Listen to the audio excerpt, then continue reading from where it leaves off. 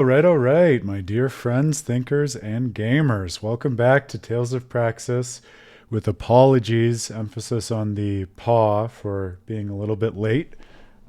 But it's her fault, the little small one. She wanted to go out and she'd been ardently missing her dad this weekend while he was away. So I figured I owed her a little bit of extra daddy daughter time. For those of you who don't know, I'm Aaron Suduko, the founder of With a Terrible Fate, your first and final source for all literary studies of video games, which you can find in long form written content and podcast episodes and convention lectures and live streams here and on withaterriblefate.com, YouTube, and most other corners of the world. I've been waiting for 2,000 years, exactly, Karol.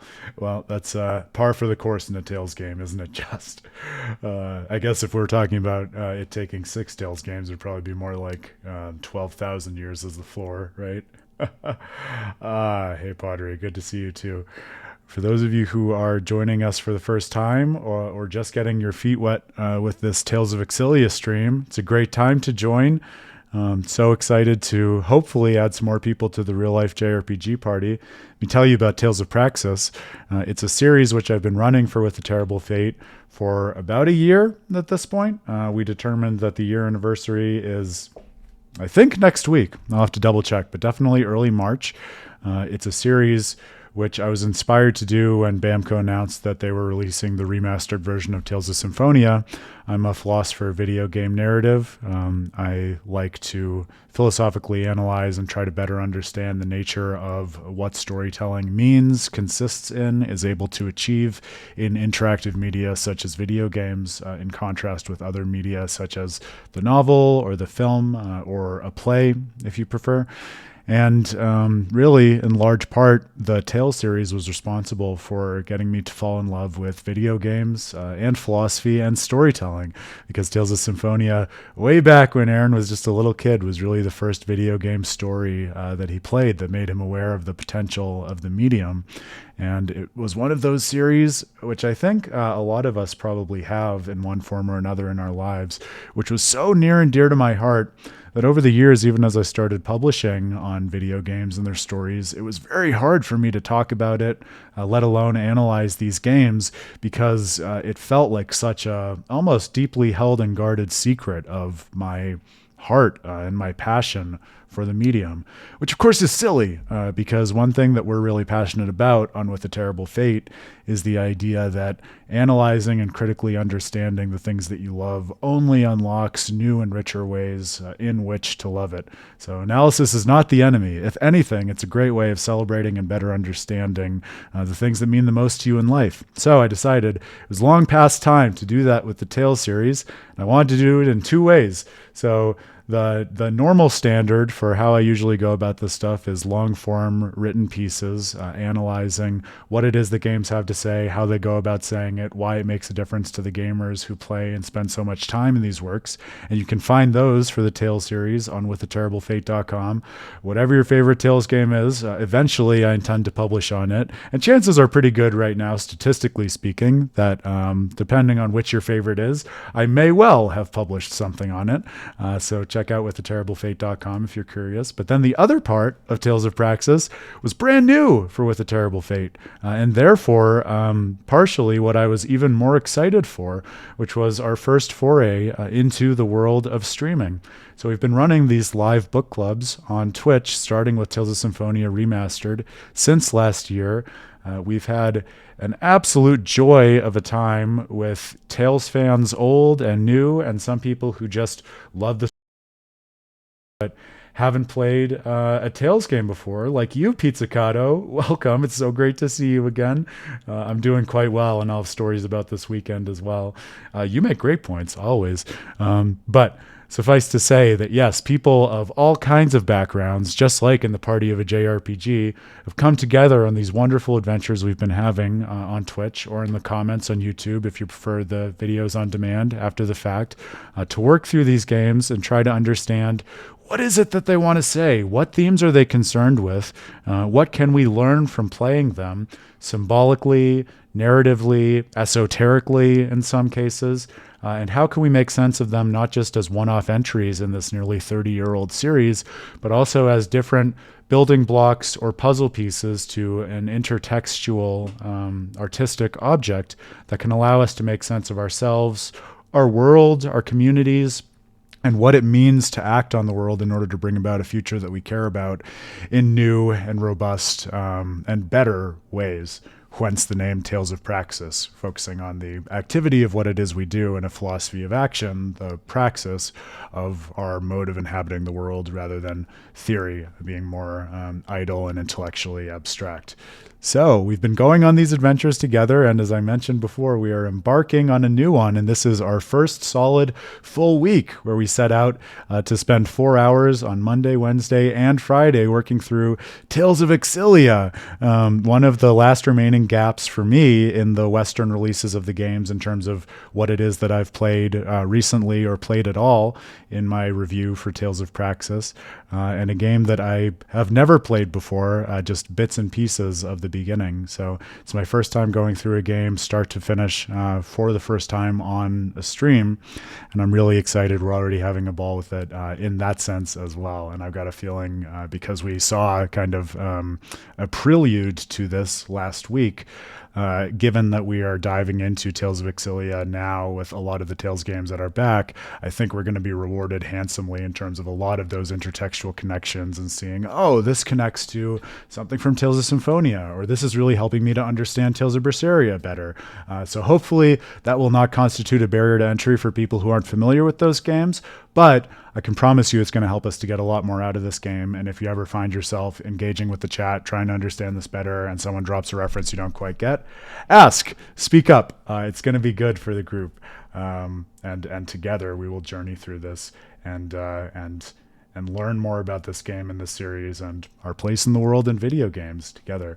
Yeah, Grail, I don't know what to do about the manual reloads. I know you mentioned that before. It's definitely, I mean, speaking of big like admin style cheat codes that I need to unlock, it's something that I need to figure out. So let me look into that also and see if there's anything I can do to help you out on my end. My God, we definitely have good energy around Tales of Xillia because the chat is going. I'm just trying to catch up before we dive into things here. Oh, Pizzicato, it's always a joy having you here. I'm very serious. I always light up, as hopefully you can see whenever you join, so I hope you're able to join more frequently. Pink Moon Neko, welcome. Oh, it's so nice to see you too. We're getting a quorum here. This is the real life JRPG party I'm talking about, folks, and I say this most every day, but it bears repeating. Everything you need to know about your life you can learn from JRPGs, not least of which there's a lot of value to be had in getting together a diverse group of people with different backgrounds, different interests, who are all united by a single goal or mission, in our case, working through these games, because you see the game through the eyes of someone else who has a different interest in it, and you come to appreciate them in a different way. You also come to appreciate the game in a different way. So that's a big part of what it is that we are doing here and why it's something that I would say is so valuable. I know, Grail, it would have been nice to have everyone for Graces, but I'm already learning that Xillia has a special kind of love behind it, so I'm excited just to benefit from that and bask in the love and come to appreciate what it is that we're up to here. Yeah, Pink Moon Echo said the plan, and we can get more into the details of Tales of Xillia here for a moment. So those of you who do know Xillia probably know it's interesting for a lot of reasons, one of which being it kind of has a bifurcated storyline where you can play through it from the perspective of two different protagonists whom we met last week, Jude and Milla. And so my plan is that for Tales of Praxis, I'm certainly going to be playing through both of those, but based on the conversations we've been having so far in the stream, it seems like it's going to be prudent to just play through one of it on the stream and then move on to Tales of Xillia 2 after that. So that's my plan right now, so that it doesn't feel redundant and take up a lot of the stream time to work through Tales of Xillia basically twice in a row from the different perspective. But I will say I'm open to seeing how that evolves, and if we end up being really excited to do a Milla playthrough, I'm happy to be talked into that if it ends up making sense. The other thing, I know I've said this before last week on the stream, but since it's Aaron's first time with Xillia, we always try, and I would say we do a good job of being mindful about spoilers, but especially for the sake of me being able to offer my impressions to you going in basically blind after all of these years to this game and to its sequel, especially if you love these games and you're interested in engaging with them and trying to excavate something different. Follow along, engage. It's going to be awesome, but please try to avoid spoiling anything that we haven't been through together yet. That's going to be great. Oh, we did get another follower. That's very exciting. Lost Journeyman, I think you are one hundo. Thank you so much. It's an honor to have you here. If you love the literary value of video games and unpacking what they're trying to say in the way that one would in a book club with a book, you have found your new home, my friend, and it is so great to have you here. And yes, we've been excited about that milestone for quite a while, so it is a joy to have finally arrived at that point. Oh, we've already missed a skit. Oh no. Well, there you go. So we're going to try to be as completionist as possible at Tales of Xillia as we have been in the past. But yes, chances are good because it's a Tales game. And if you know the series, it is famously difficult to truly 100% these. So we're going to prioritize our experience with it, making sense of what it is that it's trying to say. And if we miss things along the way, that's okay too. I'll have some things to say about things that you all have missed in a moment here, but we'll get to that. Oh, there you go. So Grail, in fact, only watches Jude content. It's amazing to me, Grail, that for all of your love for this game and the series, you still haven't played Milla's story. I'll be interested as we get further into it if that's something you can talk about. Why? So we'll see how that goes. All right, dear friendos. Yes, the honor is mine too. All right, so. I have caught up on the conversation, and truly so nice for us to have so much conversation. Things I wanted to share with you all before we jump into the stream, and there aren't many because I'm excited to get back to this, and we're truly just still in the first movements of the game, so there aren't a lot of things directly related to Tales of Xillia that I'm already mulling and wanting to unpack and talk about, although there was a lot that was presented to us last week. First of all, if you love these conversations that we're having, if you're interested in thinking more about what it is to read a video game story and to think about the mechanics behind character study in an interactive medium in the way that comes up quite a bit on Tales of Praxis, because the Tales series is so, I would say, character-centric in the sense of giving us these really vivid and protracted portraits of characters in these games, then strongly encourage you to go ahead and check out our latest podcast episode. This is a fun one too, because my dear friend and colleague Dan Hughes, who also got married this weekend, and I had the pleasure of being his best man, he recorded this with me last week just before his wedding. And so we talk a lot about what it is to get to know characters in video games in different ways, whether they're heroes or villains, whether it's a short game or a long haul game like Tales of Grace's F, and how those differences color the way in which we experience the story and the lessons that we can learn from it. But we also at the end talk about things like his upcoming wedding and, in fact, what video games we can look to as various kinds of inspiration for key moments in our life, not least of which being a wedding. So it's a very fun one. Yes, it was a very awe moment, Pink Moon Echo. So if you want something fun that is at once academic but also deeply heartfelt and smacking of brotherhood to put on while you're gaming and doing something, go ahead and do that. And it'll be a lot of fun. Yes, for those of you, I guess especially someone like you, Pink Moon Echo. I was looking at Pink Moon Echo's message, but I wanted to refer to you, Lost Journeyman, because you just joined.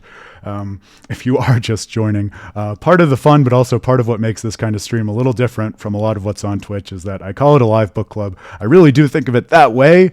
So we do work through plenty of gameplay in all of these games, and that is one centerpiece. But equally important to me in what it is that we're doing on With a Terrible Fate is trying to make sense of the philosophy behind this, the narrative language, and so these conversations are part and parcel of the overall experience. So sometimes it takes us a little while to get going in terms of getting to the game, but trust me, my friends, we are already going, and it's a pleasure to have you here. Other updates, we talked about this last week, but especially since we have a bunch of people hanging out, it's a good time to call back to this. On Potter, you're going to love this. So it is definitely on my short list this week week to get a Discord up and publicly accessible for With a Terrible Fate. I've mentioned before, because we're a publication that includes engagement with a bunch of different analysts who publish on the site. It's not just me. We do have kind of a Discord that we've used in the past just for private collaboration internal to the site, but especially now that we've gotten these great conversations going in venues like Twitch and on our YouTube channel, and because these conversations often sprawl in a lot of different directions, some of which don't pertain directly to what we're doing on the stream. Final Fantasy VII Rebirth, not that that's coming out soon and going to take a lot of our attention. We decided that we all think it's going to be really prudent to have some well cordoned off channels on a Discord server where people can have those more particular conversations in more appropriate and focused venues. So I basically needed a good day to dig myself out of some debt that I incurred getting ready for the wedding this past weekend. So I wasn't able to do that today, but Rebirth is coming out on Thursday. I'm saying that's a good deadline and goal for Aaron, having something stood up before then for all the reasons you can imagine. So stay tuned. Hopefully I will have some good news to share on that front on the Wednesday stream. So look forward to that. Yes. And then the next thing after that, Grail, is building a rocket for you. And then once I'm done with the rocket, I'm going to read your writing. I'm joking, but I am still very excited to read your writing.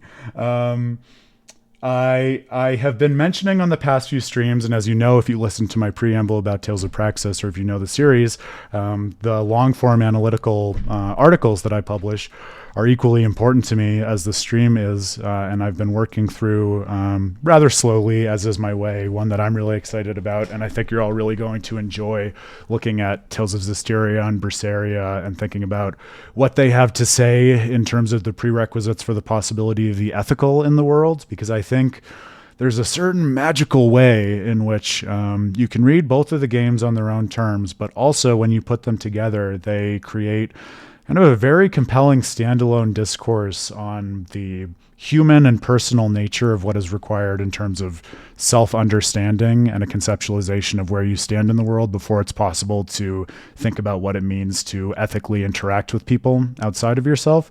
And they do so in a deeply emotional and moving way, much more so than you would expect from, say, the typical kind of ethical treatise that you get in philosophy. So it's something that, to me, is a really cool model of something I've spoken about before in a couple of my articles and lectures that I've given, namely the idea that a video game story can be a kind of philosophical argument in and of itself, but can do so in a way that also facilitates rich engagement with the narrative and all the sorts of aesthetic effects that we expect from that. So if you love those games, if you're interested in thinking about what they have to say and how we can adjudicate that with the rest of the series and some of these other theses that I've drawn from the games, look forward to that. I am going to say, just looking at the schedule, I am acutely aware that being honest, I'm sure that game I mentioned, Final Fantasy VII Rebirth, is going to swallow me once it comes out. And then also the exciting thing that's coming up, which you can all look forward to, is we're going to be lecturing, I and my friend and colleague Matt McGill, at PAX East in Boston this coming month. If you happen to be going, let me know. Attend the lecture if you can. It's going to be on Friday. We'll post an official announcement about it on the site at some point soon, and it's always so much fun. PAX is, and also our lectures are a lot of fun. But even if you're not, we're going to do what we did for PAX West last time and what we've tried to do in the past. I don't think it's going to be streamed by PAX, but we're going to record it and put it up on our YouTube channel, so you'll be able to check it out after the fact. It's a panel thinking all about bosses and trying to understand how can we make sense of this really interesting and distinctly video game concept that sits at the intersection of story and game, where bosses are famously some of the hardest and most memorable gameplay challenges that serve as centerpieces for some of your favorite and maybe least favorite games. But also, the more you peel back the story and try to understand what the characters are wrestling with, bosses will oftentimes end up, I would argue, being some of the most interesting and memorable characters.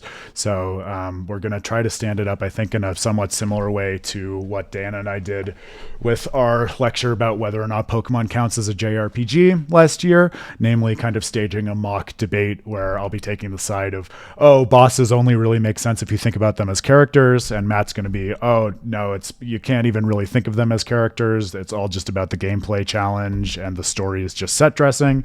And of course, those are both intentionally hyperbolic viewpoints, but by looking at them through those two lenses, we're going to try to arrive at a synthesis where we can appreciate how those two aspects of bosses play together, and hopefully give people new and fun ways to see their favorite and least favorite bosses. So stay tuned, and if you have any bosses or thoughts about bosses that are really interesting to you, that you've been sitting with in your own gaming life, feel free to let me know. We're still designing the panel, and so we could very well work it in to the panel and certainly shout you out if we did so. You are being premature, Grail, but that's one of the many reasons, like I said, with Final Fantasy VII, that I'm going to be putting together the Discord, so that hopefully we can, if we get excited about talking about it, which I'm sure we will, we can just funnel people to the appropriate place. So stay tuned for that. I appreciate you being there in spirit, Grail, and I have ardent hope that at one point sooner or later we'll be able to connect at a con or something else. So the good news is we try to do as many of these as we can every year, so it's certainly not the only opportunity. Oh, well, Lost Journeyman, I'm all the more honored that you would be following and hanging out with us in something that is not your first language, speaking as someone who basically only knows English. So the honor is mine, really. And definitely feel free to contribute as much as you can, or if you feel more comfortable just listening, that's cool too. We're happy with however people want to engage with us. Yes, so that was a way of saying, basically looking at my schedule and the things that I'll be working on between Rebirth and that lecture for you all. I'm not sure whether I'll be able to get out the next written piece in a super timely manner. And also wrapping up Tales of Hearts, which is what I've been playing off stream. I have a million ideas and things that I'm really excited to sit down and think about and write about for that as well. So I'm not sure which will be the next perfectly right thing to publish and if my attention will be drawn elsewhere, but the easiest way and the most immediate way to stay up to date with what I'm working on, especially for Tales of Praxis, is to hang out on the stream. And as always, like I said, I love how interactive and communal this study that we're on together is. So if you find yourself wanting to see some particular Tales game or aspect of a Tales game that you love unpacked in the philosophical, analytical way that I do, especially in the articles on With a Terrible Fate, I encourage you to let me know. Hit me up in the chat, drop me a DM on Twitter, super accessible, and I want to make the overall ecosystem of the series as rewarding and engaging to everyone as possible, because one of my favorite parts about publishing those works is indeed being able to talk about them in this kind of live book club setting after the fact on the stream. I'll also say, since we have this wonderful energy and we're hanging out and getting going, if you are someone who has just happened in here and is interested in reading some of the other stuff that we've done, I'll go ahead and share what is not that old yet, although it's coming up on a month since its publication. The first study in Tales of Praxis, which I published this calendar year, which was a character study on Chester Berkelight from Tales of Fantasia, trying to understand his arc, how we can read that symbolically, and how we can use it as a lens to understand Tales of Fantasia and Symphonia and Dawn of the New World in some, I would say, pretty new and really cool and rewarding ways, at least in terms of how far my playthroughs go and what I enjoyed about them. So check out all the articles, but that's fresh off the presses still and fun to discuss. So the last thing, yes, as I alluded to, my dear friend Dan and Hughes. I preempted my own joke because I was going to say he's now one half of a bigger whole, namely Mr. and Mrs. Dan Hughes.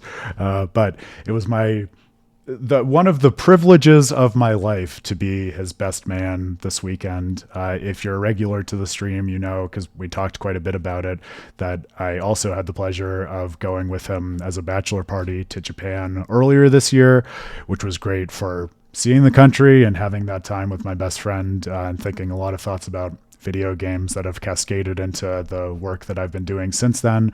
But the wedding itself was exceptional. His now wife is a wonderful woman whom I consider just as close a friend of mine as Dan. And she's someone who's been so supportive of him, including his work for With a Terrible Fate and his publications on video games for the last 8 years since they've been together. And it was also I won't say very, but it was a wedding that had at least a strong video game subplot. Let's put it that way, because it's Dan and I was his best man, so how could that not be the case? But what kind of subplot, you ask? Well, during the ceremony, the bridesmaids and groomsmen walked down the aisle to a song from Final Fantasy X, to Xanarkand, if you're familiar with Final Fantasy X, which Dan chose. And then I had the distinct honor of giving a toast at the reception afterwards when all was said and done. And among the quotes that I used to anchor my toast, I pulled something from Kingdom Hearts, which is one of Dan's favorite series of all time. So wanted to do him justice. And I didn't put it in the toast, but I wrote down on my script of the toast, which I gave to him as a wedding present, also a quote from Tales of Hearts, because I just finished it and it also seemed distinctly appropriate. So let that be a lesson in terms of practicing what we preach here on With a Terrible Fate and Tales of Praxis. I really do believe, as we advocate for every day and With a Terrible Fate, that the interactive nature of video games makes them just the best medium out there for taking stories and using them as a way of making sense of and organizing your experiences in the real world. So I don't think it's an accident that on an occasion as momentous as a wedding, many gamers look to video games in terms of trying to find the right words to say or the right story to tell to make sense of their journey with their betrothed. So I loved it. It was great. Good vibes, lots of great people there. And suffice to say, we aren't going to have a new podcast episode this week because we were busy with Dan getting married, but stay tuned. And I'm confident you'll be seeing some new content from him as well in the near future. Yeah, talking about great OSTs of all time, right, Grail? So even if you're not a Final Fantasy fan, which I am a Final Fantasy fan, but I would say the Final Fantasy X OST hits different and has stood the test of time in every possible way. So if you've never heard it, do yourself a favor and go listen to it, even if you haven't played the game. And chances are good it'll probably encourage you to play the game if you haven't before. Yeah, I'll have to DM you the quote that I used from Hearts, Grail, but it's probably the kind of moment that you would have expected. So take that as you will. Something that was interesting, actually, Grail, since we're talking about this for a moment, I don't know if this is more an artifact of how the Tales games are put together or if it's an artifact of how I think about games and analyze stories, but it was harder than I expected to find the right kind of quote. When I think about the plots and the different moments throughout these games, so many of them are symbolically really appropriate in terms of what it is that the characters are doing or how they feel about one another. But that doesn't always translate into quotes that really crystallize things in the way that you want to for something like a speech. So I don't know whether that, like I said, maybe it's a broader comment on how some of these games are written. Maybe it's, part of the dialogue just having more to do with the characters talking with each other rather than having a lot of the kind of elevated speeches that you get in something like a Kingdom Hearts, or maybe it's just that Aaron was looking in the wrong places. But knowing me and knowing the way I've lived in these games, I kind of doubt that it was the latter. So, friends, old and new, so nice to be seeing so many of you at the kickoff of the stream. I think that's the long and short of it.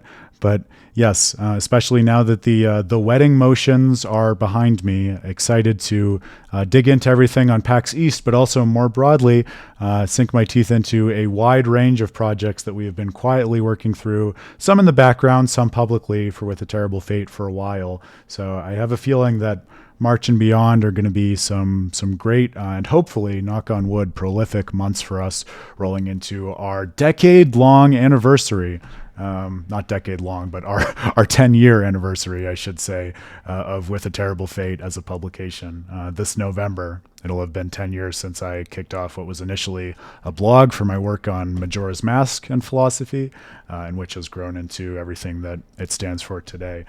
Thanks in more part than any other to all of you. So I appreciate you and I love you, and the value that I see in With the Terrible Fate is the value that we all see and advocate for in video games. That's the best button I'm going to be able to put on things. We're going to roll into Tales of Xillia. So, like I said, I don't want to highlight that many things from last week. I'll say we just met Alvin as we were wrapping things up on Friday. We had some first impressions that we shot from the hip of him, which were quite a lot of fun. And I think the thing that has been sticking with me, which I mentioned, but I'll foreground at the beginning of the week, I was really anxious going into this because my memory of Xillia was that trying it twice in the past, it just felt overwhelmingly complicated in terms of all of the jargon and mechanics of the world that they throw at you really quickly. And so I was worried, is that what we're going to feel going into this now as a group? Is that just part of how Tales of Xillia is built? But I have found going into it now, when we're in the deep intertextual context of having worked through a number of these games already, it does not feel like too much so far. In fact, it's been really interesting to do this after Tales of Grace's F, exactly because, like we talked about in Tales of Grace's F, well, that's also a Tales game. It's a game that almost categorically is not concerned with the underlying mechanics of the world. There are things like Elith in the world. We don't learn a lot about the ins and outs of how it works, how it's extracted through Krias, and what the Valkanists are all about. That's all kind of there, but it's never the point.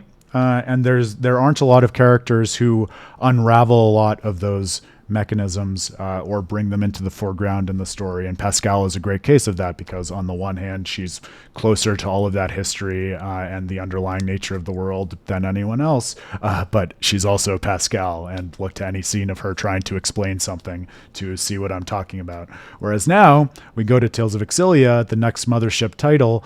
It's still very much a Tales game, but it has all of those mechanics in our face, thinking about how mana is generated from a certain part of the brain, and how spells are able to be enacted by basically having these mini ad hoc packs where you trade mana with these spirits in order to do these channelings.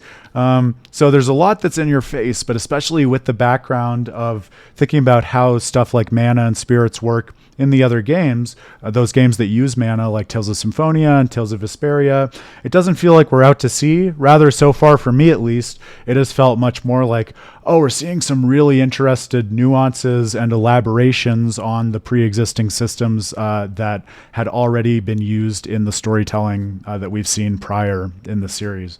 Even with something like what we had a lot of fun with on Friday, thinking about Milla as an avatar of Maxwell, a character whom we have seen before in places like Tales of Eternia and Tales of Symphonia, but never channeling himself through a human guise like Milla. I jokingly named this stream The Last Temptation of Milla, because if anyone's familiar with the novel The Last Temptation of Christ by Kazantzakis, it's a surrealist novel that basically focuses on an imagined final temptation of Jesus before he sacrifices himself, where he basically envisions and in a surreal sense like lives out the entirety of a human life, wrestling with the nature of what it is to be a person and have those grounded physical, mundane, human experiences contra something like the spiritual or the divine. So for Maxwell to be embodied in this way, it strikes me as something which I'm attending to in a similar way. I would prefer that you say I'm dedicated than crazy, Grail, but once we get far enough into this, I'm sure it'll feel like I'm pulling out the Always Sunny conspiracy board. Then you can say I'm crazy. I will say I don't feel like I'm there yet, at least.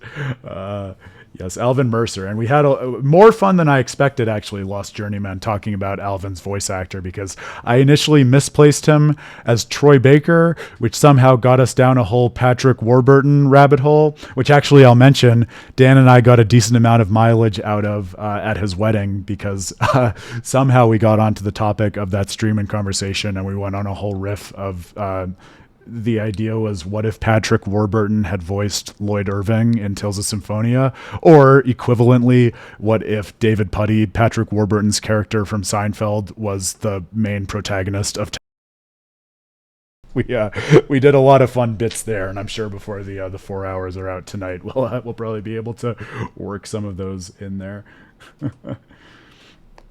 Yeah, I don't know, Grail. That's something we can talk about more. I do think, and we talked about this.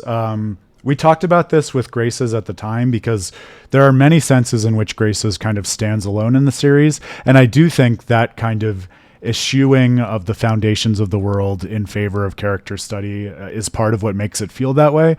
But part of me does also have the instinct that that's just kind of an extreme case that of something that we see in shades throughout the other games.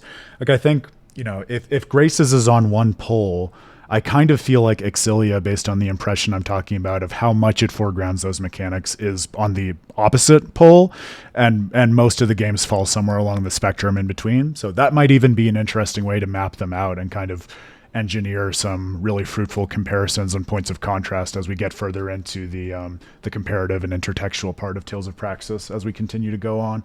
So that's worth keeping in mind as we work through this. Yes. Well, and Grail, knowing how you think about storytelling and also some of the religious background that you've alluded to in the past, you might be interested in something like The Last Temptation of Christ, the novel, I mean, which obviously does not follow scripture, because it is like, this is not a hot take. I mean, it's known in this sense, but I think it does stand the test of time as kind of one of the most interesting sort of like non-canonical explorations of trying to understand like Christ and the esoteric context of that kind of biblical New Testament mythos through fiction and storytelling. So I feel like you would learn a lot just story-wise from it in an interesting way, for what it is worth. Yeah, Matt Mercer, this has got to be one of his when did he really come into prominence? Like, I think it was after this, right? I don't know what his first role he was really known for was, but certainly prior to his much more recent Ganondorf days, to say the very least about it.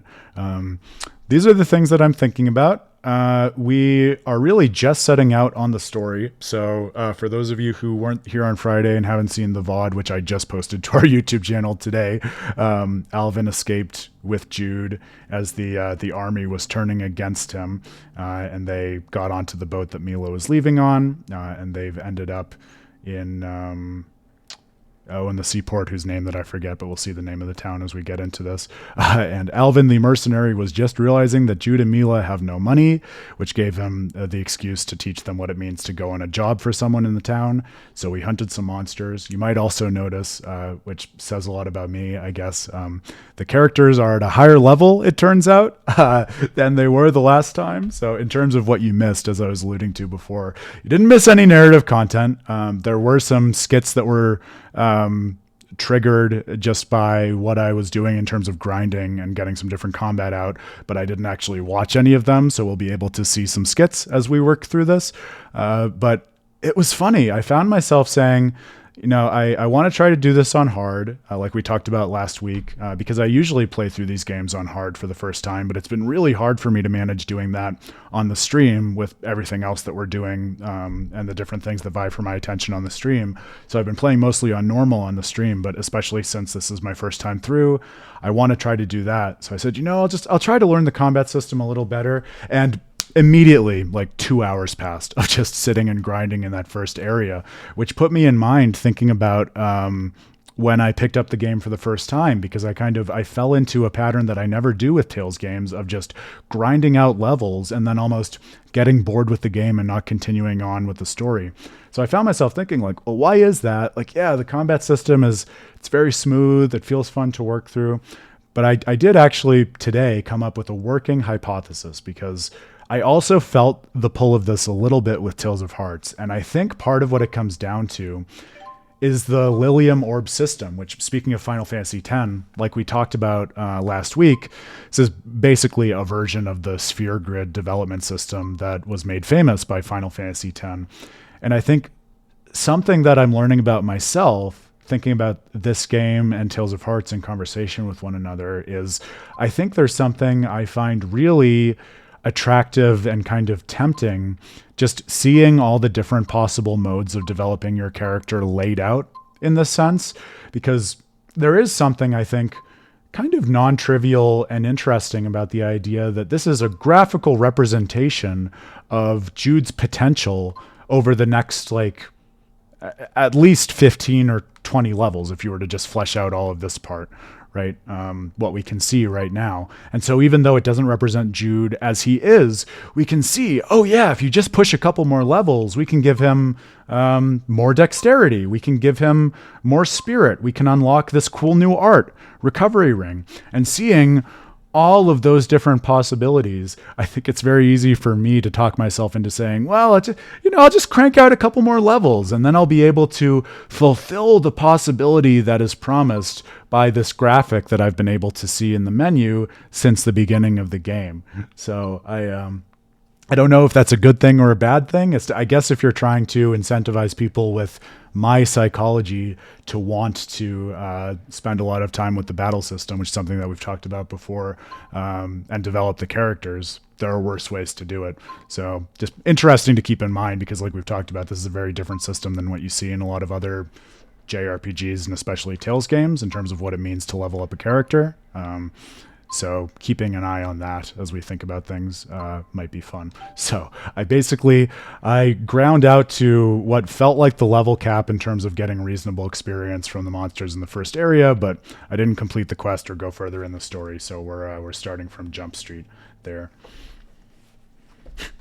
Well, and yes, but I mean, Grail, that's part of what I was thinking about, and that's why I'm belaboring the point, because I did find myself thinking also, man, the combat system is really fun. It's smooth. It's dynamic. It feels good to play. All those things that we were talking about last week. But Aaron is not convinced at all that that is enough to justify what lures him into grinding in Tales of Xillia versus other Tales games or other games, because it's not the only combat system that to Aaron feels just fun in that sense. Like, remember, we talked about last week, you don't really feel that way about Tales of Arise, but I certainly do. But I'm not going to lose hours grinding out levels in Tales of Arise. That's never happened for me, which makes me think there's some kind of key factor that distinguishes things in Tales of Xillia. So it's a working hypothesis, at least, for what it's worth. Yes, I also learned how to heal as Jude. So of course, I spent time training on this, and then I went away and I worked through all of the hardest post-game content in Tales of Hearts. I'm not fully done with it yet, but most of the EX dungeon. So if I'm back on a learning curve tonight, hopefully you will forgive me. It's purely because Tales of Hearts plays slightly different than Tales of Xillia, but hopefully I'll get my sea legs under me soon enough. Yeah, absolutely. That was something else that I found, actually, Lost Journeyman. Even getting a few more levels, you'll see that already unlocks more arts, like you were talking about, Grail, which also unlocks more synergies between the characters in battle. So it's nice to feel like you have access to that right out the bat. All right. My audio is too loud. Okay, so the next thing to do is to wrap up this quest. But like I said, Aaron procced some skits. So let's see those two before we work further here. Hey, Alvin, about your weapon. You got an eye for good steel. This is one heck of a blade. Actually, I meant the other one. Oh, you mean this? Yeah, I've never seen anything like it. It looks like it channels fire spirits and projects their arts at foes. Yeah, something like that. That's incredible. Where'd you get it? Oh, I see how it is. You're the envious type. Stare all you want, kid. I ain't giving it up. You don't have to treat me like a child. Oh, come on. I'm just yanking your chain. That's something I was thinking too in some of their post-battle scenes while I was grinding. It feels like Jude and Alvin right off the bat have one of the lowest synergy levels I can think of in terms of characters meeting for the first time and joining up in a party in a Tales game. Like they are so far from being on the same wavelength, which is interesting in a game that right away, with those Lilium orbs, foregrounds the idea of synchronizing your consciousness with someone else. The idea that they are not simpatico feels like it may or may not end up becoming thematically relevant. Well, we've certainly logged a good amount of real-world combat experience. Indeed. I feel that I fully understand the fundamentals. The trick seems to be viewing the blade as an extension of my body and swinging it intuitively. That's not one of the fundamentals. That's the final stage of mastery. Oh, is it? Well, I still get frightened every time I fight. You should use that fear to fuel your punches. I do. After all, it's either them or me. If you've taken that lesson to heart, then you're a true warrior in my book. Honestly, I don't know which one of you scares me more. Yeah, Sam Riegel, there you go. Thanks for shouting out the VA's Lost Journeyman. Yep, we have been referring to him so far, I think, mostly as Flynn Chifo for Tales of Vesperia fans out there. And I'm the one who broke the seal of talking about Tales of Vesperia this time, not you, Pottery. Yeah, Grail, we will have to talk more about the Triverse gate because, like I said, I'm not quite done with it. I have a lot of thoughts, and it's very interesting for the reasons that you say, because I read about that online as I was figuring out, to be honest, how to access it. And it's so interestingly different from a lot of the other perspectives that we've talked about in terms of how they merge or don't merge worlds, but in a way that, like we've been talking about in Xillia so far, kind of bridges some of the conceptual gaps that exist between some of those other ways of relating games to one another. So really interested to try to make sense of that. And it just makes me want to play those non-localized games all the more, dude. But I'm not going to get up on that soapbox that early in the stream. You see the way Milla freezes those enemies in their tracks? I guess she really is into bondage. All right. Oh, is that what the technique is called? My man. Aw, I thought I'd get more of a rise out of you than that. I'm just tired of your lies and innuendos. We just started. How could you already be tired? Just give it up already. Oh, and now I'm the one being tied down by your sadistic decrees. Sorry, Jude. I'm not that into bondage play. But it is true that some people can only experience true intimacy when they're tied and bound. The conversation takes a surprising turn. Are you speaking from personal experience? No, I read it in a book. It was called Men and Women Beneath the Sheets. What sort of books are you reading? There was a similar comment in The Aesthetics of Being the Catcher as well. That one's probably about something different. Oh? Well, I wouldn't really know. Sounds like Milla's more into total freedom than tying anyone down. Maxwell tries to understand humans through light bondage play. Your combat style seems so unrefined. I also I don't know if the calyx is that much of a crack theory for that, Grail, because I feel like the idea of this Triverse gate, like, it resonates pretty tightly with a lot of the conversations we had about the calyx. Zone cage, maybe I would buy into that being more of a crack theory because that's less immediately and obviously connected, but especially given everything that bleeds into the desolation in Berseria.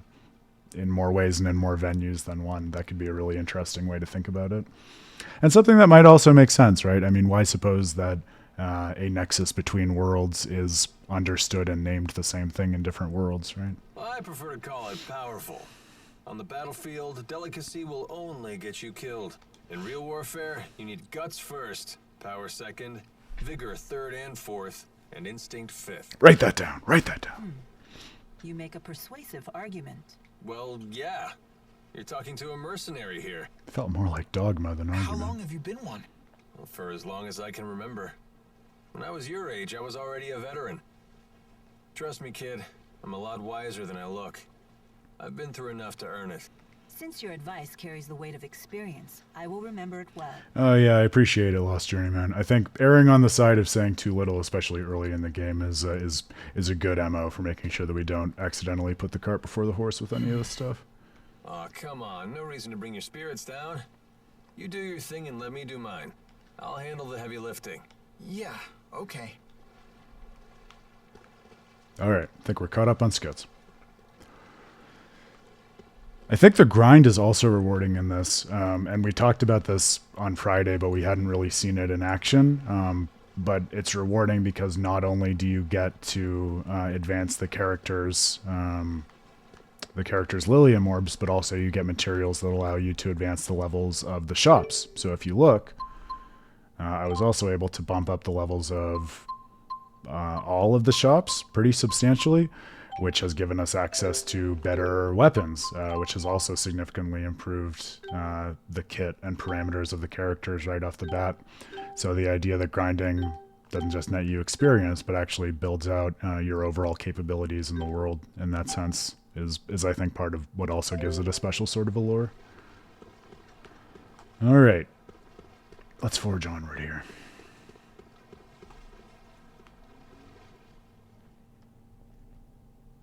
Those monsters won't be tinkling in your water supply anymore. We'll have to talk, Grail, because what you just said about innuendo is something I noticed a lot about Hearts also, in the sense that like it's even beyond innuendo. Like, it's not innuendo, it's just right there in the text, which was something that also struck me as very different from the way we know these games, at least in the West, which made me wonder, like, is that something that happens more like prior to their localization, or in the ones that we didn't get localized, or is it just more of a Hearts thing?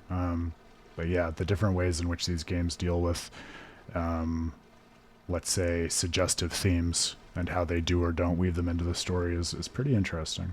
Wonderful. Thank you for your help. And that's how it's done. More where that came from, too. Lots of people with problems out there. And gall to make them go away. You're a real pro at this, Alvin.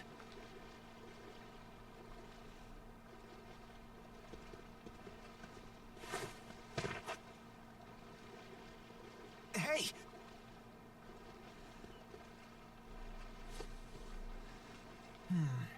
No fever. How are you feeling? I don't seem to have any strength. I know very little about PC ports myself, except the fact that they're famously known for being bad in general. I feel like we were talking about that the other week, though. Was it you, Potter, if you're still hanging around? I feel like you said something about a PC port or a lack thereof for one of these games. That's right. I worked Milla too hard already. Have you been eating properly? I've never eaten. Damn. Ever? Is that proper? No? Probably not. Through Sif, I drew life from the air. With Undine's power, I received sustenance from the water. I feel like we were talking about... No, you know what it was? I think it was... Because we were talking about what made the different games on-ramps to different players, and I think Grail, you were saying that, like, Berseria got a PC port that brought in a lot of people who hadn't played Tales before or something like that. Or I'm just totally making things up. Maybe I dreamed the conversation between us. It wouldn't be the first time. What's she talking about? I guess the spirits gave her all the energy she needed. Well, now you're gonna have to nourish yourself the old-fashioned way. I see. So this is what you call hunger. Fascinating. So, should we rest at the inn? That's fun. So, like I mentioned at the start of the stream and we talked about last week, I'm really interested in following Milla as this avatar that is being projected by Maxwell, the doddering old man spirit and master of matter and time and space that we've seen in some of these other games. And that was the first moment that I kind of saw Maxwell, the old man, in her character, the way she was like smiling and laughing and charmed at the idea of like, oh, this is what hunger is. That's delightful.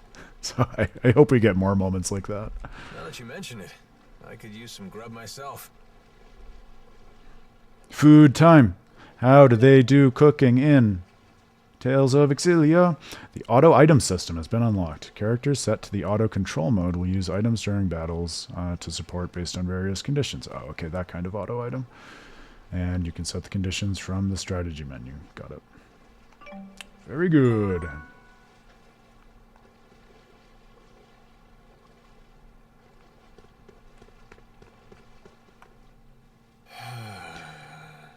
Yeah, I wish it were easier to get and access these games, or just games in general between PC and console, because it's funny, like, I don't think of myself as a matter of principle as a console gamer. That's just how I've always played games, and so it's what I'm comfortable with at this point. But I talk with my friends who are PC gamers, and between the games they have access to and the way they play them and think about stuff, it is sometimes just like speaking a different language, and getting them access to the games that you love can be hard sometimes, harder than I feel like it should be in 2024.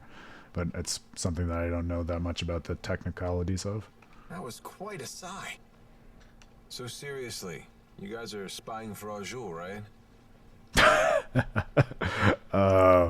Grail, you set that one up for Potter. You can't even be mad. What? Of course not. I've never heard of the Military Powers Act being used against anyone other than Jude's spies. You're thinking too much into this. Why are you so concerned about this? Unless you're spying for Jude. No. I was just thinking that if you were spying for Jude... That was a pregnant pause before Alvin answered. Maybe you could use your connections to score me some high-paying intelligence work. Sorry to disappoint you, but I assure you I will pay your fee. You just have to wait a little bit longer. Fair enough. But even with your special friend discount, the interest is piling up.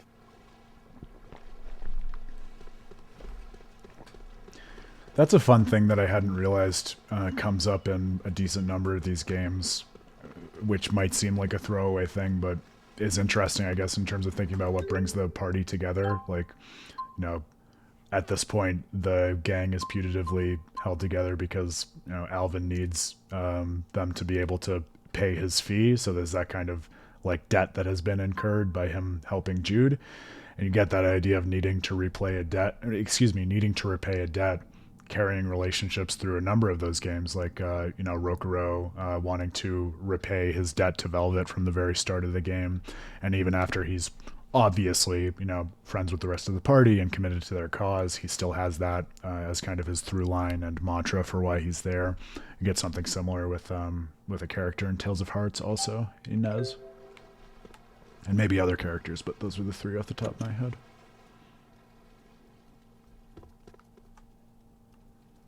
Yeah, you would hope it was a specialized practice at this point.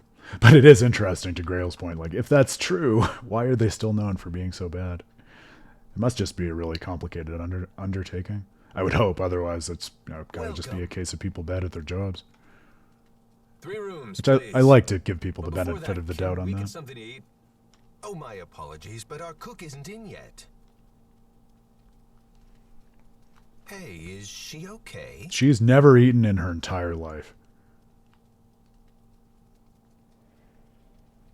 Can we at least use your kitchen? Yes, please. Help yourself. Your friend looks like she's about to pass out. My stomach, it really is growling. And here I thought that was just a silly human expression.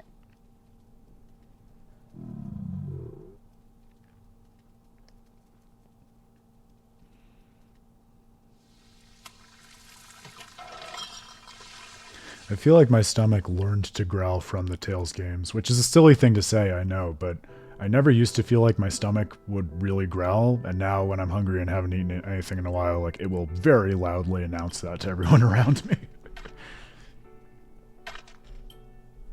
Hey, not bad.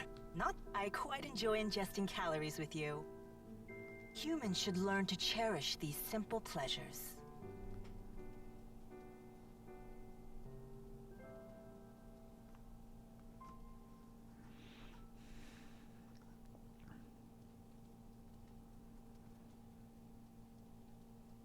This might be her first time sleeping, too. Yeah, I liked that song too, Grail. And yes, that is worth returning to at the start of this week also. Thank you for bringing that back up, Grail. So we talked about how this was something I didn't remember from my other time starting this game, but Jude is... like, it seems like there's every reason to like him right off the bat. He seems like an agreeable and likable personality. He's not someone like, Luke at the start of Tales of the Abyss, for example. But the more you look at the way he's kind of just following along with everyone else and doesn't really have a lot of backbone or direction of his own, it becomes harder, I think, to really buy into him. And I think, and this was where we left things at the end of last week, it seems like there's enough of that in there for the game maybe to be telling us we should be having some doubts about him. or not quite buying into him and really believing in him as a leader or the person pulling the party together. So what they do with that, or whether they do anything with that, is an open question at this point. But knowing many of the arcs of other main characters in these Tales games, it would not be surprising to me if that kind of note of just discomfiture that we're kind of pointing to and feeling without being able to perfectly articulate it with Jude is the kind of thing that is going to end up sculpting a lot of his arc and define who he is and what he needs to overcome. And apparently she never ate before today either. Who in the world is she? She claims she's Maxwell. That Maxwell? So this is, I almost wanted to go back and watch the last stream to check this, but I'll remind people, or if you weren't there last week, there was this really interesting moment where there was a skit that procced while we were out hunting monsters, where Alvin was very clearly referring to Milla as Maxwell and, you know, having to deal with not having the power of the four spirits with her, like he already knew that. And the party had not told him that yet, because we see Jude telling him now. And of course, we already know in the story that Alvin knows more than he's letting on, because, as Grail pointed out, we were able to see him in that kind of stylization of being in the background observing, and you can't see all of him, but his, you know, clothing makes it obvious in the scene in the Research Institute when the party finds the Lance of Kresnik and has to deal with the fallout of that. So interesting to consider whether, did they just accidentally put that skit in the wrong place, or was that sort of an intentional, not intentional, but was that representing a slip on the part of Alvin where he accidentally kind of said more than he meant to based on what he actually knew and not what he was putting on in front of the party. Yeah, she's apparently a spirit in physical form. Well, not just any spirit. The Lord of Spirits. Wielder of the four elements. The eldest spirit. Maxwell has many names. And now we add Milla to that list? She's supposed to be the spirit Maxwell? You gotta be kidding me. That's a cool line also for pointing out how many different ways Maxwell has manifested in the other games over the years. Is Maxwell really that mighty? Of course. That's why this is so hard to swallow. I grew up hearing bedtime stories about Maxwell. What in the world would a spirit like that be trying to destroy? Luke Skywalker vibes, is that what we're talking about in the chat? Jude Skywalker? It almost rhymes, that's how you know. Trying to destroy? What are you referring to? She called it a Spyrix, I think. That is a great point, Lost Journeyman, and I hadn't thought about that, but yes, when you think about the way in which the student is used as an archetype in Japanese storytelling, that's worth keeping in mind, because I immediately went to the idea of like medical student as we know them in like Western institutions, but the idea of someone like, say, like a student in Persona 5 or something like that, right? That is a very particular kind of character. The device from the laboratory. Okay, but like he felt like just a guy in the first movie, right? I mean, he's known as that archetype. I'm the opposite of a deeply embedded Star Wars lore theorist, so I'm probably punching above my weight class here.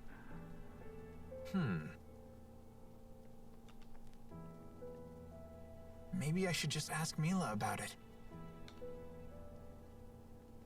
I don't know.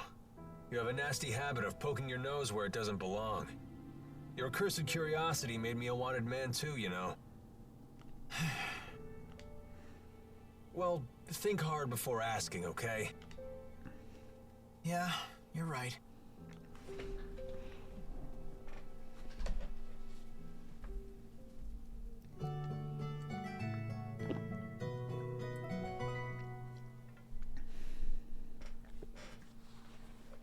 Good morning. Good day, Jude.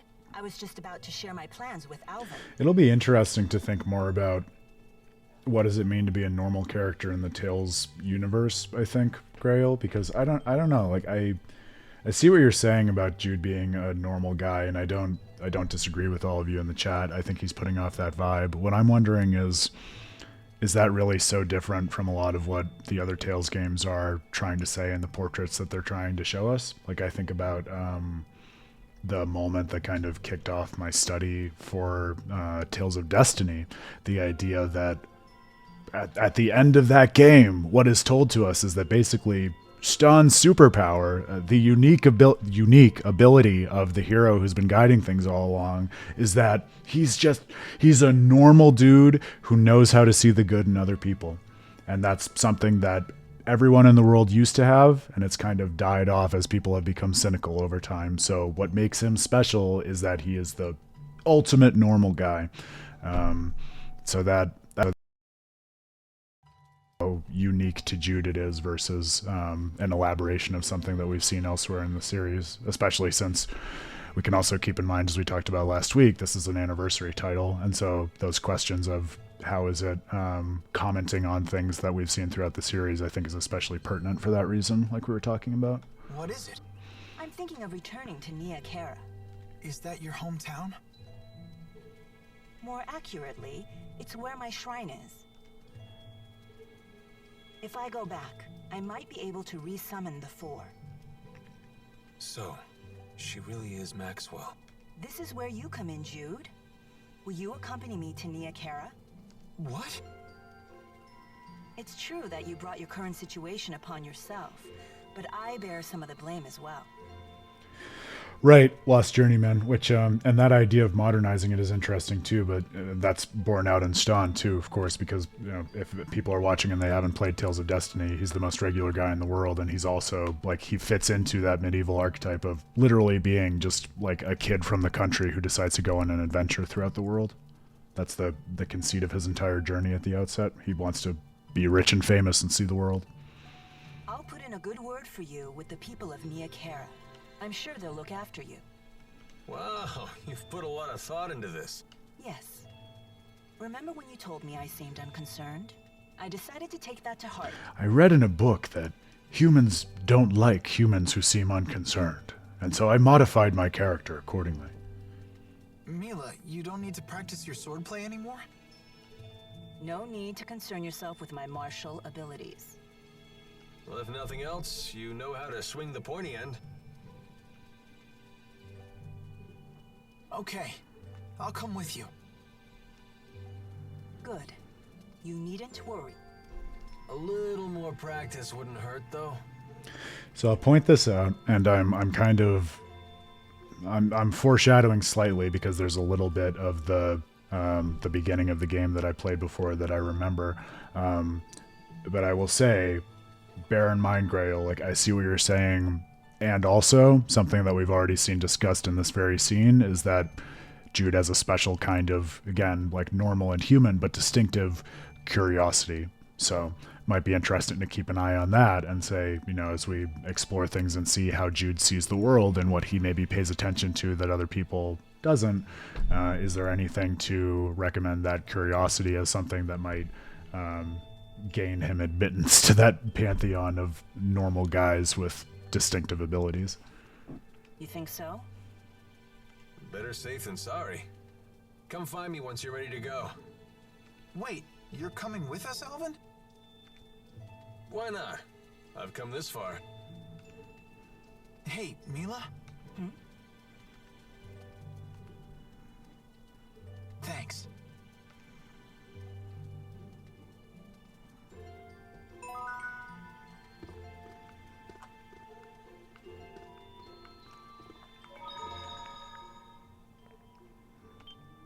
I think Luke and Lloyd and Yuri are also like strong examples on the, again, like the other side of the pole. If you were to like polarize across like how interesting or differentiated are the protagonists, because like, yes, there are those, and there are also those protagonists like Reed, right, who is a great protagonist. I love him. His main character trait for the first like third of the game and change is that he does not want to be on the adventure that he is going on and is constantly just trying to find ways of getting out of it. And he is also just boy from the country who hunts stuff.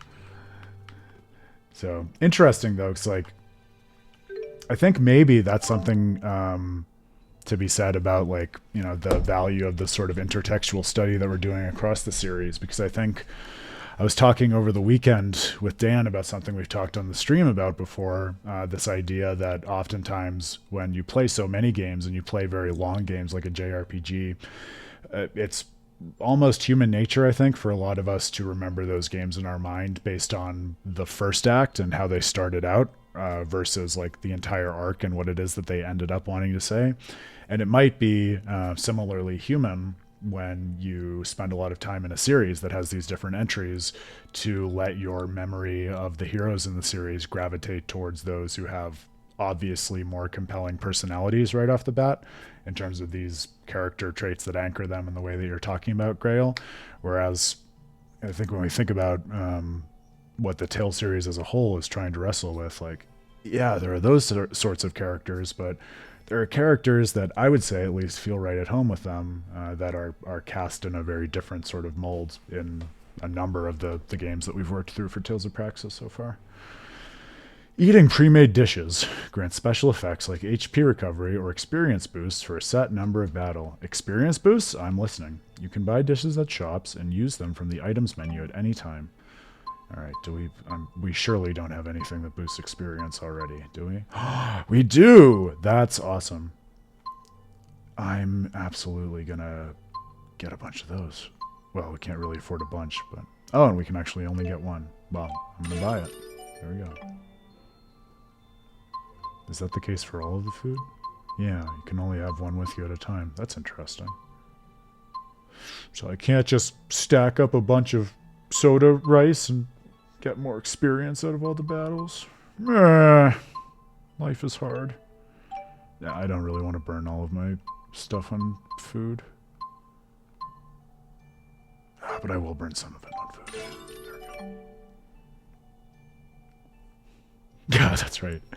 Make every battle more efficient. I'm in! It's a very late game recipe that you get in Tales of Hearts, which I think doubles the experience in every battle, and it's miso soup.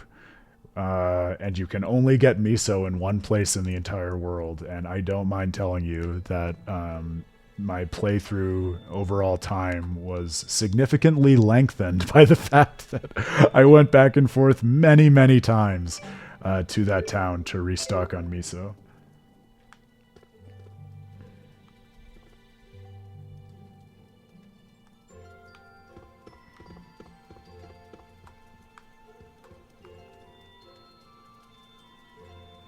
We people of Rashigal tend to look down on the people of Azul as inferior, but they've still managed to pull the rug out from under us. The rate at which Azul is advancing is shocking. We have two nations locked in conflict. Quiet is an interesting way of putting it, Grail. That feels like something I can wrap my head around more easily. I'll also say, remember one of the things that we were talking about last week was the idea of comparing Jude with someone like Hamil, who is similarly being pulled along by people on their own adventures at the outset of Dawn of the New World, and who I think is a little more obviously unlikable, but also maybe similarly meek and quiet. Like a big part of the first few things that Richter says to him, for instance, is you have to speak up, you have to speak your mind, and Marta for that matter too, right?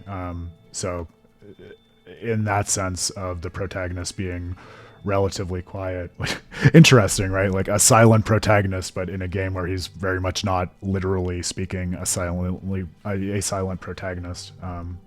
Might be interesting holding that Hamil comparison in our mind too. There are lots of places that have unstable spirit climbs, but the spirit climb in the Aladi Sea Haven has always been very calm. That's the name of the town, if you're curious on closing that loop that I opened a while ago. We're in Aladi. That makes the Aladi Sea Haven a crucial refueling spot for long voyages. That's right, two colossal nations locked in war. There are usually multiple nations, and there's usually a war. Although what purpose the war serves and how much it matters in the story varies.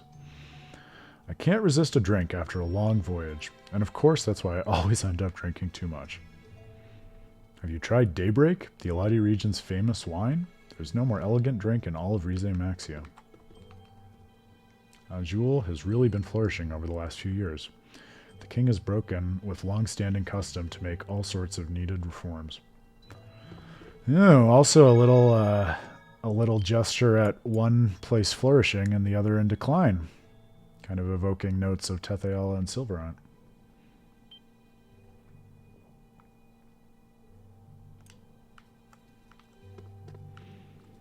Okay, you think he's the most empathetic Lost Journeyman. Interesting.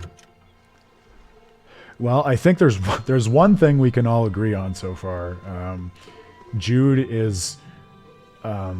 he feels notably out of place enough that he's going to be really interesting to pay attention to throughout the course of this story. And that's enough for me right now. Milla, you said it's north of here? How far? Less than half a day's flight time, if we could fly using Sylph's power. Okay. So how long for us actually? Oh, well, I'm afraid my wings are, non-existent. I hope we can find a place to rest along the way. I have great news. If we can find a way to teleport, we can be where we need to go by 2 seconds from now. The map showed a village in that direction, so we should be okay. Either way, we can't just stay here. We must press forward. I know. Yeah, we talked about this last week, and this is my last Jude thought for this immediate moment. But it's also worth keeping in mind in the spirit that we're talking about that the game started things off by having us choose which of the two heroes we wanted to follow, Jude or Milla. And in this, Jude's story, the very first motion seemed to be overwhelmingly defined by Milla and who she is and what she wants to do, which is part of why, as I was saying, I have to imagine it's partly what the game wants us to be paying attention to. This fact that even when we're focusing on Jude, Jude himself seems to be focusing on and participating in the narratives of people other than himself. And he's not the star of his own story. Yet, at least. Is Milo really that Maxwell? Sub-events. All right, thank you, Pottery. I'll look out for those before we head out. She does act a bit nutty, but she looks normal enough. I think it's true. When I first met her, Milla had the 4 great spirits with her. Leon, my boy. Get out of here. No, seriously. Like if you cry every time Grail mentions Leon. I do. Fire spirit Efreet, water spirit Undine, wind spirit Sylph, and earth spirit Gnome. It was the first time I'd ever seen them in person, but there was no mistaking who they were. That's a mighty exclusive club. Can't imagine they hang out with a lot of mortal girls. Yeah. Oh man, Grail, when Gaul got Shaltier as a Soma variant in Tales of Hearts. Oh man, speaking of Leon. Awesome and devastating. Alright, we were looking for sub-events.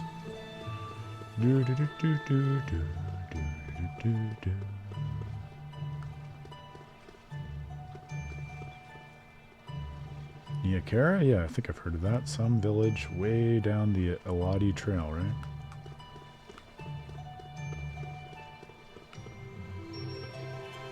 The sub-events, they look like exclamation points over people's heads, right?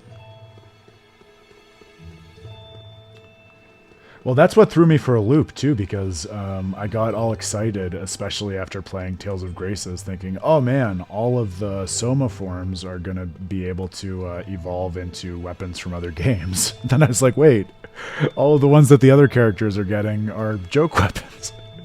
Why is a Swordian a joke? That's not a funny joke. I'm crying. Yeah, it is exclamation points. Thank you, Pottery. More monsters have taken up residence at the lake west of the Sea Haven. I asked a local mercenary to take care of them, but I'm afraid the monsters got to her. Could you go to the lake and rescue her, please?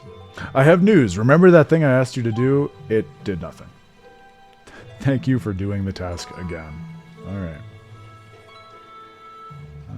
The mercenary who... Okay, it's just reiterating what we have to do for that. I think we can probably pick up all of them here, right? Before we go. The head chef said I need to learn how to make soda rice. Unfortunately, I don't have the first clue how to go about it. Could you help me? Yes. Thank you. If I can eat it just once, I should be able to figure out how to make it. That is what we got to boost experience, right? I have great news. We've already solved your problem. Huh, so this is soda rice. Oh, I see. They use miso as a secret ingredient to balance the soda and rice flavors. Ah, miso, the key to getting more experience out of battle in every game. And it's the same way in life. I love miso. Thanks, now I'll be able to grow and improve as a chef.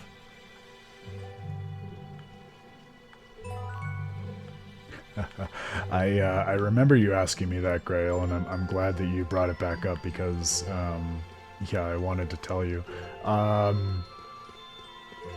I mean, we should talk about it so much because it's hard to talk about it without spoiling. I'll say all of Hearts was probably the weepiest I have been at a Tales game in recent memory, and I was properly solving by the end of the volcano area that you're talking about. It was such a moving sequence that I was unexpected for, and the way that they weave it together through like different parts of the level and following different characters, the different kind of like individual battles that you have with less than a full party. I'm trying to say as much as I can without spoiling it. I thought it was just a perfect example of when you harmonize all of the elements in a video game story to create just like an incredibly emotionally moving crescendo. Yeah, it's one of those levels that I think I'm going to remember and think about for a long time and go back to.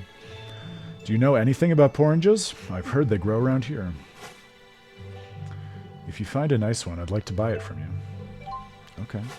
So you'll bring me a porange. Wonderful! Do I have a porange? I don't know. Okay. But they grow around here, so we can probably find one on the road. Maybe in the part of the greenery on the other side of this that we didn't have access to before. Hopefully I left enough gold in our coffers to be able to buy more soda rice for the experience. There we go. Excellent. Yeah, we were talking about this a while ago, Lost Journeyman, when we were wrapping up Tales of Graces.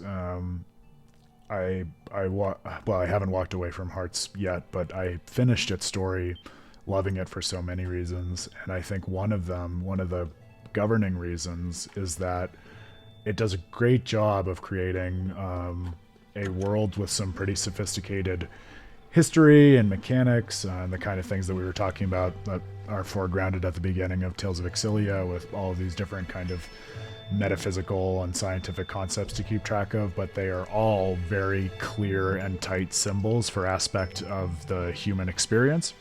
And I think that makes it really easy to journey through the world and do all the things that you do in a typical JRPG and come to understand the nature of things and the conflict at the heart of why things are the way they are, and changing the world in a way that perfectly maps to a supervenient, like deeply just human and emotional experience, so that by going through the game and rectifying the world, you're doing something that is very immediately and potently emotional. And I think that's a flavor of every Tales game, but I don't think any other one that I have played so far, at least, is so thoroughly colored by that as Hearts. I think it's really special for that reason.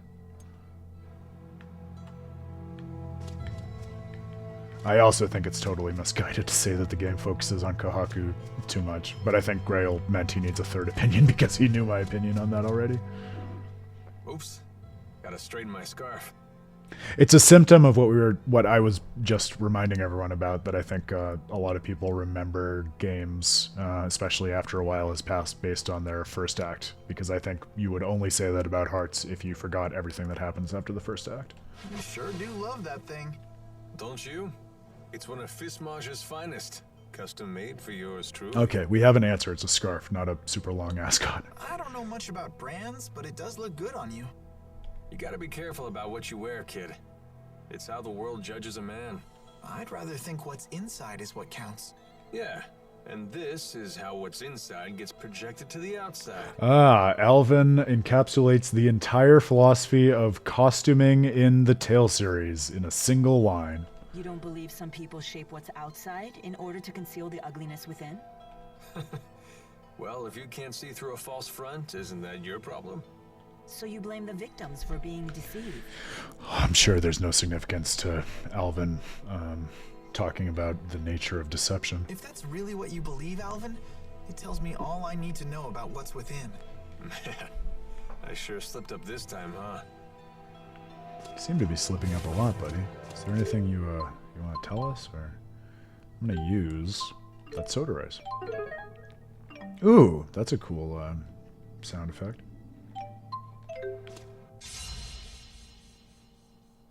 Speaking of the great sound design of Xillia. Alright, and rock.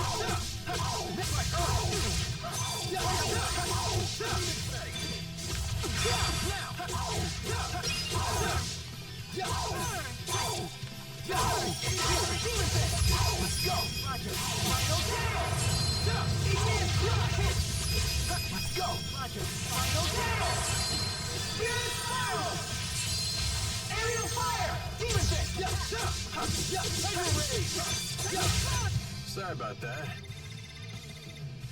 All right.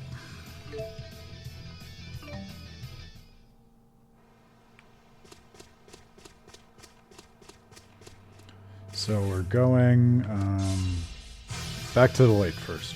You guys should have stayed home.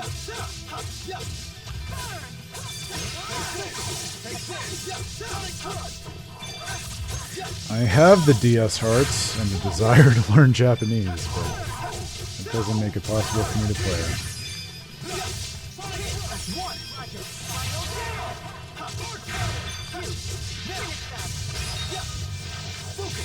I can still do better.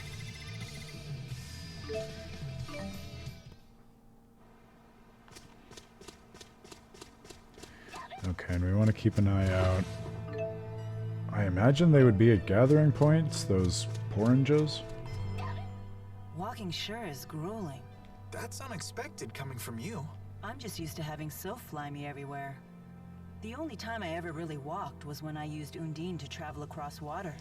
Got it. So this is one of those Tales games where we want to pay attention to side quests sooner rather than later because a lot of them are lost. Good to know. I see.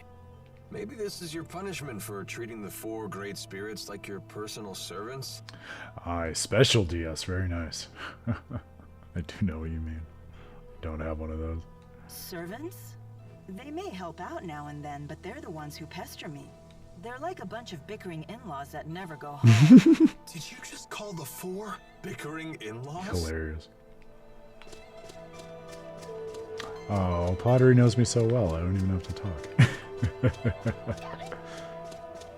No, you got the real answer right the first time.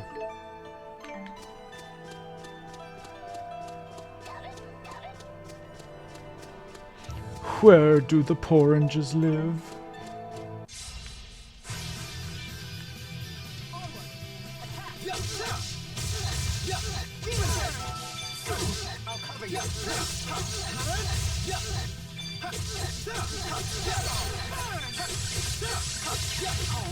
Nice job.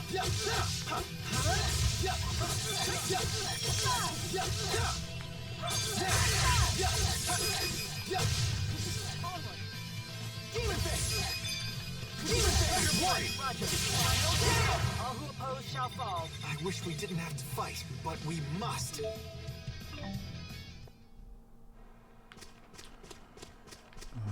What was I going to say? Oh, I'll tell you, just thinking about that conversation Milla was having about the 4. Oh, put a pin in it. We'll watch the skit first. Compared to Fenmont's night climb, the sky in Azul sure is bright. That's true. The spirit climbs here are much more stable. What are you talking about? What do you intend to climb? C-L-I-M-E. Surely the great Lady Maxwell knows all about the subject? Well, she didn't know about eating, so, I mean... Don't flatter yourself by assuming I recognize every arbitrary word you humans create. Damn. Human arrogance can be so trying. Milla, do you know what Riza Maxia is made of? As if I wouldn't know? The power of spirits composes the entire natural world. That's still part of what I'm especially interested Right. in about this The game. term spirit climb refers to the balance of spirit power. When that power is out of balance, nature can become polarized in one direction. That's why there are unusual spirit climbs, like the perpetual night of Fenmont. I see. Thank you. Now I understand. You're very good at explaining things. My pleasure. Oh, I see how it is. I guess I'm just an arrogant human compared to little old innocent Jude. So remember, we were talking about this last week. There's a really interesting sense, if I understand it right so far, and that skit made me feel like I do, in which the entire world is idealist in the philosophical sense of the term. So not like, people are living according to the ideals, but rather meaning that the physical world is just a manifestation or projection from people's minds and their mental perceptions, which is a school of thought in philosophy, and different philosophers have argued for that in different ways over the years. But there's a really interesting kind of technical and specific metaphysics that is used to explain that in Tales of Xillia, namely this idea that the human mind is able to provide spirits with mana, according to which the spirits are then able to manifest the world in which everything exists. So it's like a typical kind of case of a JRPG making robust and sophisticated what sounds like a trite cliche, the idea that, you make your dreams into reality. There's a deep sense in which that's true in Res Maxia.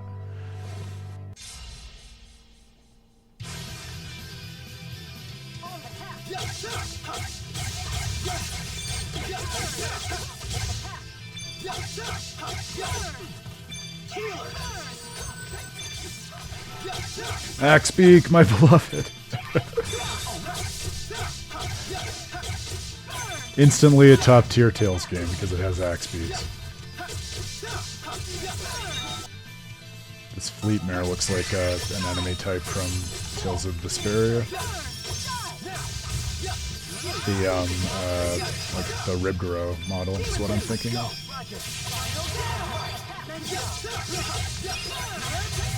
The likes of you will not stop me.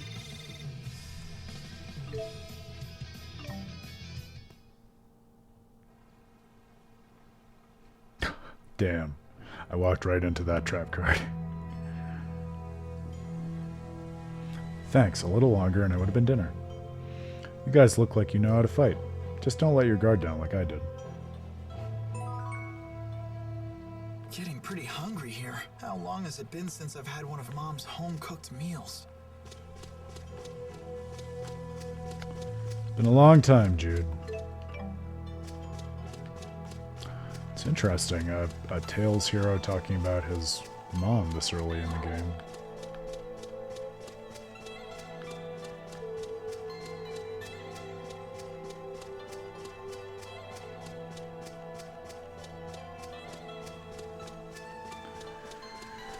Alright, so we can go back and wrap that quest up.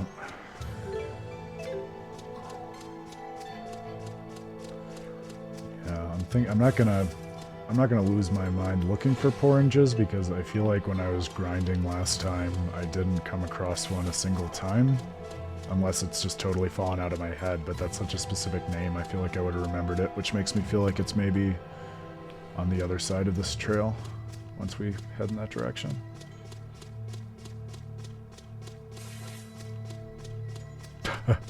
Oh, have I triggered them talking about food forever? Hilarious. Well, I mean, the game taught us that with the whole sequence with Milla. Eating is very important. You can't just forget to do it. It's not as important as it is in, say, Tales of Berseria, but it's still important. Got it. Thank you for confirming, Padre, because I was going to still be quietly losing my mind with the uncertainty about that.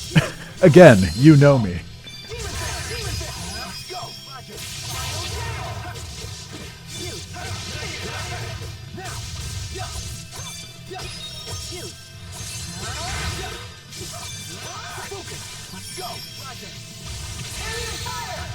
Was this really the only way?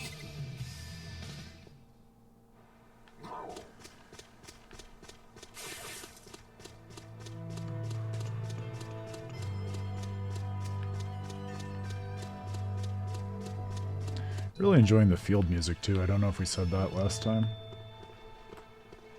That's a nice track for wandering around. Getting pretty hungry here. How long has it been since I've had one of Mom's home-cooked meals? I see what Karol is saying about never shutting up about it.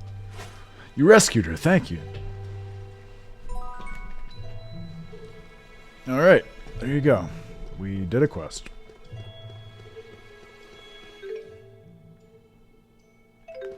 And we have some money. I wonder, does that translate into any better kit that we can get before we roll out? I'm not super interested in accessories this early, but... Okay, I already got everyone equipped with the best weapons we have right now. Not armor. Okay, we can give Alvin better armor. Although, I guess I should see, can we expand the shops further first?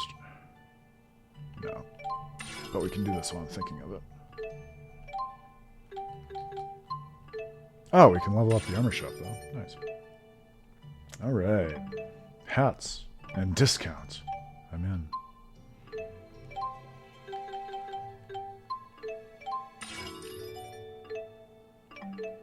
And a poison ward. Thank God.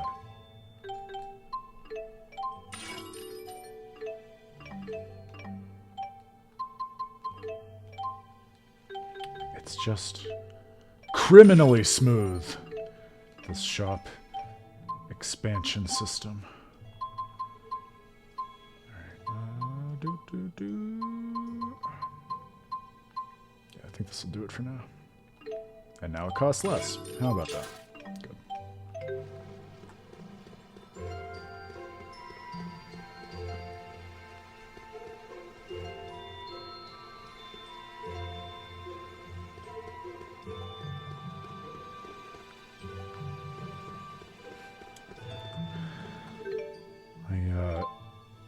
I don't think I know enough about the systems you guys are talking about to contribute, but I do have my actual physical Vita here, which tells you how much Hearts I've been playing. I'm not dual screening while I'm streaming Tales of Xillia. At least I can promise you that. I already have enough trouble keeping up with everything, as you all know. Okay, I'm gonna do fewer apple jaws. Maybe a few more life bottles. And okay, good. All right, onward. Let's get out of here.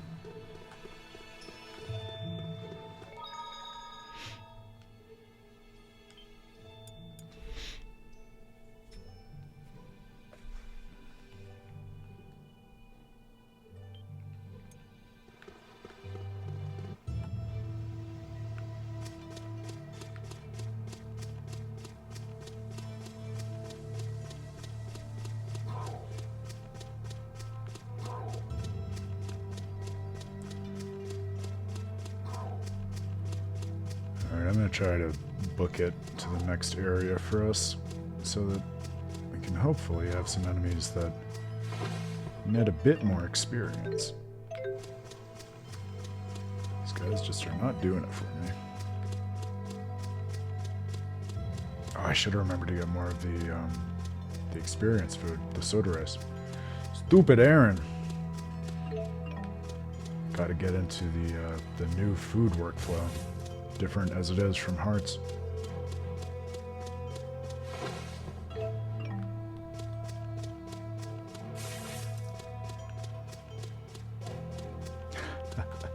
No. It's because you're saying it wrong. What I'm saying is, I feel no need to stay in the area we've already been in, because the only reason to stay there would be for more experience, and it doesn't yield sufficient experience.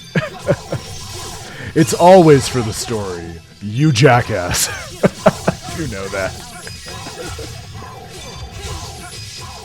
What don't you like about the music, Grail? Is it just not memorable for you, or something else? Is this really the only way?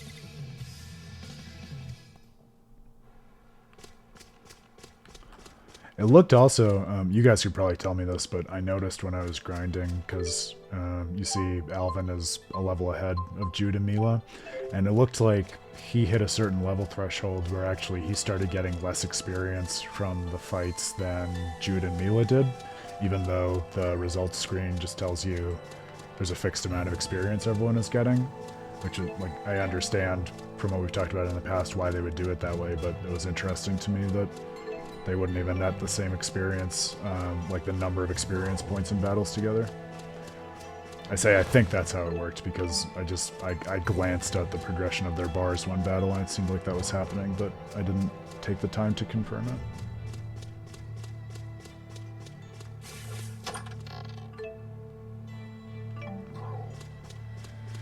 Good on sub-events for a while. Excellent. Thank you, Pottery. If we must.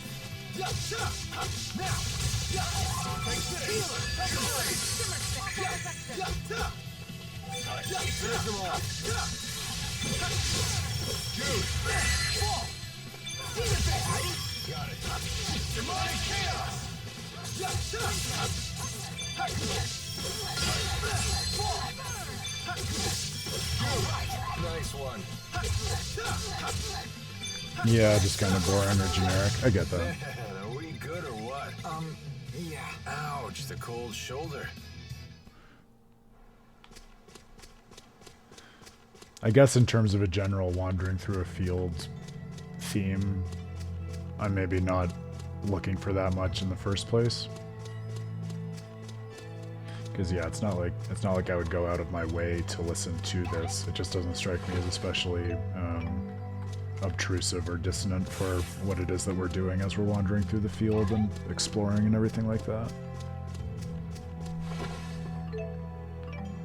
And I feel like the strings are an interesting just touch to the soundscape that we don't get in a lot of those tracks.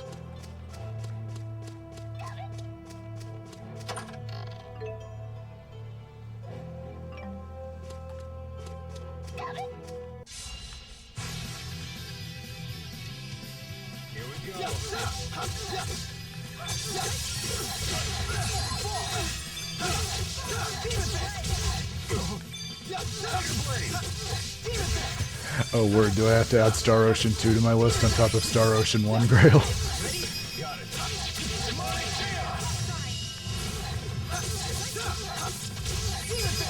Okay. And that's a wrap. Is it one where you'd say it's worth doing the whole series, or is there just a handful or subset that you think warrants it? Ah, I see. Star Ocean 2 is the one everyone likes. Doesn't necessarily make it the best, but it is good to know.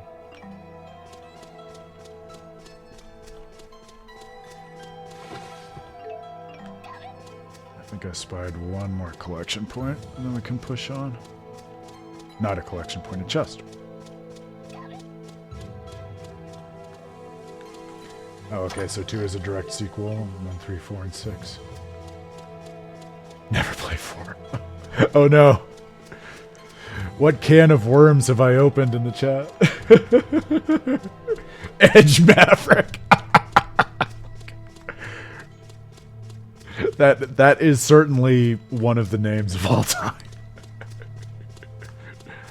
I will say, I can't say this because I feel bad spoiling it. So I'll just say, I will say that Pottery put me in mind of the name of the antagonist in Tales of Hearts, which to my mind is one of the more memorable and I would say cool names that I've encountered in a long time, especially in the context of Hearts. But that kind of naming can definitely be hit or miss depending on where it comes up and why. Wow, that's an impressive amount of fruit. I'm catching a whiff of cider. Oh, they must have orchards here. Oh, speaking of Mercer, well, there you go. Well, we don't get many visitors here. What number are they up to? How high have the numbers climbed for Star Ocean at this point? Do you live here, ma'am? I would hope so. I'm the mayor. Is this the right road to Nia Khera? Nia Khera. Now that's a name I haven't heard in ages. What do you mean? It's what people called a long-forgotten village. I don't even know if it still exists. I heard tales of the village as a child. People claimed it lies beyond the Kijara Seafalls. Where can we find it? You need to cross some seriously rugged terrain to get there. People claimed it lies beyond the Kijara Seafalls. Where can we find it? Beyond the Kijara Seafalls. It won't be an easy journey. In that case, we should probably rest here before heading on. Agreed. I'm afraid our little village doesn't have an inn. Not much call for one. Ah, phone games. The bane of my existence. But I've an extra room in my house. You're welcome to use it if you like. So, but 6 major ones. Well, that's more manageable than something like a Final Fantasy or a Tales, at least. Thank you for your hospitality, ma'am. Alright, search the village. Hamil. Is that... I'm trying to do the mental math of if that's a name that they are reusing, because it sounds familiar to me, or am I just thinking of Mark Hamill because we had that whole riff about Luke Skywalker earlier? My mind is often with Mark Hamill, so I wouldn't put it past why bother me. taking human form at all? Spirits are really just masses of mana. They can't interact with the temporal world in that state. So, spirits are masses of mana, and it's the human brain that generates mana. So does that mean humans are also responsible for spirits? I believe, based on the storytelling of this that we've already seen, we're going to get answers to these kinds of questions. I'm just trying to work through it as we go. For a spirit to take physical form, it needs a catalyst of a corresponding element. As an example, the fire spirit of Freak can take form as a blazing inferno. And as Maxwell, you can be any element, right? The human body contains all 4 elements, so it's the perfect catalyst for me to take a physical form. Shut down, phone games, Grail. The ultimate thorn in my side. What would happen if you lost your catalyst? I would gather elements to make a new one, but I'd have to wait for it to grow up. Grow up? You mean you start as a baby? It's time-consuming, but if you want to use a human form as a catalyst, you have to wait for the body to develop. So even the Lord of Spirits isn't omnipotent. Not in this human realm, anyway. Let's just be grateful she didn't go with the male line. Oh, another game like not a Tales game, Grail. A memorable game, though, it sounds like. Wouldn't bother me. Oh, you swing both ways? That's not what I meant. But it's what I meant, Jude. I'm very funny. You're gonna like me by the end of this. I guarantee it. Oh, I remembered what I put a pin in about Milla, and then I totally forgot to take the pin out, so let's do it now. So thinking about Maxwell, one of the things that has me really interested in where this is going to go, based on how Maxwell is represented in Symphonia and also Eternia, is that he is this kind of Lord of Spirits or arbiter of a certain amount of space and time and the nature of things, but he's not Lord of all. And in the other games, he's oftentimes like implicitly paired with someone else who also has like an important and similar level of power in the world. So think about Maxwell and Origin in Tales of Symphonia, and really just in Xillia more broadly, because Origin and Maxwell also show up in Tales of Fantasia. Or even, like, what do you do adjudicating Maxwell with Ratatosk if you go all the way to Dawn of the New World, right? And then in Tales of Eternia, you have Maxwell, but you also have Seconds, or Secundus. I'm going to say Seconds, but this god of time who exists alongside him, right? And they're two of the most powerful optional summons with these different but like comparable strata of influence across the foundations of the world. And so thinking about Milla as this representation of a powerful spirit of this order that is greater than the four, but in order to which others beyond herself might belong, I think is an interesting way, as people who have played the previous games, to kind of frame what we're learning about her, in the sense that she might not be this absolute all-powerful god, but perhaps one of several. I mean, I think at least insofar as Jude's story is focusing on Milla so far, Grail, I think we're allowed. Maybe once it starts focusing on Jude per se. We also had a big long riff and discussion on Jude, so I feel like we're paying him his due. That's interesting. Yep, and it's interesting to keep in mind, like, who knows how Jude will unwind, but there is, yes, a clear sense in which Milla is presented as one half of a duo right off the bat with Milla and Jude. So that's perhaps another point of resonance with this representation of Maxwell and the others that we've seen in the past.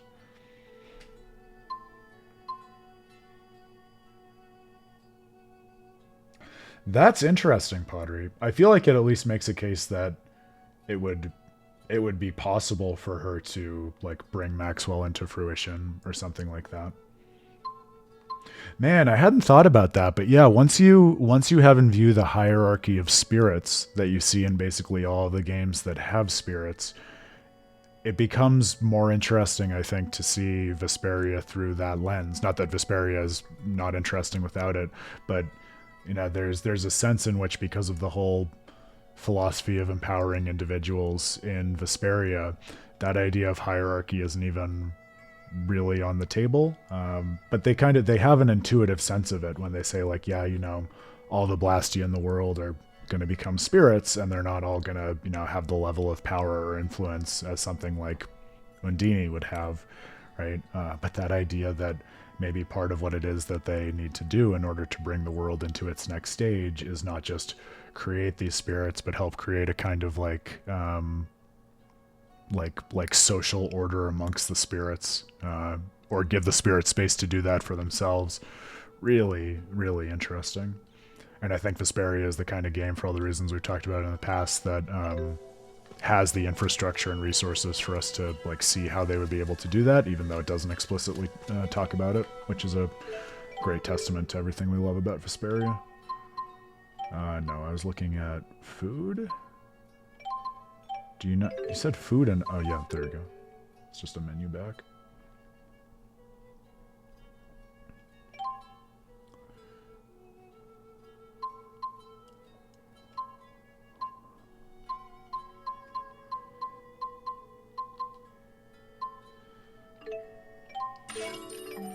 Yeah, that's true, and I don't know that that's an accident that Max gets it, Grail. That idea that not that he's literally Maxwell, but that, you know, if you think about how it is that he gets it, he is similarly chanting all of the elements, and doing something that is probably thematically of a piece with that in terms of his place in the world.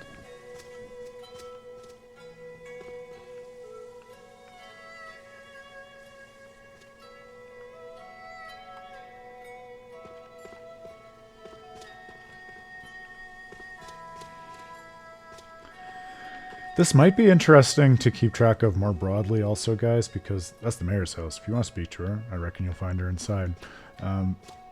It's something I have wrestled with in the past, like when I was reviewing Fantasia for my study of Chester, and I remember thinking about this in Symphonia too. Like Suddenly we're looking down on the world. The hierarchical relationship between the spirits and what it is that each is responsible for, especially once you get to the order of spirits like Maxwell and Origin and Seconds, it's not always obvious who is governing what. Like, okay, this one is the source of all things, and this one is responsible for these spirits, but these spirits are the source of all the elements, so, like, where do you draw the line between the two of them?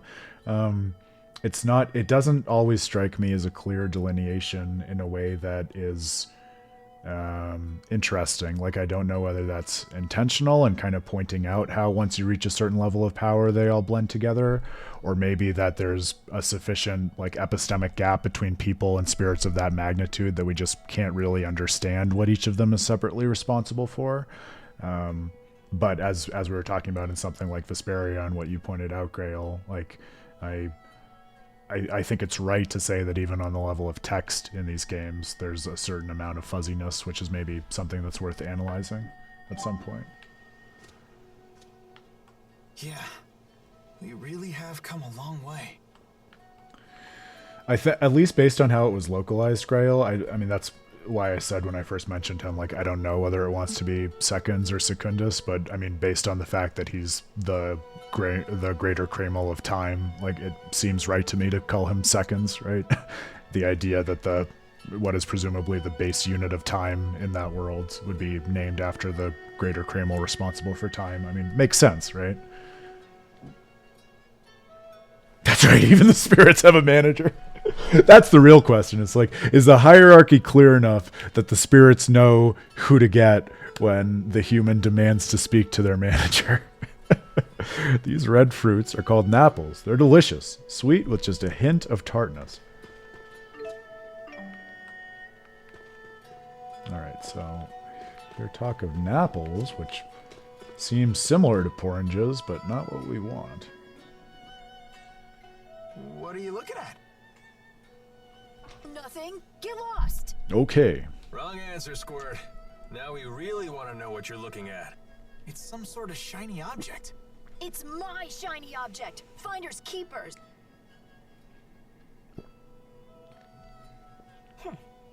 Looks like a puzzle. A difficult one at that. I'm in. How about this? If we can do the desert ruins in Tales of Grace's F, we can do anything. Whoa, what's happening? This looks like our letters, but different. More like ancient writing. Let's see here. Heed my words, for I am Ifrid, the intrepid explorer who has crossed the world's edge without fear.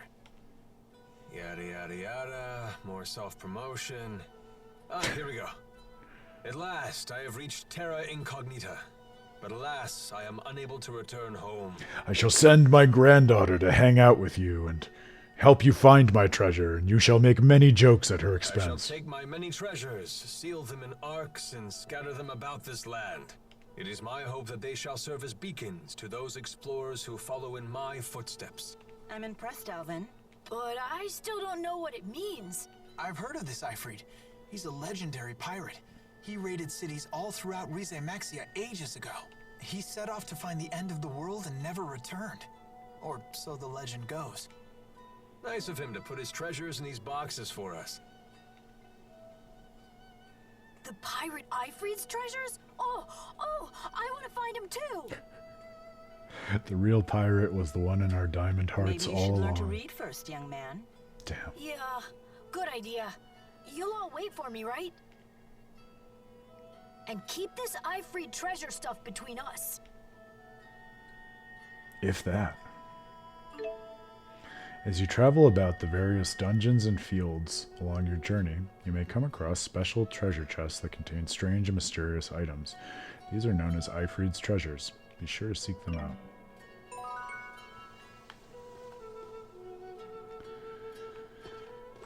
Alright, we'll keep an eye out for those as we go. So 2 more thoughts. One about Vesperia, because you unlocked the the diamond box of Aaron's Vesperia thoughts.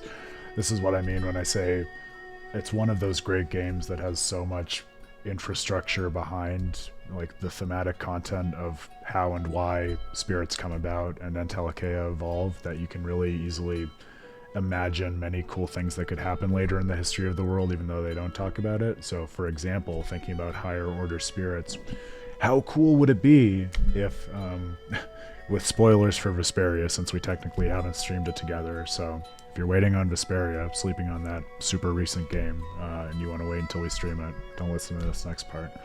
But if, given how Duke factors into the end game and how his redemption kind of marks the turning point of the course of history for the world, if the party was able, or if Duke decided to take, say, Lucifer's Apatheia, take a Lucifer's Apatheia and do spirit conversion with it to form one of those more foundational governing spirits that would actually help to support the whole new world order that the party made possible and convinced him to support, right? So a Lucifer becoming something like an Origin or a Maxwell or something of that caliber. So that was a thought that tickled me, and I think is a testament to just the thematic clarity of spirits, and also the sophistication in Vesperia, like I was saying. The other thought just to keep in mind of in terms of Tales of Xillia, and that little skit that we saw with Milla talking about how spirits are basically manifestations of mana. Also remember, while we've been talking a lot about the games that preceded this, it was this game that preceded Tales of Xillia. Well, this and Tales of Xillia too, but these mothership titles.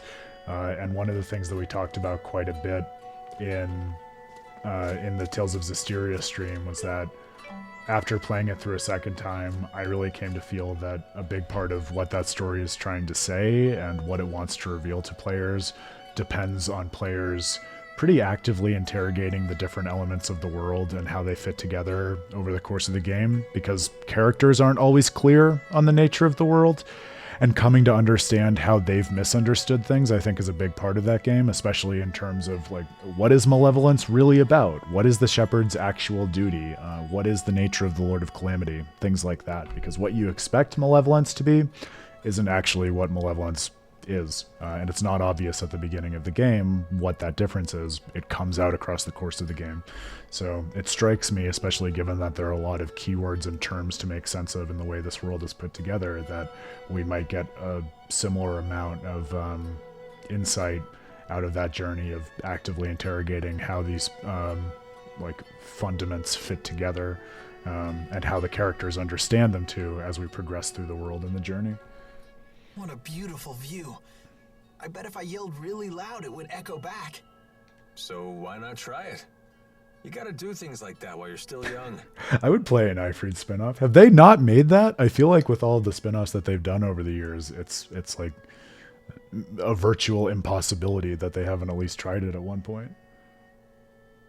When you get to be my age, it can get a little embarrassing. Yeah, alright, why not? Echo! Echo, echo, echo, echo. This is a skit I actually remember from way back in the day. Alvin! Alvin, Alvin, Alvin. And what you're doing now isn't embarrassing? A little, a little, a little. It is a great one. Yeah, that's definitely a memorable skit. Final Fantasy VI, Lost Journeyman. That is one of those game classics that remains on my list. I tried to pick it up probably a year and a half ago, and I got distracted by other games. I think actually Tales of the Abyss, as it turns out, but it is a game that many people have told me I would have a lot to think and say about. So, yeah, I'm sure. I'm kind of thinking at this point, like, once I'm done with Tales in, 2030 or whatever, I'll probably turn my attention to not doing something like Tales of Praxis for Final Fantasy necessarily, but just similarly giving the series sustained attention and seeing all of the titles in conversation with each other.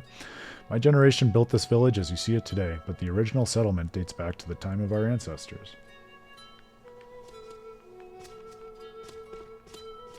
Ancestors? The past of the world? You're speaking my language. Tell me more. Napple. All right. So we got a Napple. We haven't gotten a porridge yet, but that was also a key item. Wild bird eggs. All right. Hey, Ellie McQueen. Nice to have you join. Well, it's a complicated question because what you've stumbled into is this Tales of Praxis series, analyzing the Tales series, which is something I've been doing as a philosopher of games for the publication that I run with A Terrible Fate for the last year. And so it's kind of, I haven't counted up the hours in a while, but the overall goal is for us to work through all of at least the Western localized Tales games together on the stream as these kind of live book clubs, and I'm also publishing written analyses of them, which you can find on withaterriblefate.com. So we've been living in hundreds of hours of these masterpieces for the last year, and we're certainly not stopping soon. How many times do I have to keep telling you this? Just stay away from that shed. The shed, you say? Oh, I remember the shed. I know the village rules, but I can't help but be curious. Yeah, yes. So if you love the storytelling of games, if you love the Tales games, that's what we're all about. We're basically doing all of them as like long-form literary stories, thinking about what are they trying to say, what are the themes that they're concerned with, how can we make better sense of what it is that they're trying to say when we put them in conversation with other games in the series. This is my very first time working through Tales of Xillia, but we're also doing it after having played quite a number of them together, so it's a very fun proving ground for a lot of what we've been about. In this town, no one ever bothers hanging pictures on their walls. This gorgeous view is all we need. And if you're interested in reading the articles, since I had the pleasure of having you stumble into our adventure here, that is where you can find the growing compendium of the written analyses on withaterriblefate.com. In this town, no one even bothers hanging... Yeah, we said this already. Okay.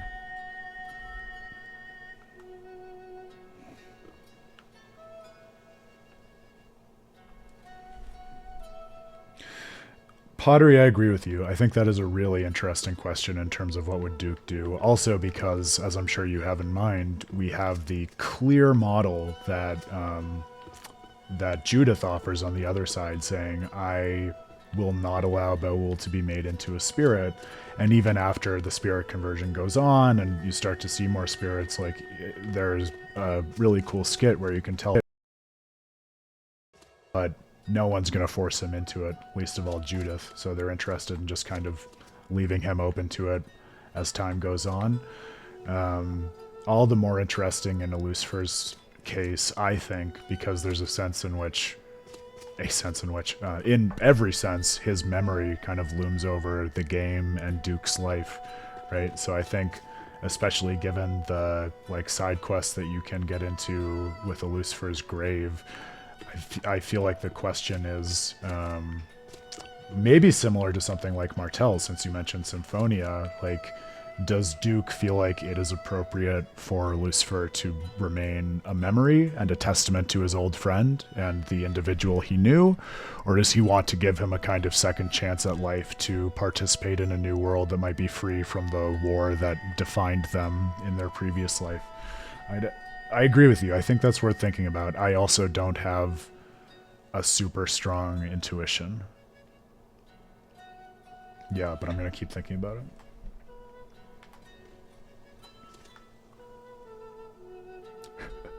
Yeah, invisible spirit people could ruin a lot of stuff. There's no doubt about that. But I would still play it. I would play basically any Tales thing, as we know. Shop expansion is a merchant tradition that seems to have been around since ancient times. In the olden days, goods were constantly being lost due to trouble with monsters and spirit climbs, so buyers and sellers had to work together to keep merchants in business. Clients donating raw materials to sellers and investing gold in their businesses was one form of cooperation. According to the old fellow over there, it's hard to change a tradition that has survived for so long. So that's interesting. Pottery, I remember we were talking last week about this idea that the shared shop improvement system, where you improve one item shop and every item shop in the world improves, makes the shops feel a little more homogeneous and less distinctive with their own character, since they all share in that system. But that was cool to hear that explanation. Like, there is a reason within the world why that's the case, that it was this kind of infrastructural solution to basically the start of commerce across widely spanned areas where there were concerns like robbery and inefficiency and things like that. So it's cool to know that, you know, that's not just an artifact of the system and mechanic that they wanted to use. Part of how the world came to be this way also explains why the shops have this kind of special and unusual bond with each other. A word of advice for you young folk: the materials that merchants seek change from time to time.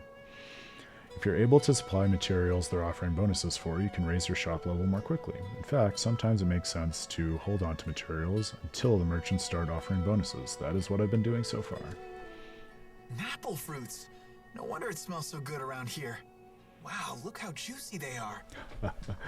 I don't know if I'd say I'm the biggest Tales nerd, Grail. I mean, we have the benefit on Tales of Praxis of having quite a few extremely knowledgeable and passionate Tales nerds around.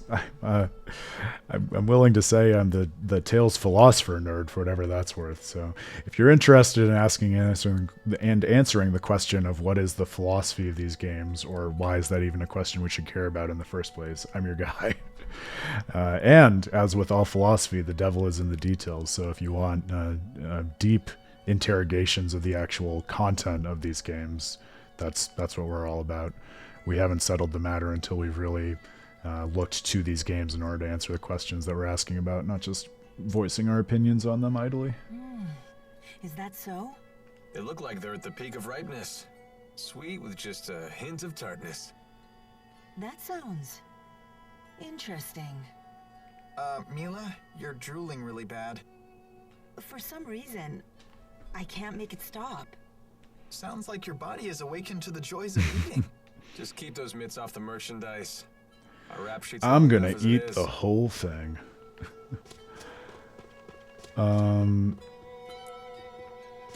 Yeah, so one thing that we've been, because like I was saying, maybe before you got here, is it L or Ellie? Ellie. Like I was saying before you got here, Ellie, I'm really interested in what we're working through so far in Xillia to keep track of what the party knows, what the party at least thinks they know about spirits and the nature of the world. Because if you know the Tales games, and especially something that came after this, like Xillia, that can change in pretty important ways across the course of the story. And so what we just learned, which was really interesting, is that the spirits themselves are kind of basically just coagulated masses of mana. And we also have this idea that the world itself, like the physical world, manifests because the spirits are able to absorb mana from human minds and basically make these kinds of mini pacts with people in order to bring about what it is that they want to see in the world, and actually therefore the world itself. So yeah, we don't know that much about the intentions of the spirits, which is also interesting. We're learning a lot about their nature before really encountering a lot of what it is that the spirits want to do or what their goals are. That is worth keeping an eye on as well. I hadn't clocked that until we were just talking about it, actually.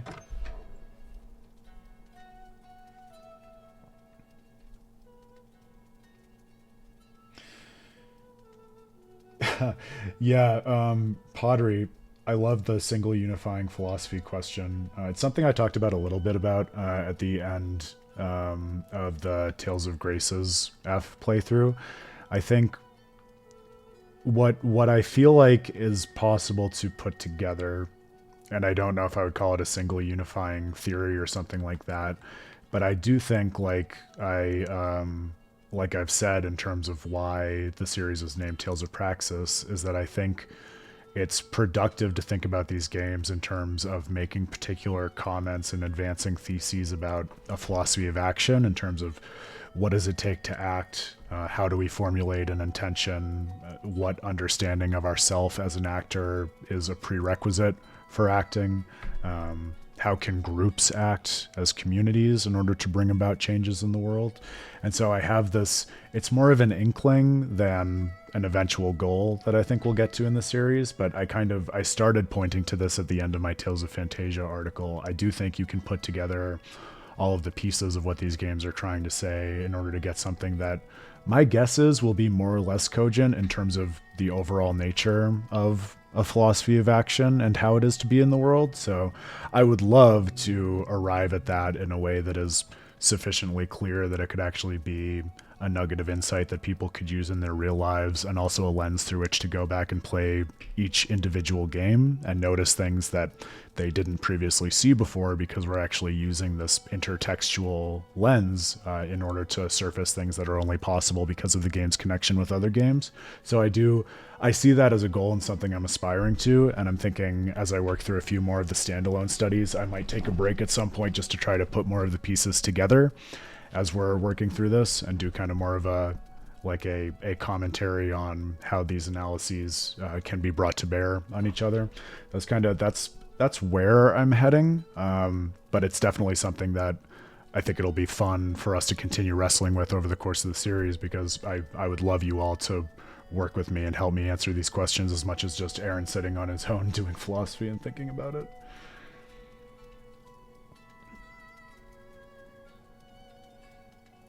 Oh, there you go. So we got the derivation of the greater Kramel seconds, but that just means we need to find a Swede to tell us how to pronounce it. So we got half the answer, Grail. Thank you. I'll have to look further there.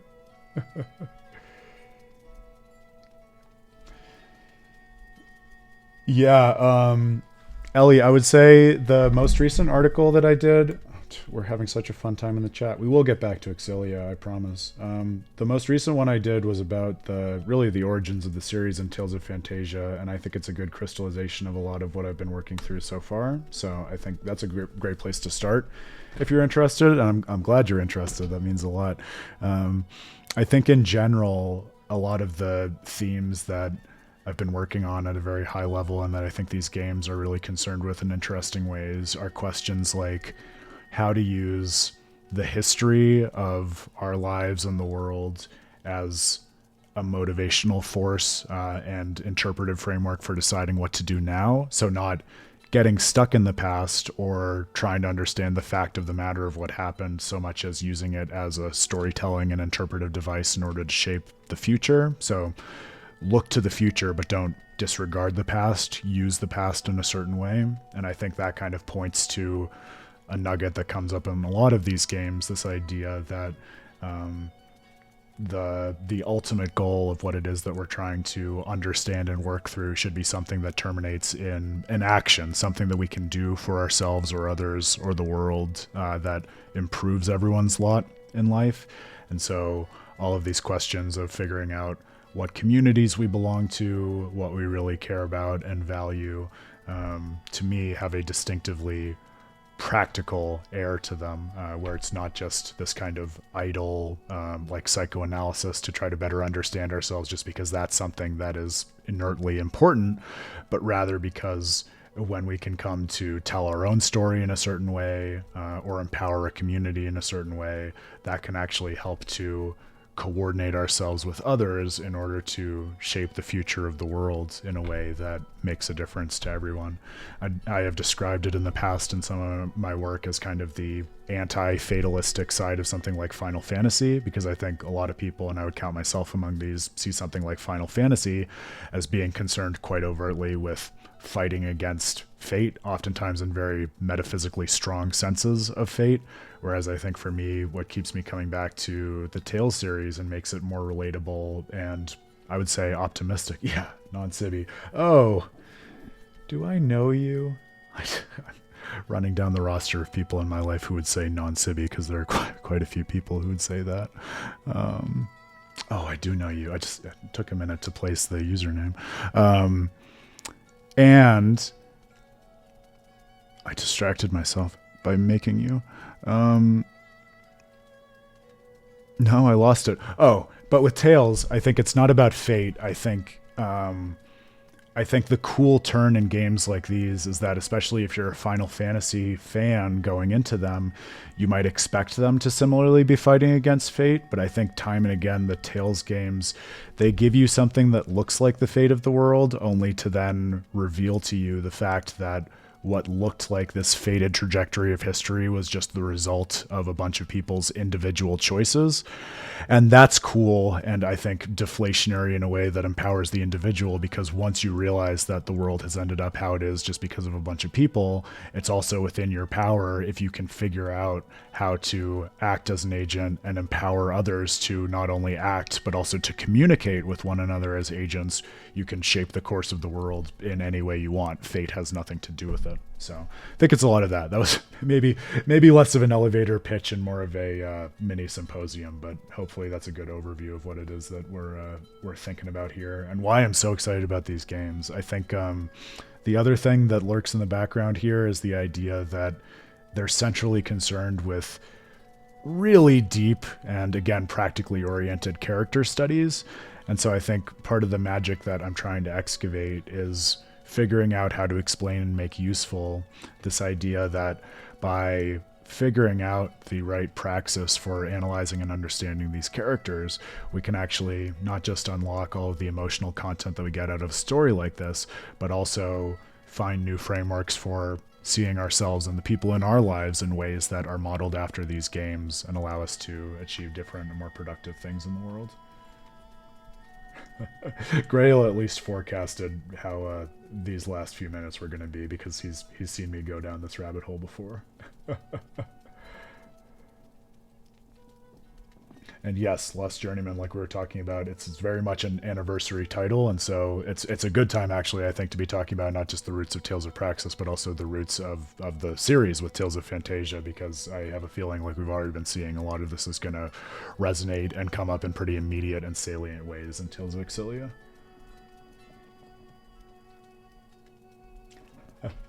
Yeah, pottery. I mean, I'll tell you again. I know I say this again and again, but I'm always up for more ideas. And if you want me to go back to Vesperia, not just in terms of streaming, but also in terms of writing and thinking and talking more about it, you know how to ask. Speaking of practical matters and knowing how to do that. Yeah, I'm embarrassed it took me a minute to make your name. I'm sorry about that. It is good to virtually see you. I'll have to wave at you in other parts of the internet.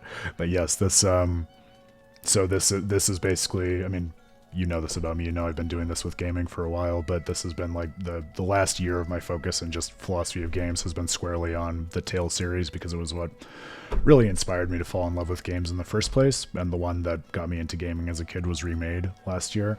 So I think it's one of those things where, you know, sometimes with a story or a game or a work of art, you get an intuition that there's something really important we haven't quite made sense of yet in the worlds, like cosmically or spiritually, that this artwork is trying to point to and help us make sense of. I think these journeys are trying to help us to arrive at something like that. So I've put together a lot of smaller answers with a lowercase a in the studies that I shared. But I do, to your earlier point, Pottery, I'm hoping, and I feel like we're on the right track for this, kind of as you do when you feel your way through the long-spanning plot of a JRPG. I feel like we're on the right track to arriving at that kind of capital A answer also. So I've been called the optimist of the group before, so maybe that's me being optimistic, but stay tuned. I mean, it's a team sport, and it'll be a group matter in terms of where we end up. But yes, that was a good return pitch for the overall series, and I will put it back to everyone. Please be vocal, feel empowered to contribute to all aspects of the series trajectory in terms of the stream conversations, also in terms of the article discussion and topics and areas of inquiry, and in terms of where we're going longitudinally, because we've been going for a year, we're not stopping, and making it a team sport is the most rewarding part of it for me. Oh, thank you, Ellie. It means the world to me to hear you say that. It means the world to have a good friend and someone I know show up here too. That always makes my night. We do it every Monday, Wednesday, Friday, this time block. So want to hang out, you are always more than welcome on any corner of With a Terrible Fate. But I'm looking forward to you reading it. Thank you. Your room is ready. Would you like to turn in for the night?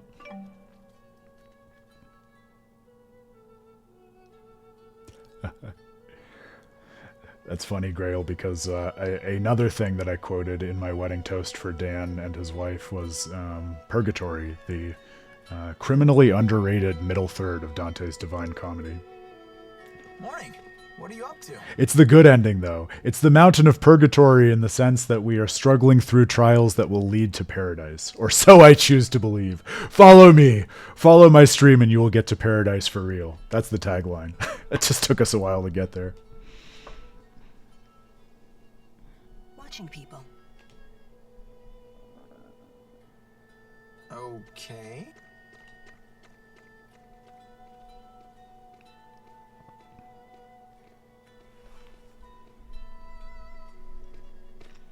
Say, Milla, can I ask you something? What's a Spyrix? Finally. How many hours did it take to get back to that? Why were you trying to destroy that device in Fenmont? And why is it always colored in whenever I say it? Spyrix technology is something humans were never meant to have. So, I must take it away from them. Forbidden technology. Why? That is none of your concern.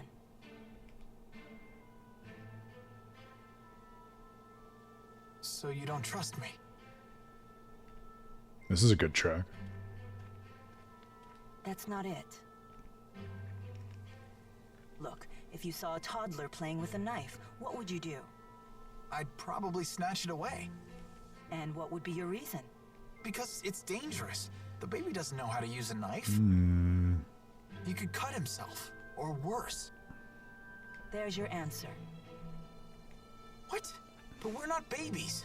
If we understand what we're dealing with, and if we see the dangers, we can learn how to use it safely. Oh, it's Milla's theme. Thank you, Graham. Does it have a cool name? So you say. But to me, you're no different than infants.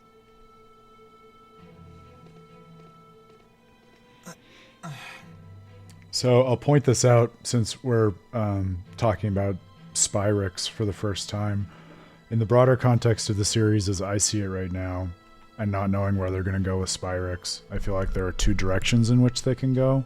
One is something like a power that is the natural end result of human innovation and is kind of destined to do something bad to the world, even if it comes out of the natural progress of civilization. So if you think about Magi technology, especially as it's represented in the Xillia games, like going back to the start of the series, Tales of Fantasia, that whole notion of humans coming to wield magic to the point that it basically becomes something similar to nuclear warfare is the kind of thing I have in mind. But then there's also something that I think is more, I would say, mystical, like the idea of a forbidden art or forbidden knowledge, something that humans just are not given access to by the gods, and them having access to it intrinsically perverts their understanding of the world or does violence to themselves or otherwise upsets the natural order of things. And so for that, I have in mind something more like Thaumachi in Tales of the Abyss, where Jade did something kind of unholy by innovating this way of creating things that ought never to have been created and set in events everything that happens after that. So two models that resonate with each other a lot, but I think are slightly different in terms of either emerging from the natural order or being so antithetical to the natural order that it completely turns the cosmos upside down. And given all we've seen in Xillia so far, I feel like it could go either way. So it's interesting to keep in mind that potential fork in the road based on everything else we've said about it and where it sits in relation to these games. Or it could also be both. Yep, good to keep that possibility in mind too, Pottery. Yep. Yeah, the idea that in the natural course of human development, and this is something that you often get in mythopoeia or esoteric readings of religious texts, so something like Prometheus and Fire, or something like Adam and Eve eating from the fruit of knowledge, right? There is a natural progression of the spirit that upends the natural order by virtue of that progress, right? So worth keeping that in mind too. Mission, all right, short, sweet, and to the point, but a good name for the theme. I will do what I must to protect this world. If that means destroying the lens of Kresnik, so be it. Oh, I'm glad we got the name back because I wanted to share this with you all. So you might all already know this.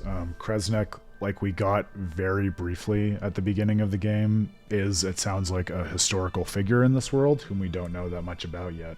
But if you're interested, because I was interested and I looked it up because we've gotten so much mileage out of the names in these games in the past, Kresnik is also a Slavic god associated with fire. So Prometheus and fire put me in mind of that, Pottery, as well as the summer solstice and storms, reading from the Wikipedia entry. His mythical home, a sacred mountain at the top of the world, represents the Axis Mundi, the axis of the earth between its celestial poles. So, unsurprisingly for a Tales game, not a name that they plucked out of thin air. And so as we learn more about this lance, and presumably its namesake, it will be interesting to keep in mind why that name was used of all possible names. It's my mission. Speaking of mission. I see. Don't worry, Jude. None of this will concern you once we reach Nia Khera. What's going on?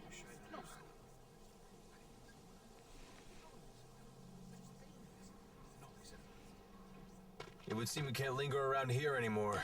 So that's interesting too. The way Milla said, "Don't worry. Once we get to Nia Khera, Jude, this isn't going to be your problem." Because, like I mentioned a while ago, with someone like Reed in Tales of Eternia, there are cases where the heroes of these games will basically try to opt out more than once of the journey, saying, "Oh, I really don't want to be a part of this. This is such a pain. How do I get out of this?"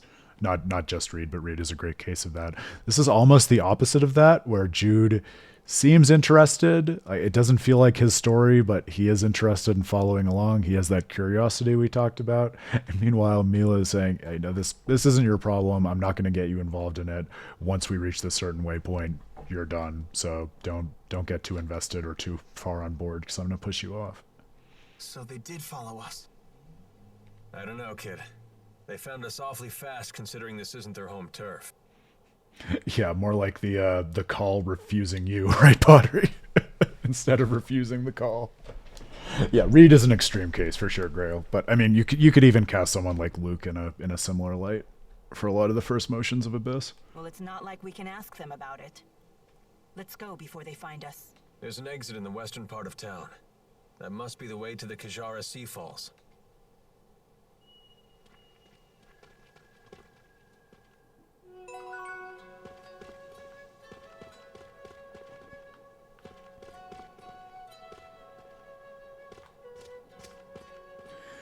Is Han from one of the games that hasn't been localized in the West? That name is not meaningful to me, unless I'm just totally blanking on one.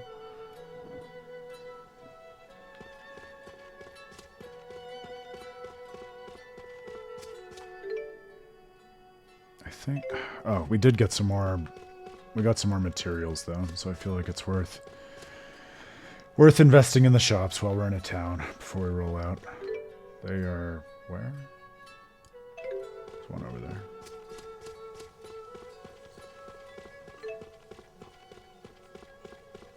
Oh, that Luke. Oh, we can't go back to the shop either. Han Solo. Excuse me. We're straddling too many fandoms. That's so funny, though. I assumed you were saying Luke Fonfabre, which would not make a lot of sense for Jude, so my brain should have gotten there faster. I apologize.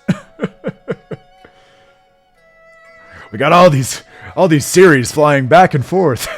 Now that's what I call an intertext. Great. Now what? We force our way through. Yeah, no, but getting to the actual reference you were saying, Lost Journeyman, yeah, I do kind of get a bit of a Han Solo vibe from Alvin. I see where you're coming from. Right, and fast, before any more arrive. So that's your plan? Just charge through? I thought I was hot-headed.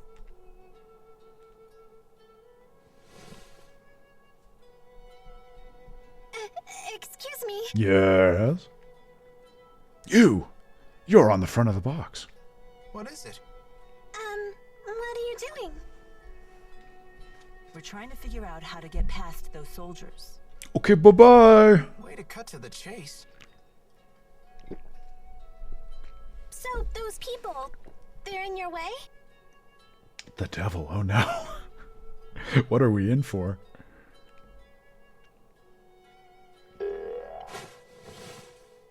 Hey! What? Ah! What in the world? That's what I was gonna say. What's going on here? Child, you know you're never to leave the shed. Child, it's me, the biggest man in the world. Rashagal troops? Curse you. How dare you come here?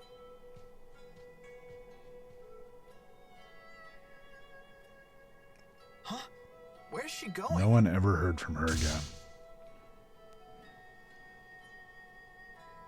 Which way did she go? Toward the square. What? No, she mustn't. You all must be outsiders. You should hurry and leave this place.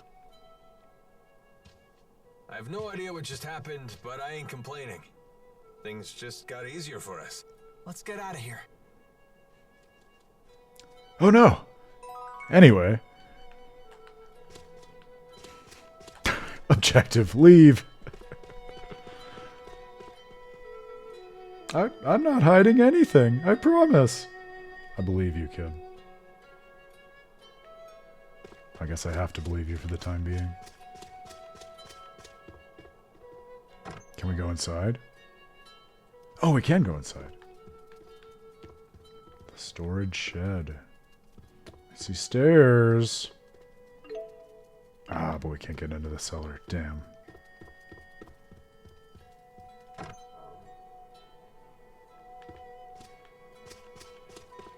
Oh, is that right? Someone was saying last week, I think, that, but I think it was more in terms of the character design, but they were saying they felt like Genshin Impact took a lot of inspiration from Tales of Xillia specifically. I've never played it, but I was saying it wouldn't surprise me, given how popular and beloved these games are, especially in Japan.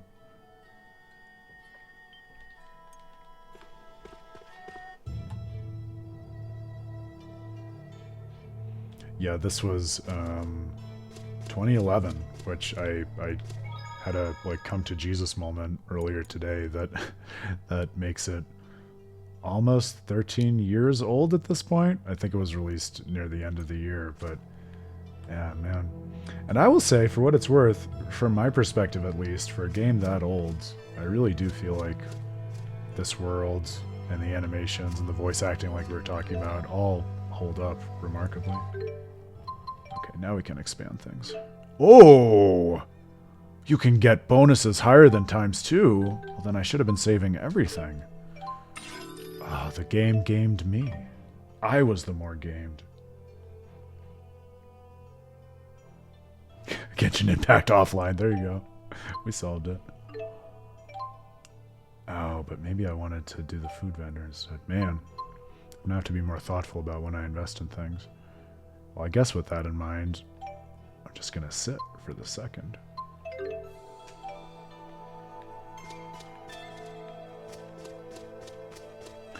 More anime than Genshin. Interesting. Well, we'll have to see what else it does or doesn't remind us of as we go further. The one with the weird doll thing? What about her? I mean, like, what was up with that? You didn't think that was odd? You can't waste your energy on other people's business. All part of growing up, kid. Remind me, Alvin, how did you meet us and start traveling with us in the first place? But she was controlling that doll and shady people were chasing her. That doesn't bother you? Plenty of that going around. I mean, just look at ourselves. That's what I'm saying. On our own plates. You really want more irregularities in life? Not that it's necessarily a bad thing, mind you. No one's got a bigger helping of weird than Milla, and she doesn't seem to mind. Well, that's certainly true. Oh, you mean you feel like Genshin Impact is more anime than Xillia is Grail? Got it.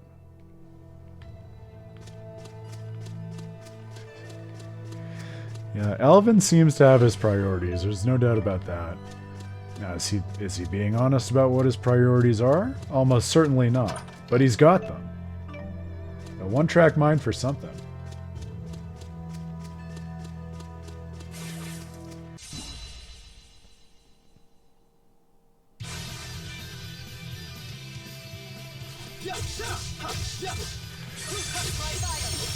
It's still something I'm thinking about potentially for the future of Tales of Praxis. I think it would be really fun and cool to be able to make the games even more communal by doing some kind of like multiplayer across the stream. It's just so far above my my streaming expertise at this point. But as I've said, we certainly still have a ways to go in these adventures. So stay tuned.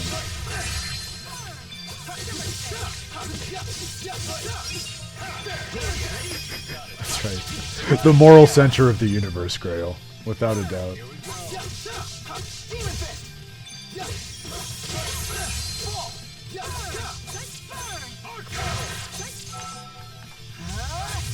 Let us move onward. Alright, we're getting more experience now. I like that. Oh, no, you know what I'll do?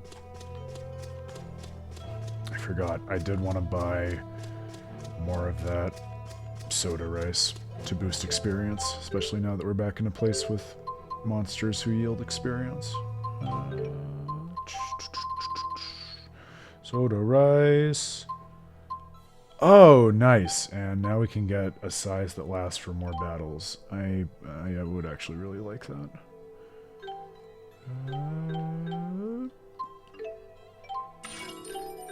Just a little bit more. A little bit more. Yes, there we go. Give it to me, your soda rice. The only reason this just popped into my head was because that was a really half-assed Dark Souls 3 joke, but I had this thought earlier today where, I was shaking my head at Bamco for not giving me more ways to spend all of my money on them. Because I remember being so miffed that there wasn't a physical collector's edition of the DLC that came out last year for Tales of Arise Beyond the Dawn, because especially during Tales of Praxis. Are you kidding me? I would have bought that in a heartbeat. And so I found myself saying, oh, well, you know, it's DLC. They don't do that. That's not the kind of thing you do with DLC. And then the freaking same publishers put together this breathtaking collector's edition for the Shadow of the Erdtree DLC for Elden Ring. Like, are you kidding me? So you clearly know how to do it. Do it for Tales. Give us something to collect, please. But who knows? Maybe they'll do a complete collector's edition of Arise and the DLC at some point.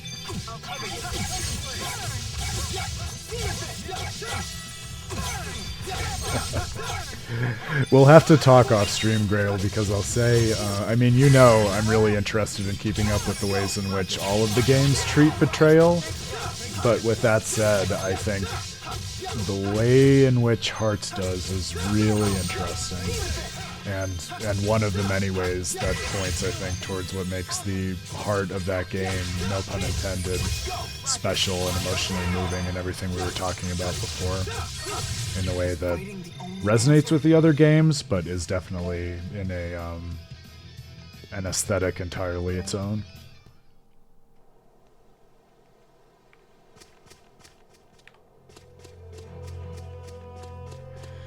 Yeah, we have running lists in our head, but I should probably update my actual list at some point of like different tropes and motifs and things that are good to just have like on hand to compare across these games as we work through them. Things like, how do different games think about betrayal? Like Rael was talking about last week, how do different games open?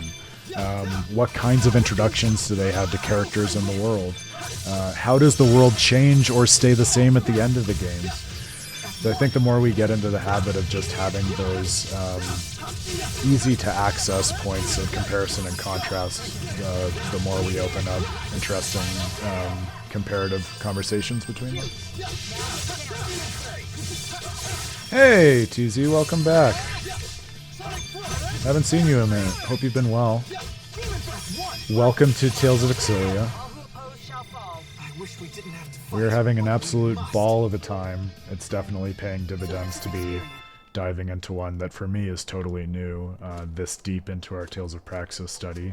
And I don't know if it's just the right time of year or a game that everyone loves or, you know, Tales of Praxis finally getting some traction, but we have such a healthily sized and thoughtful and passionate contingent in the chat of our real-life JRPG party, and I love that.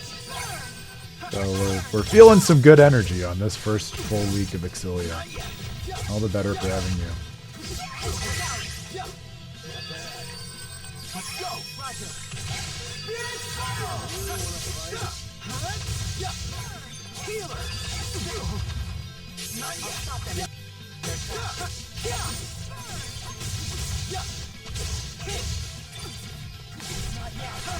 Oh man.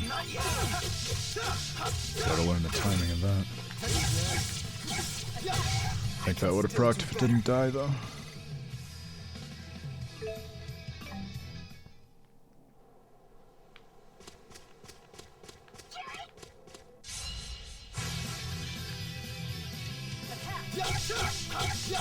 Onward! Take this!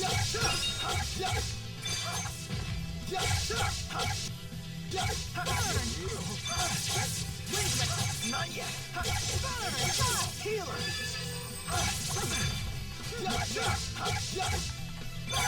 Aqua protection! You did it!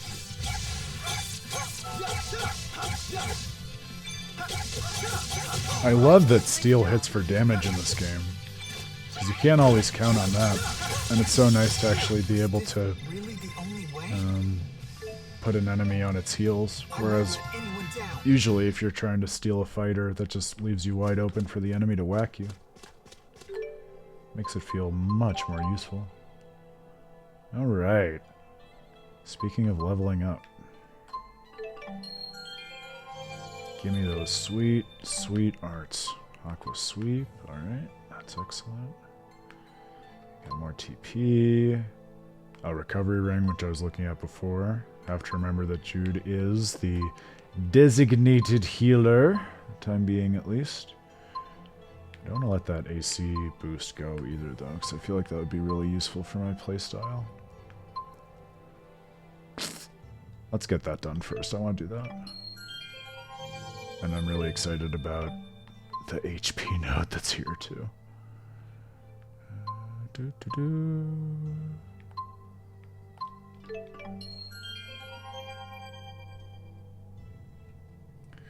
Aqua Sweep is one of the arts that your brother likes. Okay.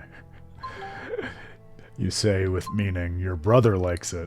So not one of your favorites then, Karol?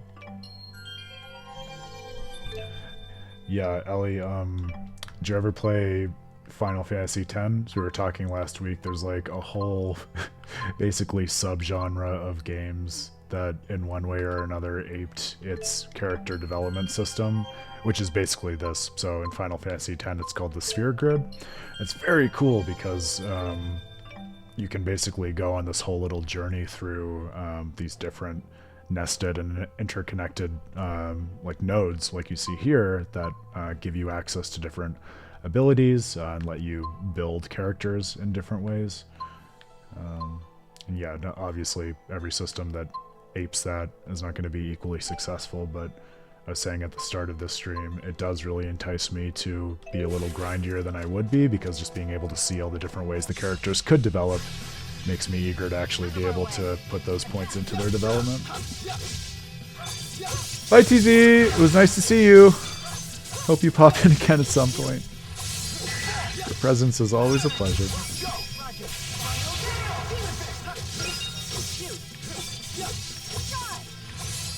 Oh, that's so funny, Grail. I assumed you were calling the girl the devil. You were talking about the as yet unnamed thing she sicked on the soldiers. Got it. Thank you for the point of clarification. Oh, I see. So it's just not one of your most popular arts for Jude. That's fair. That was kind of how I ended up feeling about Shinga in Tales of Hearts also. So I feel that. I got bored of dealing with monsters in the EX dungeon, and I found that his the lightning strike attack he does from above, blue jet, I think it's translated as. You can abuse enemies by just spamming that, and it gets into this great frame just above them where it's very hard for them to hit you, and if you have your character developed enough, he can just spam it like 8 or 9 times in a row uninterrupted. And it's the funniest thing because he just keeps shouting, "Lightning! Lightning! Lightning!" So I had more fun than I would care to admit, just punishing enemies for making my day harder by just whacking them with lightning. Ad infinitum. I wonder how we can reach out to the Azul military. Why are you so interested in them? Because they say the Azul military hires based on ability, regardless of status. That's certainly not how it works in Rashigal. Is that right? Yeah, all of Rashigal's officials are descended from nobility. Interesting. Traditions are lovely and all, but that doesn't leave a lot of juicy gigs for mercenaries like myself. I did also get a lot of play after that, once you brought it to my attention, Grail, so thank you for that. Yes, just I'm gonna whack you no matter where you are with impunity. But I wouldn't want to live in Azul. The clans are always fighting amongst themselves. There's no way I'd be able to concentrate on my studies. Clans fighting amongst themselves smells like guilds from other games. Different humans have such different priorities. And here you sit, above it all. Yes, that is literally my ontology. Correct. I don't intervene in the affairs of human I'm society. glad we're on the same page, Alvin. Here we go! Oh yeah, how are you liking Baldur's Gate 3? There are some members of the regular Praxis community here who are super fans of it, like everyone else in the world, I guess. It's on my list because everyone who knows me and how I think about games has said to me, you would like this so much and have so much to say about it, but especially while I'm doing this with Tales, you know, it's hard to commit to that kind of game. I wish we didn't have to fight, but we must. What kind of character are you doing?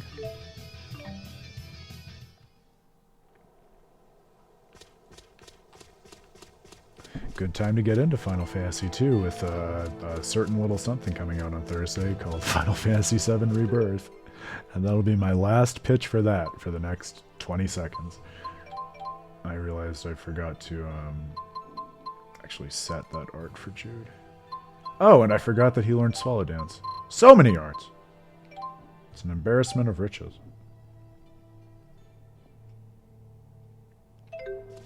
I know, I'm still, it's still on my agenda, Grail, to follow your spirit guide advice into fighting games.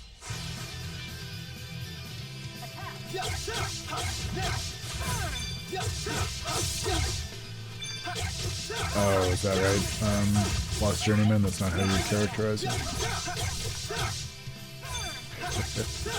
Always too many games and too little time, my friend. Oh man, and I didn't realize it had gotten a date, and that the date is next month. That Koei Tecmo's new game, based on like the Tokugawa period of Japan, is coming out at like the end of March. Ugh. And Shadow of the Air Tree in June. Oh, so many good things, but too many good things. How are we supposed to fit it all in? Just keeps getting better.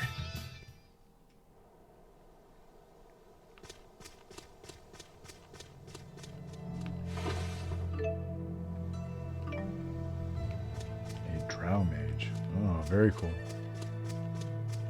I'm glad you're finding it amazing. How far into it are you? Was there anything like in particular that surprised you about it, or that you thought was just really cool?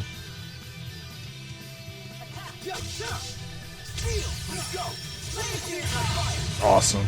It's like a mini explosion.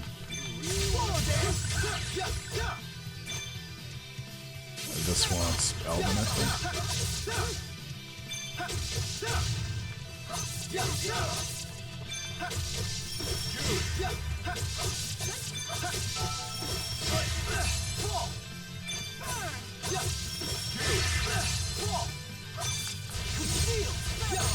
Let us move onward.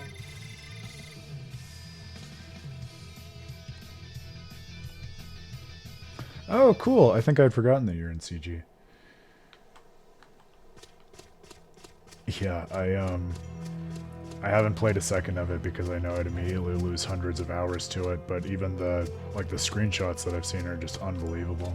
It's amazing what they achieved with that, just across the board.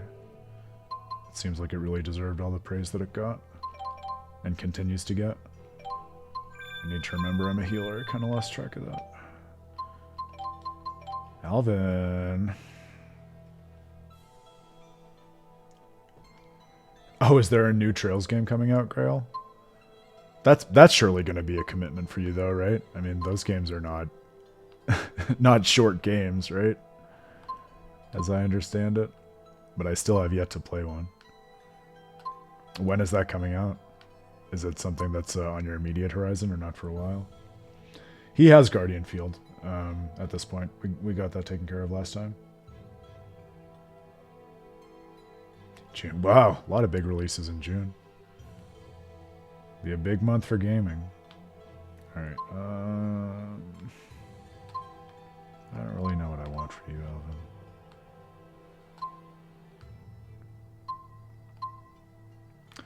Let's get that skill for blocking physical ailments. That seems valuable.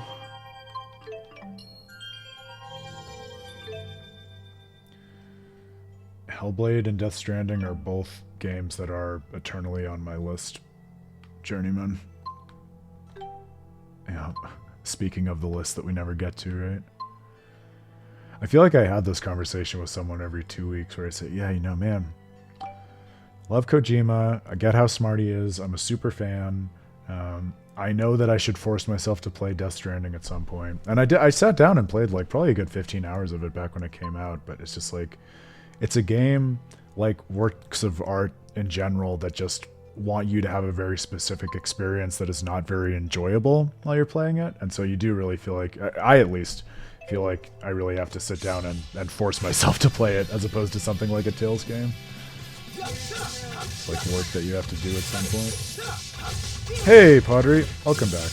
Missing you. I was wondering where you are.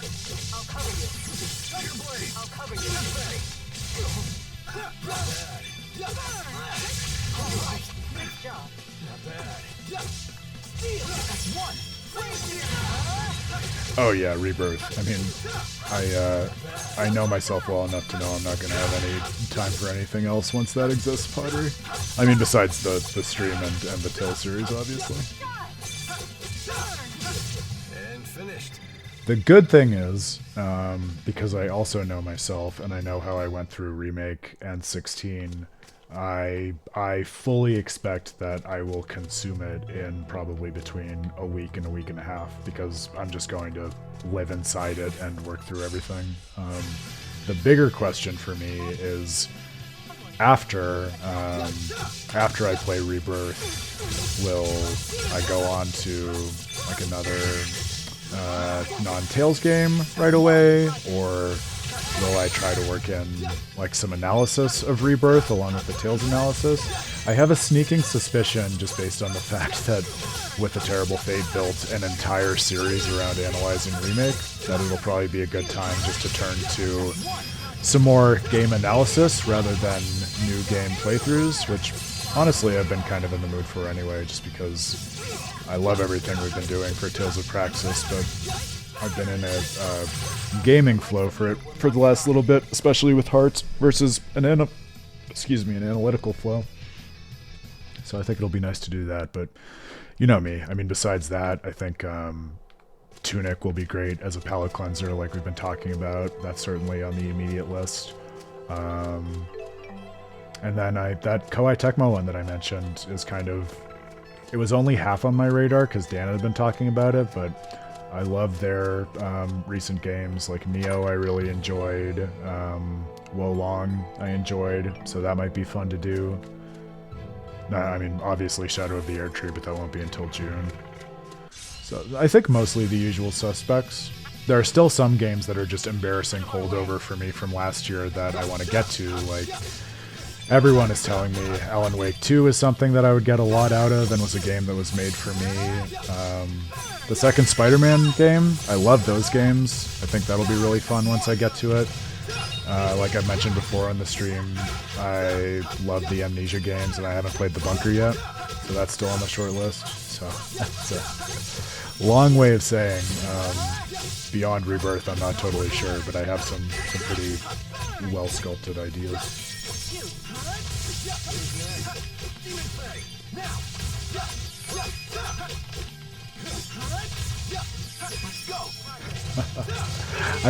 Especially given how fun you keep saying it would be to stream Tunic. I mean, it's not going to take much to talk me into that. So if you're really that excited, I mean, stay tuned. Aaron, as you know, he doesn't have any streaming filling his Tuesday and Thursday, and we gotta build out the With a Terrible Fate media empire. So I don't know, Grail. Like I mean, I see the wisdom to what you're saying about working through the backlog, but here's the thing.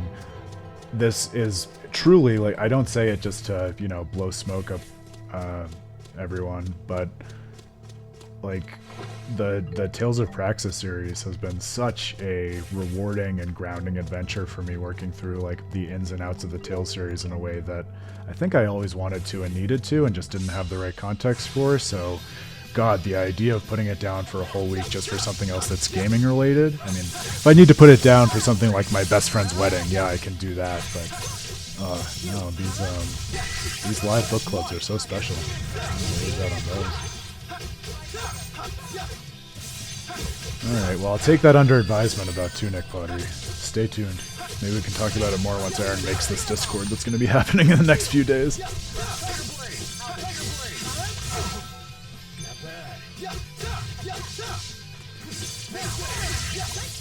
And Journeyman, when you're talking about Hellblade, do you mean the one that's called what is it, Senwa's Sacrifice? Because there's one specifically that I've heard a lot about in terms of the kind of story that I'm really interested in looking at, and people say I would get a lot out of. So that's the one that I've had on my list for years at this point. I really owe it to myself to sit down and play it. I think it actually just showed up on my my PSN recommendations the other day, so someone knows.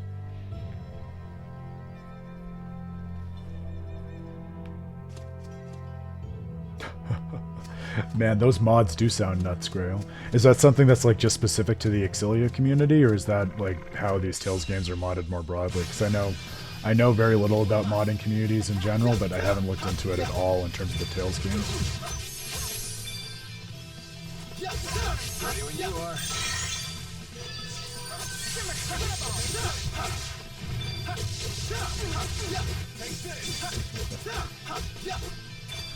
All right, yeah, I'll have to move Hellblade back up the list. I think that would be fun to talk about.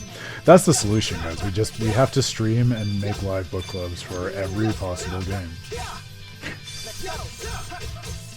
Well, I've been teasing this the last couple of weeks, but also beyond even just Aaron, there's another potentially new analyst for With a Terrible Fate who has loved and followed along with our stuff for a long time, who is in the process of developing a really interesting, like, long-term streaming process that I think would have a lot of synergy with the Terrible Fate, and he's interested in doing it through the channel. So when I talk about the things I'm excited about for us to explore between now and the site's 10-year anniversary, I think one of those hopes is definitely very much that we're going to get not just more streaming content, but also more diversity in it for everyone, because I think there's something here in terms of just like the live collaborative analysis of games in the way that we do it. So I want to help us all explore that in some more ways. I think that'd be really cool.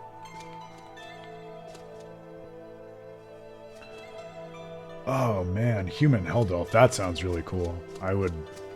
That's a mod that I would play. Not even just play as Human Helldolf, but like if some crazy person in the mod community like made an entire mod for like Human Helldolf's journey in the past up to the point of becoming the Lord of Calamity. That would be so cool. Oh, I would love that kind of content. Yeah, Journeyman. I use How Long to Beat a decent amount, just as usually for a reference point when I'm talking about game length, since I play like a lot of long games and it can be interesting data. Is this really the only way? I think I used it in one of the Tales of Praxis studies, but I don't remember the context. But it definitely helped me for making sense of like how do we even begin to adjudicate the overall length of the Xenoblade Chronicles series, which is something that I talked about in my book on Xenoblade Chronicles 3 and the lecture that I gave at PAX East last year about the series. Because it is like, I mean, that's just such a helpful resource for having a sense of how long a game is going to take you, but also like games, especially of the kind that we get so much value in and we all love, like the Tales games, they can be so long that I think it is seen in a certain light incumbent upon us as players to justify and make sense of why it's worthwhile to spend so many hours in these games. That's actually, I encourage you all again to go and listen to the most recent episode of the podcast, because that's something that I talk about with Dan too, because I really do, like, the older I get, the more I think there are certain kinds of narrative insights and aesthetic experiences that only emerge in games with really long character-driven storylines. It was Tales of Grace's F that got me thinking about this, and I think games are still just too young as a medium for us to have a really clear sense or language for what those aesthetics are or what the requirements on them are. But I do think like characters really come to represent a different kind of meaning and content when you live with them over 100 or 150 hours and through multiple arcs across their lives and across various parts of time and space like you do in a Tales game. And I think oftentimes, like, if a game tells that story right, that can be where the rubber hits the road in terms of some of the most interesting and, like, applicable to life thematic insights that games can offer, which is another way of pointing to a lot of what I'm interested in doing Tales of Praxis for. Man, are we good or what? Yeah. Ouch, the cold shoulder.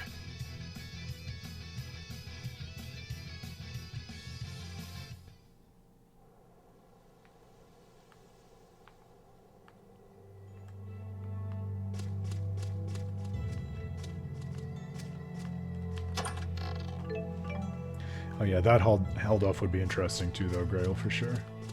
That's the held off that I thought you meant. The yeah, like the normal, the human one, right? Yeah, back when he was just what was his rank, like a general or commander or whatever in the army.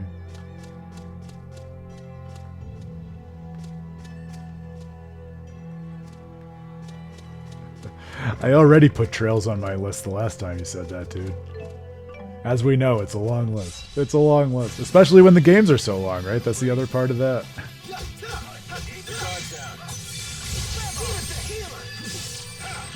But it's nice, as you've said, Pottery, in that sense, to have nice palate cleanser games that are equally worthy of the list, but on the other side of length, like Tunic or Inscription, stuff like that. Well, that's another way that I talk about what we're up to with the Terrible Fate, Journeyman. I oftentimes say we're trying to understand and in many ways innovate the language of video game storytelling in terms of figuring out how to talk about what games are up to, how they say what they say, and just what it means to read a video game, because I would humbly suggest that we've made some efforts that have helped with that over the last decade, but I think as a whole, as a community, gamers, including us, are still just scratching the surface of that, and we have such a ways to go.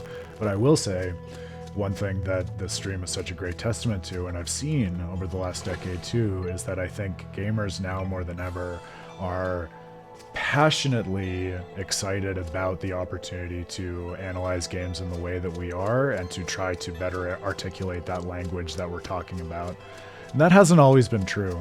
Back when we started out, there was a lot more resistance to this kind of work and a lot more people just saying, let people just play and enjoy games, and it's not worthwhile to think about and pick them apart in this way. So I think as gamers and the medium are growing up, there are a lot of positive tailwinds for where we can expect the community and just the overall nature of gaming to go in the future.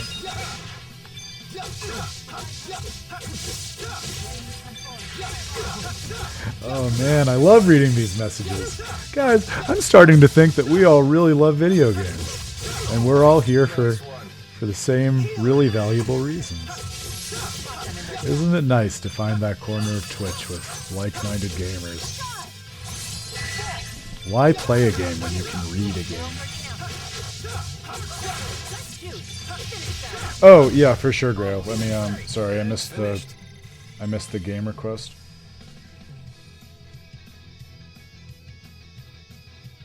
Okay, I turned it down very slightly, so please give me more feedback if the audio is not balanced in a great way, and just let me know.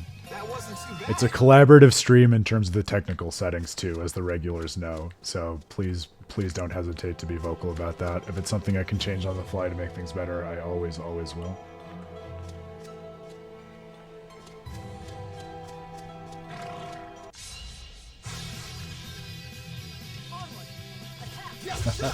Yeah, but you know why you haven't read a book in years? Because you've been reading video games. And also, you write fiction. You can't talk. You're arguably the most literary of all of us.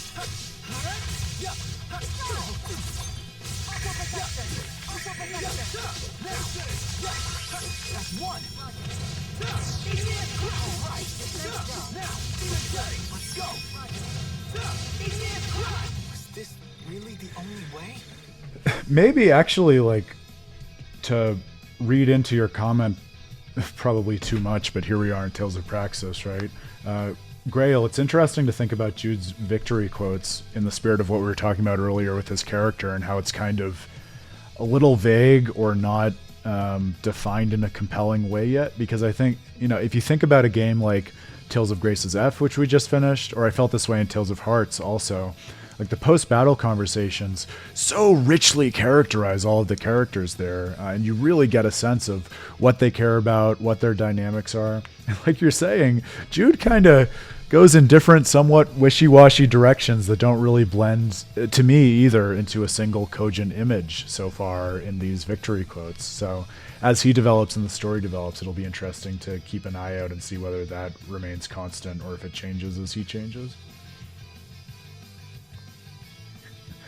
Ellie, both of those books, Reality is Broken and The Three-Body Problem, are books that I have heard of, but I don't think I've read either one. But I'm going to have to look them up because I don't remember.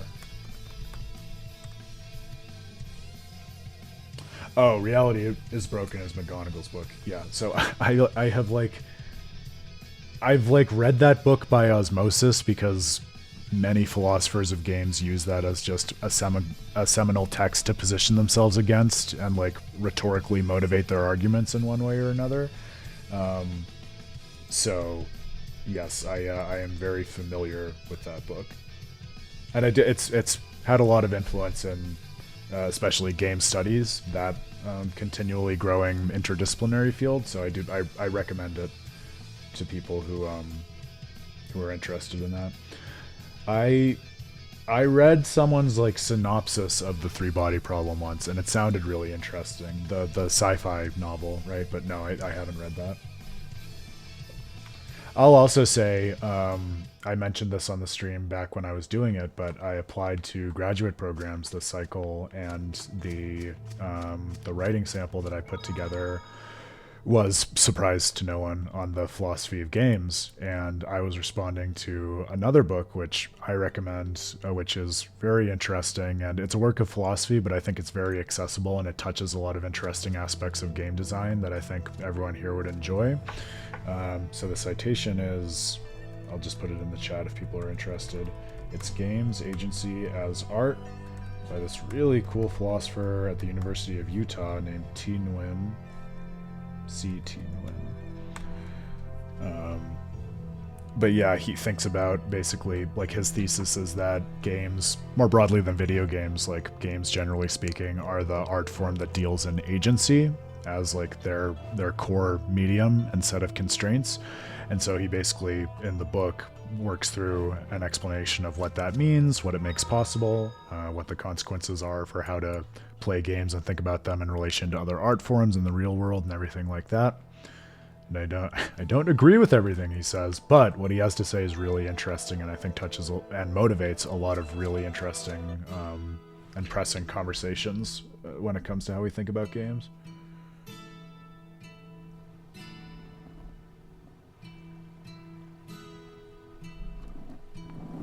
Once we cross the Kijara Seafalls, we'll reach Nia Khera, the village of the spirits. And yeah, Journeyman, don't apologize for your English, because frankly, it's fantastic. And again, I know no second language, so more power to you.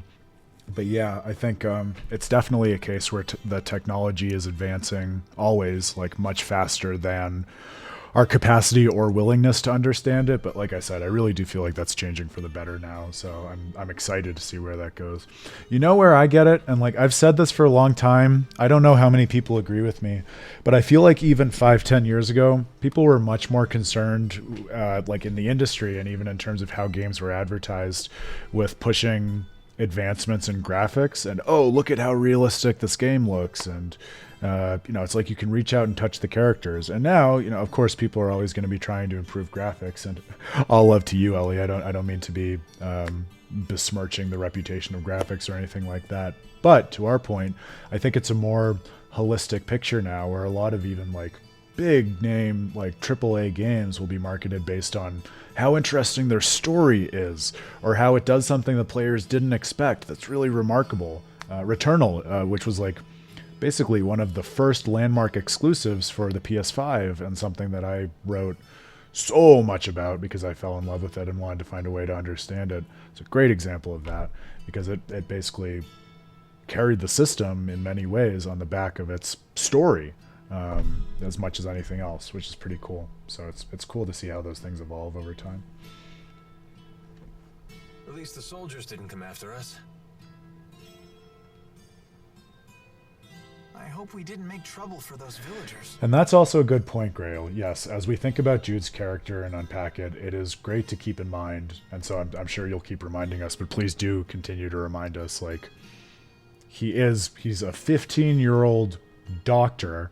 How can getting inside that psychology of a protagonist that age and a character who's a student in the Japanese sense help us to understand how, some of his inconsistency or vagueness might be a representation of where he is developmentally, rather than some kind of just inconsistent or uncompelling character writing?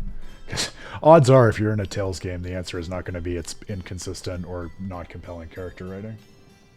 They were so kind to us, too. Oh, we meet a character here. Okay, I'm interested. What else could we do but run? Rashigal's troops showed up. The villagers picked the fight, not us. How can you talk like that? Maybe they were trying to protect us. If you're worried about them, then maybe you should go back.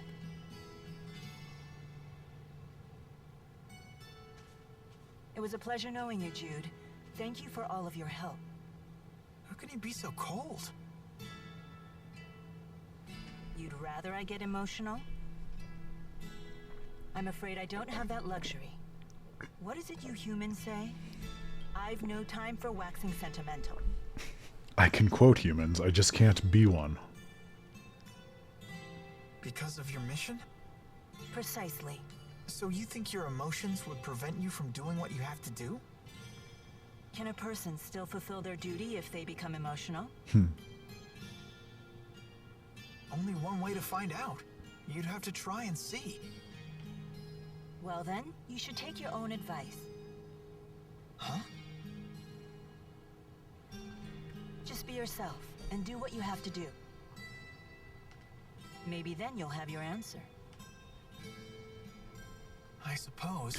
So notice too, in terms of Xillia as a precursor, we are now starting to broach the theme of what is the value and what are the implications of emotion.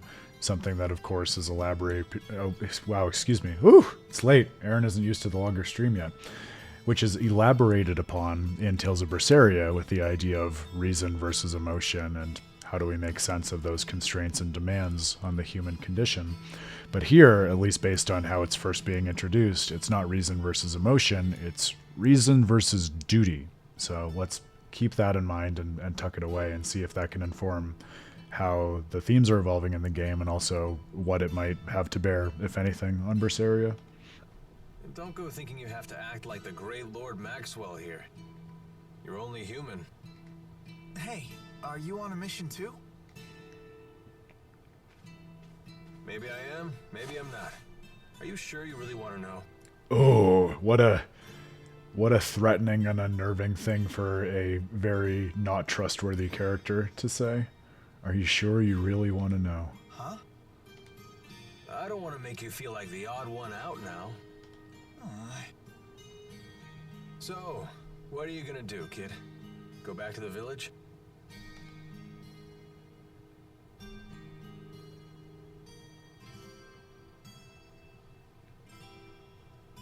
No. All right, let's go.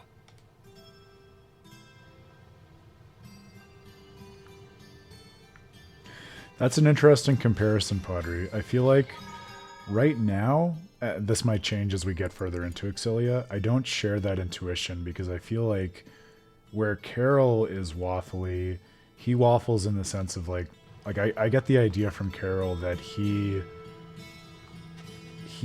acutely realizes that there's something that he's missing, that he's trying to find when he's joining these guilds, but then running away from them, and never quite happy, but really distressed that he can't fit in anywhere.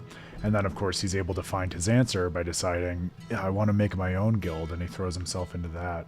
Whereas here, like, it seems like Jude kind of hasn't made a choice in one direction or another yet, so maybe still waffly, but waffly in the sense of like he's kind of sitting still, whereas Karol is flitting hither and thither, you know? Maybe that's a distinction without a difference. I don't know, but it feels significant to me.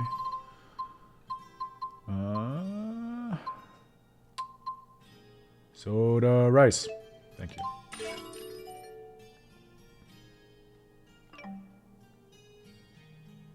Oh man, that's quite a pantheon of characters to draw on your brother, Grail.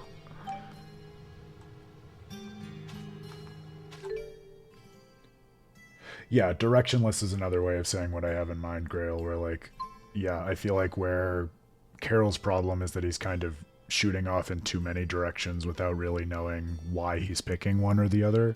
Jude is kind of standing still without direction, so far, at least, from what we've seen together. I decided to go for the AC. Perfect.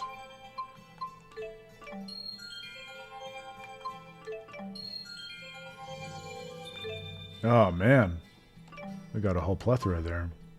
That's another thing that's just, it's small, but it's very charming and satisfying to me about this kind of sphere grid system as it's laid out in the Lilium Orb. Sometimes you lose track of which nodes that you've hit, and so sometimes, like just happened, you'll go to light up a node in order to get a specific skill, like increasing AC, and it happens to complete like 2 other quadrilaterals as well, and so it's just like icing on the cake,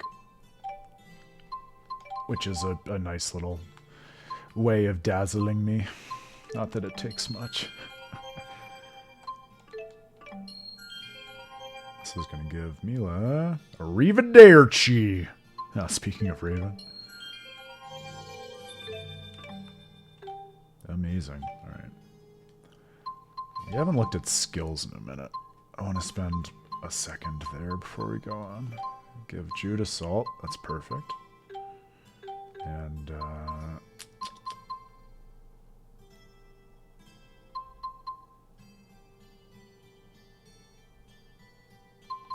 let's give Milla the shifting ones.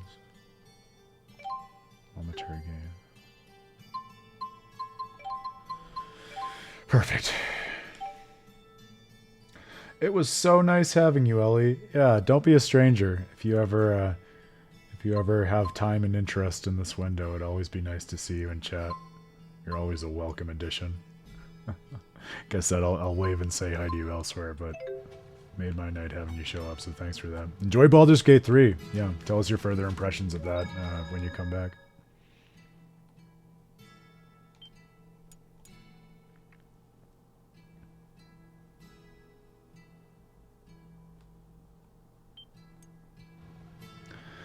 I find myself thinking about that too, Grail. Isn't it so funny? It's like Abyss just flipped a switch and suddenly that was part of the fundamental design language of the battle and character development system. Like, there are going to be skills and that's just part of how things work, excuse me, words. Which in principle I don't mind, but you look to the earlier games and you think about something like the EX gems in Tales of Symphonia, or I even think of the like the Swordian's abilities in Tales of Destiny, and those bear some similarities with skills, and I think they benefit from being kind of more specifically designed in the language of the worlds and games that they're native to. So they're not skills, right? They're gems that are kind of like X-spheres. They're abilities that are developed in the Swordians as the Swordians awaken, because that's part of their like source code and the people they were based on and things like that, right? Whereas, like, yeah, you do get a lot of variation in how the skills are represented and accessed in the later games, so I don't want to take away from that. But it does feel like just the fact that they're all structured around this idea of skills leaves them a little more homogeneous across the series post-Abyss than you got beforehand.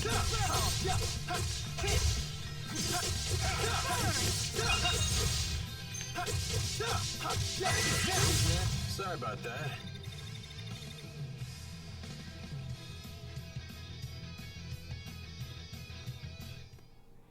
Oh, weak against fire. Alright, that's good to know. Thank you, Ben. Yeah, that would definitely be a different pace to exposing you to a Tales game. Can we really climb this? Better stop thinking and start climbing.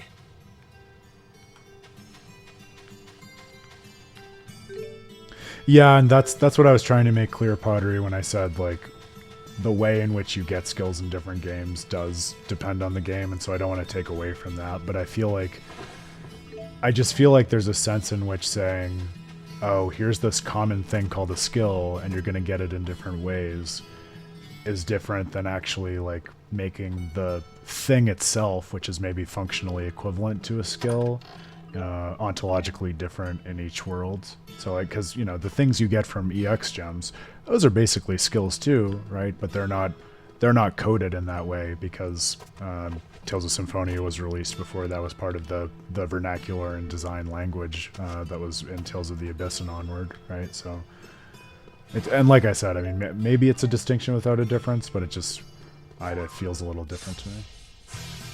You guys should have stayed home. You absolutely can say the same thing about arts and titles. Yeah, and I think that's part of the point that I was trying to make. Like, by making skills part of that foundational system, like, they became sort of treated in the same way as arts and titles, right? Which maybe there's nothing wrong with that, right? But I think one of the things that put it this way, one of the things I noticed when I went back and played the earlier titles for the first time, especially stuff like Destiny and Eternia, is that they feel much further away in design from the rest of the games than even, like, Tales of Xillia feels from Tales of the Abyss. And I think, for me, part of what explains that sense of distance and difference in design is the fact that there were fewer unifying things like arts and skills and titles. Even the arts weren't called arts if you go back to Tales of Fantasia, right? Which is, you know, that's not quite a perfect comparison, but so and again, like, when a series is this long running, maybe it's just the case that you do need to make things a little more uniform in order to have a consistent basis in which to tell stories. So it might be an inevitability, or it might even be a positive thing that we end up being happy with, but I feel like I would be shocked if a new game came out that felt as standalone in its design language to me as something like Tales of Eternia did. And I think part of the reason is because a lot of these things have just been homogenized in how they're discussed and represented in the design. The likes of you will not stop me. And no, I would not agree with that, Grail. I do not think that Symphonia and Eternia are the same game. In any sense. Like, I mean, maybe in terms of the very, like, broad strokes of one part of the plot, but no, those are not pretty much the same game.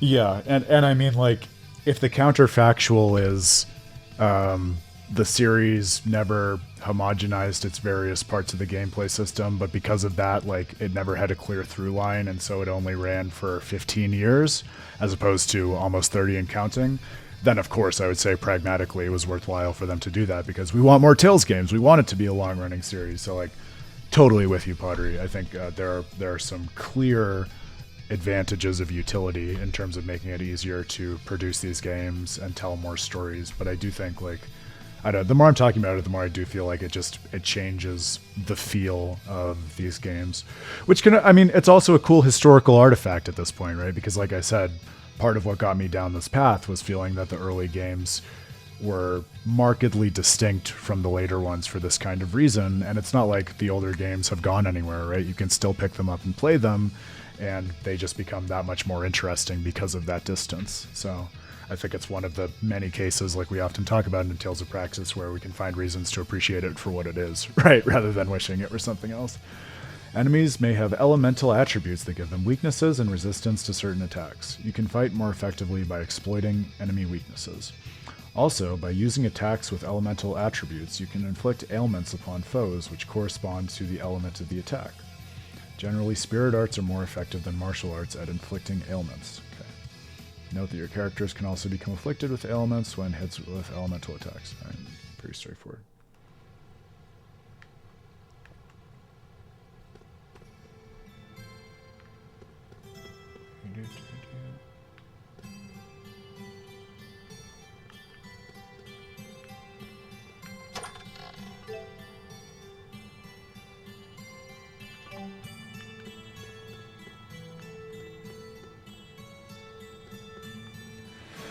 Yeah, that's a good point, Grail. And I don't think, for the reasons that I've said, I don't think Berseria feels as distant to me from the rest of the games of that era as something like Eternia does.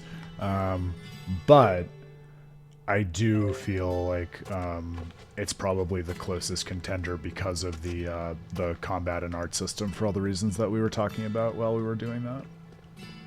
Went the wrong way here. So if we're just looking at the battle system, Grail, I would say, like, I get what you're saying in terms of the flow of attack, and that's fair, but I think things like the way in which some of the highest level like mystics are unlocked, and I know there's the strike and technical branches of arts in Symphonia, but the way in which you like invest in different like branches of battle ability by using them in Eternia feels different to me. And then just like to save the most obvious thing for last, the whole system of like the use of Kramel's infringing to access arts, that just it all sums together to make the battle system feel markedly different for me. To say nothing of the fact, all right, those are just the like the conceptual things that you use within the battle, but then also, like we were talking about back when I was playing Eternia, I think Eternia stands apart in terms of the feel of its battle system, where it feels very fast-paced, arcade, points-based. Just the flow of it is a much different pace than a Tales of Symphonia fight, which has so much more in common with Tales of the Abyss, Tales of Vesperia, everything that came after it. So I understand, like, I mean, there's a reason that Symphonia came out of Eternia, and I certainly wouldn't dispute that. I mean, that's a matter of historical record. But I think even in terms of just, like, the feel and experience and, like, character development that goes along with its combat, feels very different to me.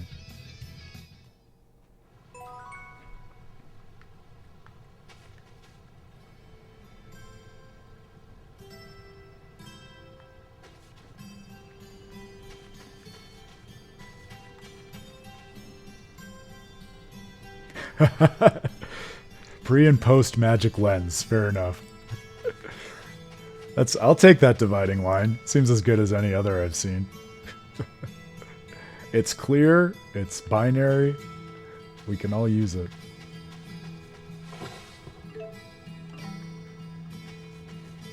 Yeah, it does. I mean, and that's a good touchstone principle to remind people of, because we oftentimes come back to it, pottery, right? And I think it's one that is common ground for a lot of the Praxis gamers. Like, there's no right answer or set of necessary and sufficient conditions for when it makes sense to change a system or innovate a new mechanic or something like that. It is always a contextual question of what are you trying to say and what are you trying to holistically represent in this game, and is it something that will logically supplement or make possible that overall goal and package, right? It's a matter of what it contributes to the object in which it is embedded.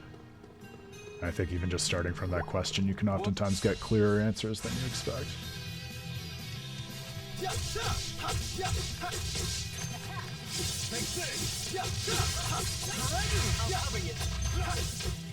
Magic lens.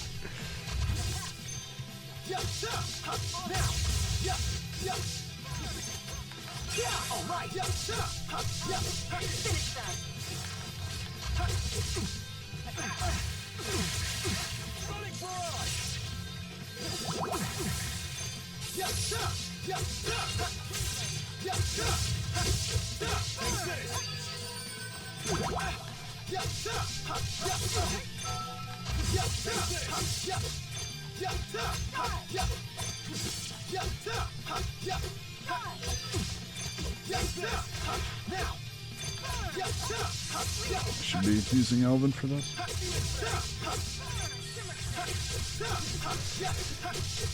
Yeah, that strikes me as a slightly different question, Grail, what you're saying about sort of gameplay systems as sequels versus what we were saying about skills that set this off. But that's a very interesting idea, and I think it's one also worth considering, because, like, I don't know how directly we've talked about this in the past, but, like, we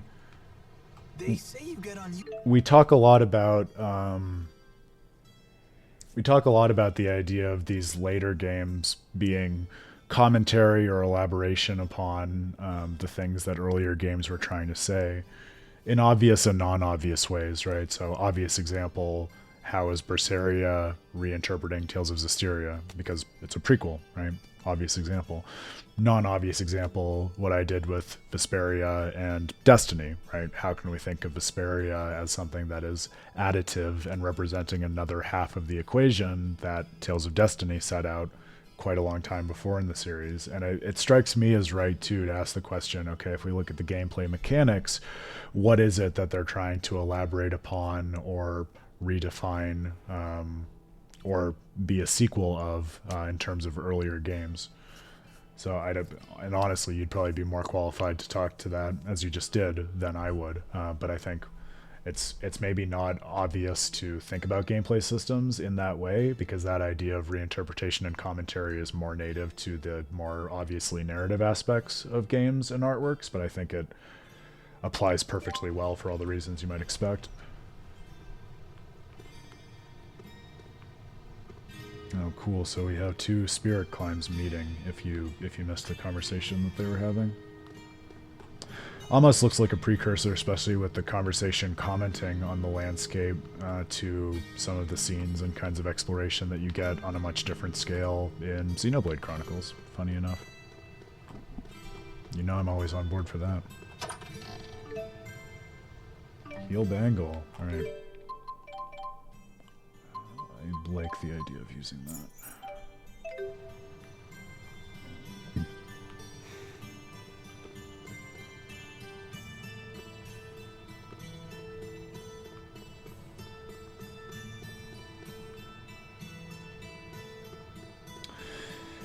Yes, Journeyman. That is why I very intentionally slipped in the qualifier saying more obvious narrative aspects of video games, because I don't think I mentioned it on this stream, but one of the things that we oftentimes talk about on With a Terrible Fate more broadly and Tales of Praxis is that I personally and philosophically believe that every aspect of a video game constitutes part of its story. So for me, story and narrative is not just a matter of plot and characters. It's a matter of the world and the mechanics through which you engage the world and the player's experience of her particular playthrough with the world.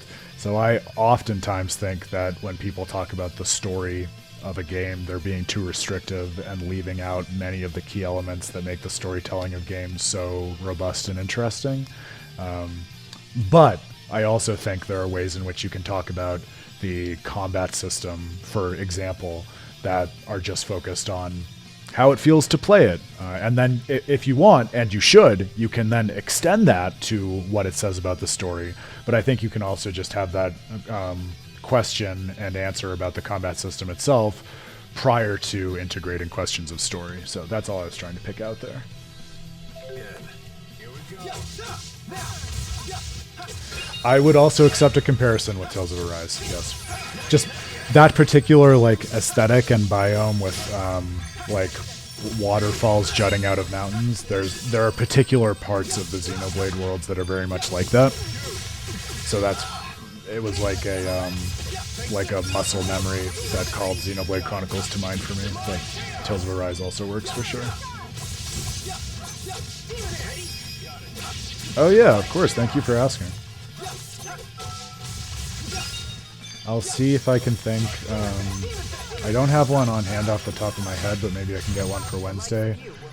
That idea of how can we make narrative sense out of gameplay is something that motivates and shows up in a lot of our work. I don't know if there's something we've done, like an article or a podcast that focuses squarely on that topic that I could share with you, but I'll see what I can dig up. All right, not bad.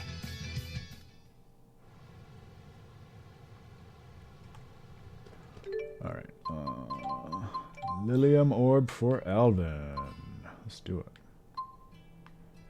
What else you got for us? Restore TP. I like that. That might be the winner. Max TP. Charge plus.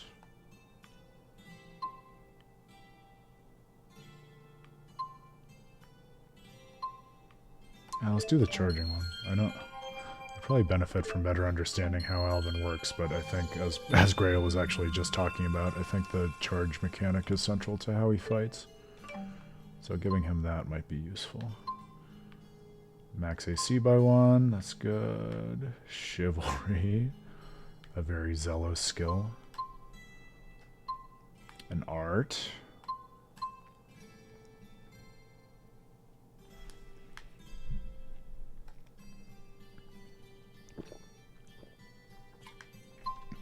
I'll just work on Terra Rupture first to avoid the choice. Procrastination is the name of my strategy.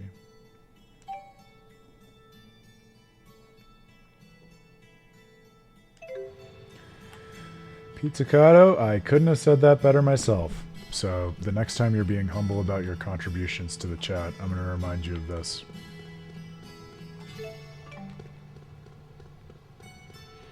I think a great comparison is if you think about something like, say, well, I'll give you two examples. So first, let's go to film. Think about something like cinematography, the way in which a film is shot, how its shots are composed, you know, the various techniques and design that goes into that. You can certainly cogently discuss and critique just the technical aspects of that. You can also then go on to talk about how cinematography gives the viewer of a film a certain experience or represents its narrative in a certain way that creates different layers of meaning. That's example one. So example two, think about the written word, right? You can think about the technical way in which sentences are put together and things like word choice, and just talk about like how the vocabulary contributes to what it feels like to read the story. But then you can also ask, like, wow, how does that word choice change, you know, what we're thinking about the narrator in the story and how the narrator is talking, or the author for that matter? How does it change the epistemic contours of our access to it as a reader, right? So I think I see it as a distinction in layer between the technical elements of the medium that make story possible, and then how those technical elements actually come to constitute the story, right? You can talk about the technique in itself, but for me, thinking about like the narrative value of these works, that's always a prelude to then asking, okay, given that technical system, how does that allow us to make sense of the story in a different way? You know me, always optimistic and kind, according to the very unbiased Praxis gamers on this chat. If If I ever need a shot in the arm of confidence, I just have to sit down and game. That's what I'm saying. You want me to take a week off from streaming to clear my backlog, Karol? Come on, why would I ever step away from this for a week? This is my gaming analytic sanctuary.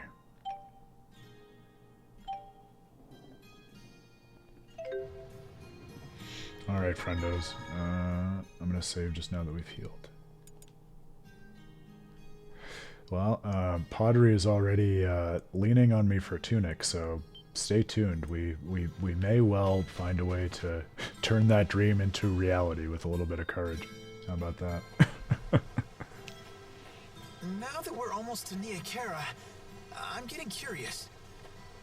Is it a nice place? No! Yes, I'm very fond of it. It has a certain kind of serenity. When I meditate there, it feels like my power is concentrated. Wow. Let's take 5. All those rocks were murder on my feet. We can rest once we reach the village. Oh, come on, relax. Nia Khera isn't going anywhere. Right? Rest a while. Oh, sure. Hey, I won't argue with that. What's the worst thing that could possibly happen? Thanks, Alvin. You're a pretty considerate guy, aren't you? Well, I do have to admit you had me worried, kid. Trying to act all tough like that. Oh, yeah, is it really that obvious? Anyway, I really am fine. And I found that I'm pretty good at pushing all the complicated stuff out of my brain. Is that right?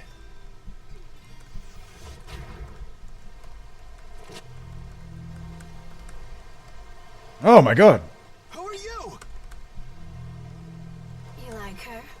Is she the one who caught your eye? All right, let her go. I could care less what you're here for. But she's my employer right now. Then stay back. Unless you want me to kill your golden goose. Okay, so Grail wants us to notice body language. Notice eyes. And look, so I called this out back at the beginning of the game, but also notice, because this is a good kind of scene to unpack, notice how, speaking of cinematography,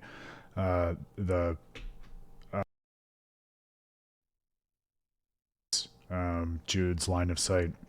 And I'll also say, just as we get to this idea of the focusing of his attention, keep in mind what I put our attention to earlier this stream, in terms of that idea that I think it was Milla called out about Jude being this kind of curious mind. Is there a way for us to think about this pattern of attention that he seems to maybe uniquely be having as a representation of that kind of curiosity?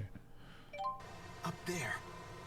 That rock to the right. Can you hit it? Yeah, clock the tail movements. Take a look. It could be the key to saving Milla. She's saying something in Morse code with her tail. Yeah. Oh, you're just gonna watch her die then? With friends like that.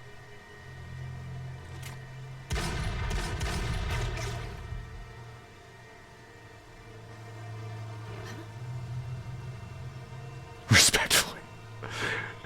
That qualifier is key. Huh, it wasn't a rock at all.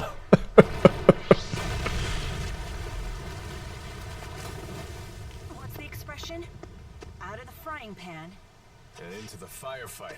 Come on, let's clean up. That's not the expression. It's charging! Oh man, it's a great scene.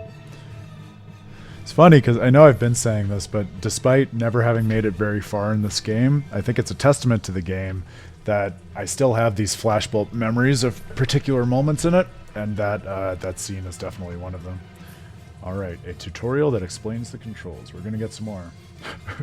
That's no rock. How many Star Wars references can we shoe into a Monday stream? Armor won't save you. Everything is everything else. Let's do it. Time to lay down the law. Yeah, if you know what I mean. Why was it so memorable? Because of what I drew your attention to, the eye movements of Jude and the way it shows that. I think that's a really interesting way of introducing us to him. Press R2 after using Demon Fist to unleash Final Gale, and then use Soaring Vortex. Okay.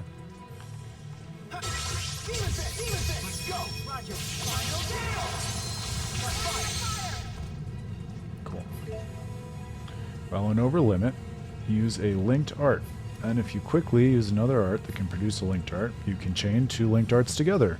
I love it when they teach me something I've been doing with no understanding for the last, like, 10 to 50 fights.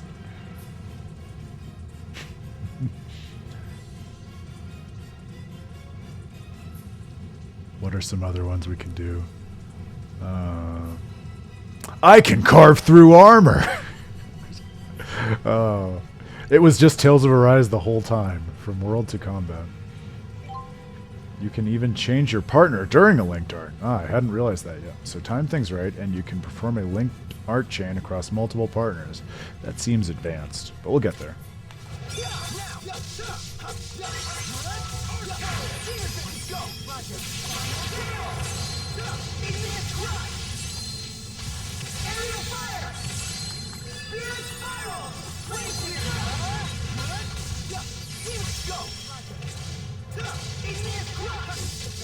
Oh no, I missed Grail doing it. Ah, I got the booby prize.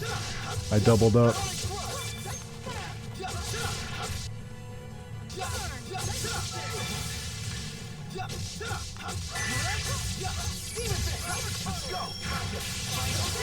Alright, I got another one. I haven't seen this one yet. Hey there, Greater Demon. Are you in a bind?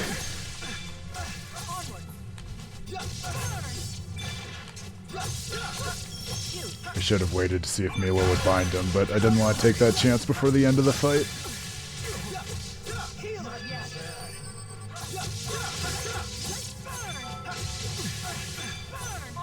Yeah, just use the D-pad at the same time. That makes sense. Alright. No, I know it's not that complicated. It's just added muscle memory for Aaron, that's all.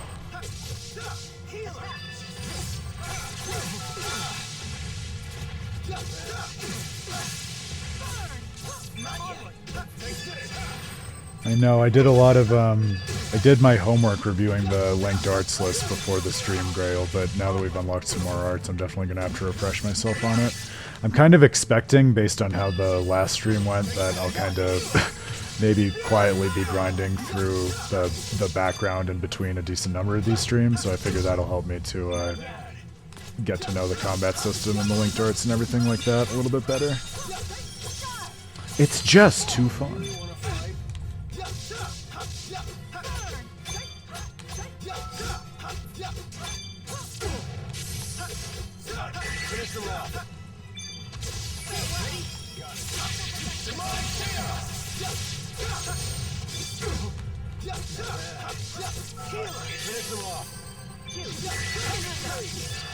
In a bind! There it is.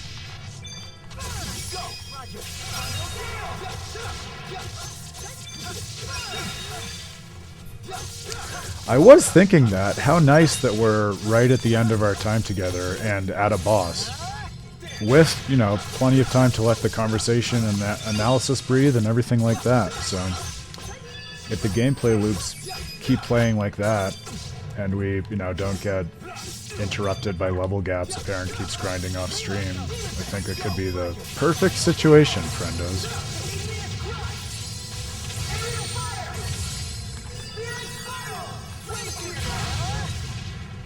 And that's how we do it. Yeah, that arc fire is a lot of fun. We should practice chaining our attacks for the future. For the future! Alright. Love it. So this is experience.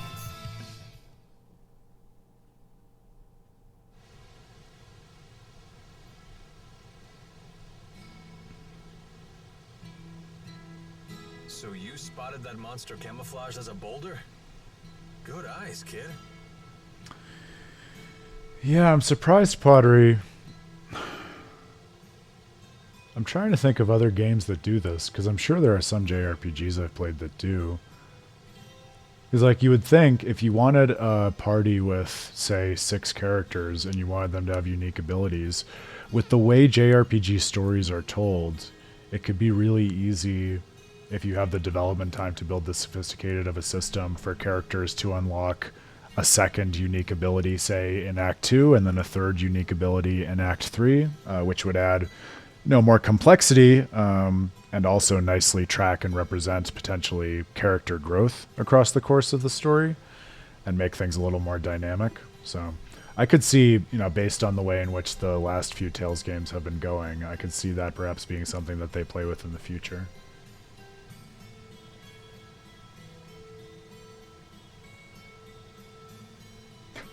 There you go. Put Grail in, coach. He's ready. Did you ever consider what would have happened if the creature charged at you instead of that woman? It wouldn't have mattered either way. Alvin still would have gotten into that woman's blind spot. You thought of all the angles that quickly? What are you, a tactical genius? Yes. Genius is a good word. Not many people can think that fast. Hey, it was nothing. Thank you, Jude. You too, Alvin.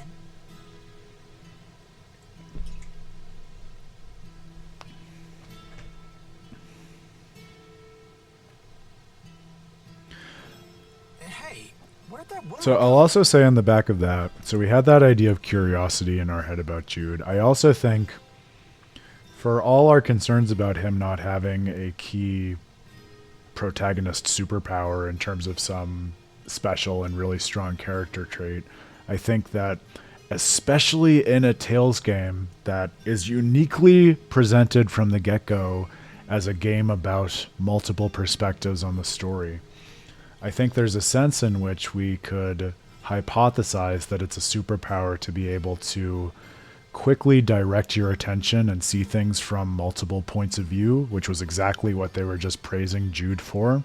So I think it'll be worth our while to also keep in mind just the value and consequences of attention in this game and the different perspectives through which things can be seen.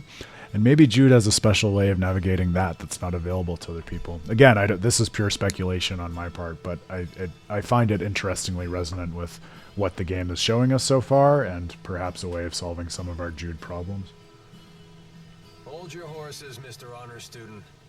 We're not going to get anywhere if we spend all day worrying about the bad guys. Oh, I see what you mean, just in terms of the way we were trolling this for having the same abilities that then arise in Arise. Yeah, I got you. Probably one of those things like a shadow of what we were saying about status effects at the end of Tales of Grace's F, though, right? Where maybe it's one of those things where you think it would be really easy to invent like a million different ones, but then when you think about the different levers you can pull or degrees of freedom in most like standard gameplay feedback loops, there aren't that many things that can change or alter the state of play in a manageable and complementary way. Again, leaving Grail out of it because Grail has a million ideas, but maybe that's like a diagnosis of why that happens a lot in games.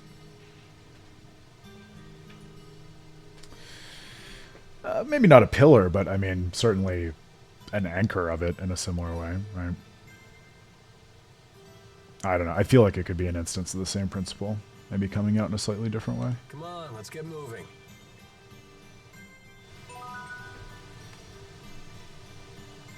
That's quite the spectacle. What do you say? Up for a quick dip? If you're intent on that, I won't try to stop you. But I can see monsters waiting under the water. We got some more titles, which is excellent. Got titles for Jude frequently linking with Alvin and Milla. I love that balance. Well, that was something. I've never seen such a large monster before. Monsters who experience a mutation in their mana lobes can expand to massive sizes. Ooh, interesting. So we just learned that mana lobes, which generate mana, can mutate, and also now we know it's nothing to do with the human brain per se, which is a big further thing for us to learn as the world is unfolding through skits, not through the main events. You read that in a book? Yep. Not much gets a rise out of you, does it? You're no fun at all. You didn't seem particularly surprised yourself. Well, that wasn't anything I haven't seen before. You've traveled around the world and seen all sorts of things, huh? All true, but I've never seen anyone pick a fight with a monster that big before. Well, I'm glad that we were able to show you a new experience. Lucky me. Oh yeah, I see what you mean, Pottery. That's fair. All right, I'll just I'll get us out of this area, and then we can wrap up on a nice conclusive note. Hopefully. I was thinking, because Milla's speech pattern and just her tone of voice has struck me as odd whenever I've heard it throughout my various times trying to play this. Yeah, there's a save point up there. Great, we'll save right outside of Nia Khera. And I think I'm appreciating this time, just as we're seeing her as an avatar of Maxwell. It's almost like it's a great speech pattern if the direction was, can you try to like do someone who is approximating human speech without really understanding humans, which we know to basically be Maxwell's position because he's not human and he's trying to like basically pilot this representation of a person who knows most of what she knows about humanity through reading things in books in a way that's like similar to, but also interestingly different from someone like Estelle, right? Who is very much a person, but also understands most of the world through what she's read in books in Zaphius. So interesting. I'm appreciating the way she speaks more now than I did before.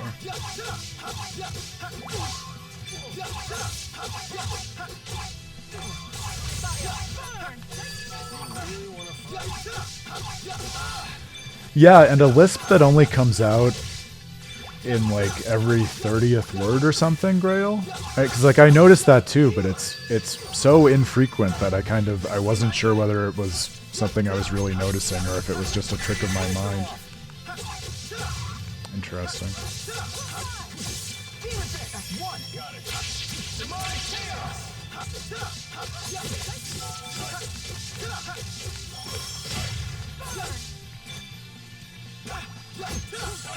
Guards down.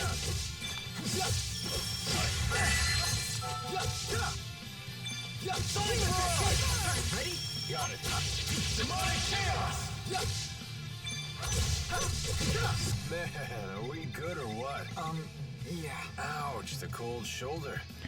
Oh my goodness, 5 a.m. Well, Journeyman, let me thank you for staying for that long. I am impressed and honored, all the more so for that reason. But yes, get the rest you need. It was such a pleasure that you joined, and thank you again for being our 100th follower. That's really special to me, and it's all the more special now that we've gotten to chat a bit and get to know you. So I hope we've got you locked in for the rest of the Xillia study now, because you definitely added more than your fair share to the conversation. In a good way. As I said that, I realized it sounded like you were hogging the conversation, which you weren't. I just mean you contributed so many great things, and I'm grateful for that.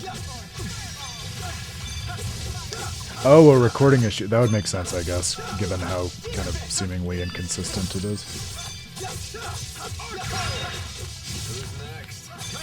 Definitely adds a certain flavor, though, to that further idea of, like, inconsistent attempts at approximating human speech. So it kind of works. Similar to what I still intend to insist about the interesting voice direction or lack thereof in Tales of Eternia when I get around to that. Yes. Great minds, Grail. Saying the same thing. Substats that affect martial arts. Some martial arts are affected by stats other than physical attack and art attack. These are known as substats. Right. I was trying to understand this with the Lilium orbs when I was grinding. Okay, very good. Well, kind and vigorous appreciation of these games and each other is the name of our game, so I'm honored that you're hooked. We're hooked on you, so the feeling's mutual.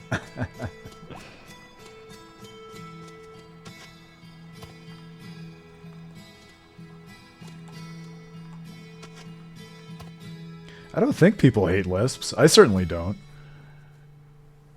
I just think it's interesting because, like, you know, you think of a lisp as an artifact of someone's overall speech pattern, and so for it to be like a you know, something that is inconsistent in someone's speech pattern, to me points to, like, okay, it's not a speech impediment so much as maybe just like the fact that whatever entity is controlling her speech doesn't really know how to generate a consistent speech pattern, which would make sense if we have in mind Maxwell as the spirit who's trying to, like, generate the semblance of a person, but doesn't really know what it's like to be a person. Did seem to know me.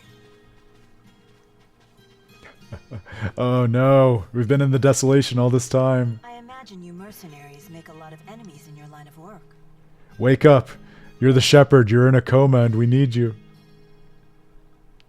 Although, I have to admit, she was really pretty. I love her. I never pegged you for the bad girl type, kid. Or maybe you just like older women. I don't know. Maybe.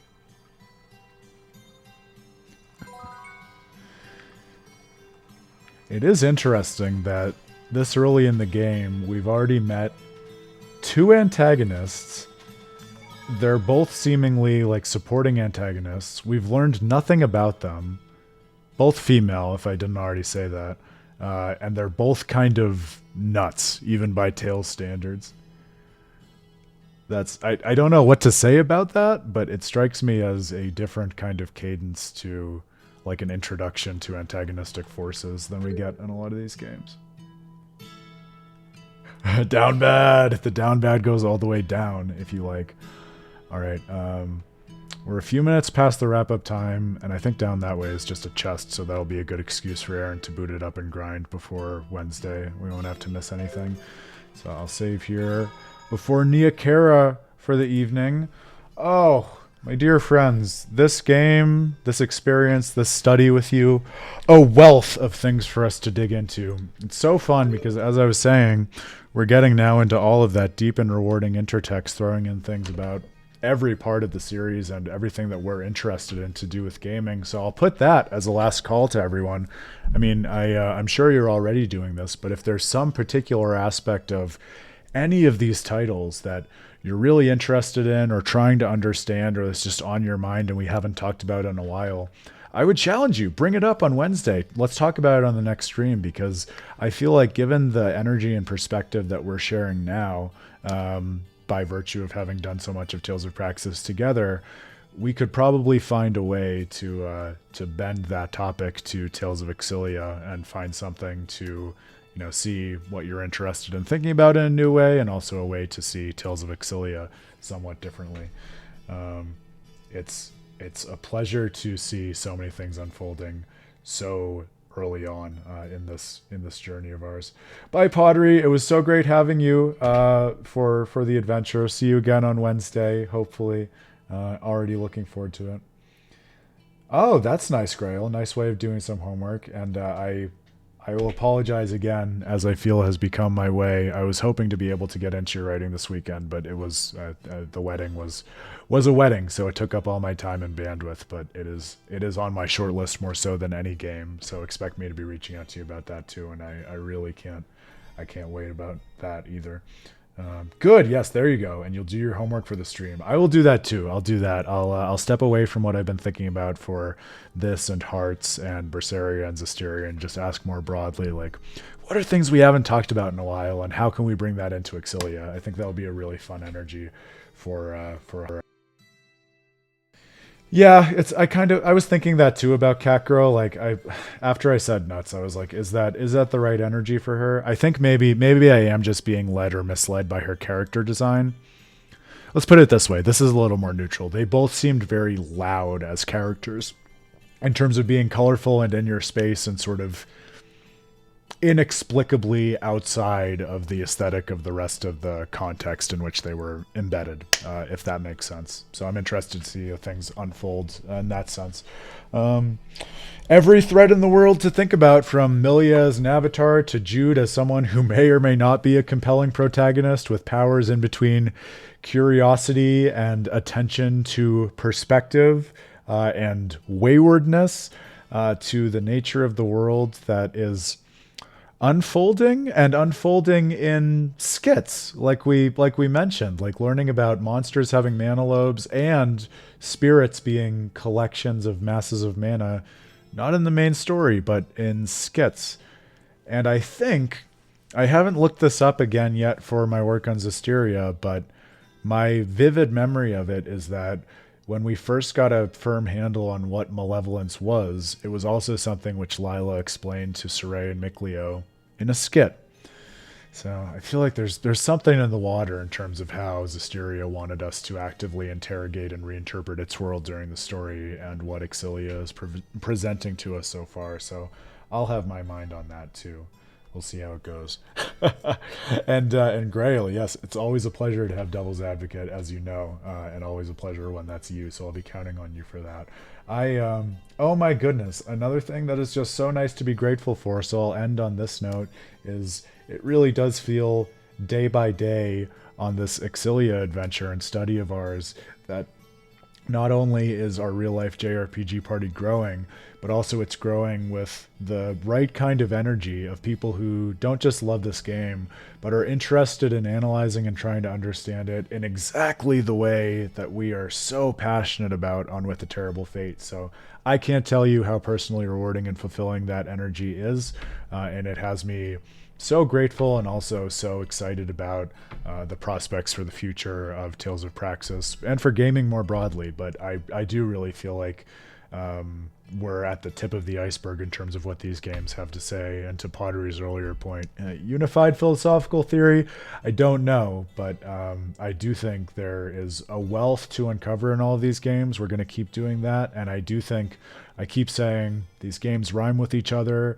They're all concerned with themes that sort of are a constellation when you look at them overall. So I think we're going to hopefully get some insights that will help us to see the overall suite of games in a different way, and that I really do hope and believe will be useful to people in their real lives as well. That's what Tales of Praxis is all about at the end of the day. So with that in mind, there are probably too many people for Aaron to remember all the usernames, so please forgive me if I fail to shout you out, and know that I so appreciate you coming by, and I hope that you come again, because it was so nice to have this on a Monday of all days. But Grail and Pottery, of course, the diehards. Journeyman, so nice. Congratulations again, and thank you for being our 100th follower. That means a lot. Ellie, so nice seeing a blast from my personal past. I'll say hi to you and hope to see you again on one stream or another. TZ, thank you for dropping in.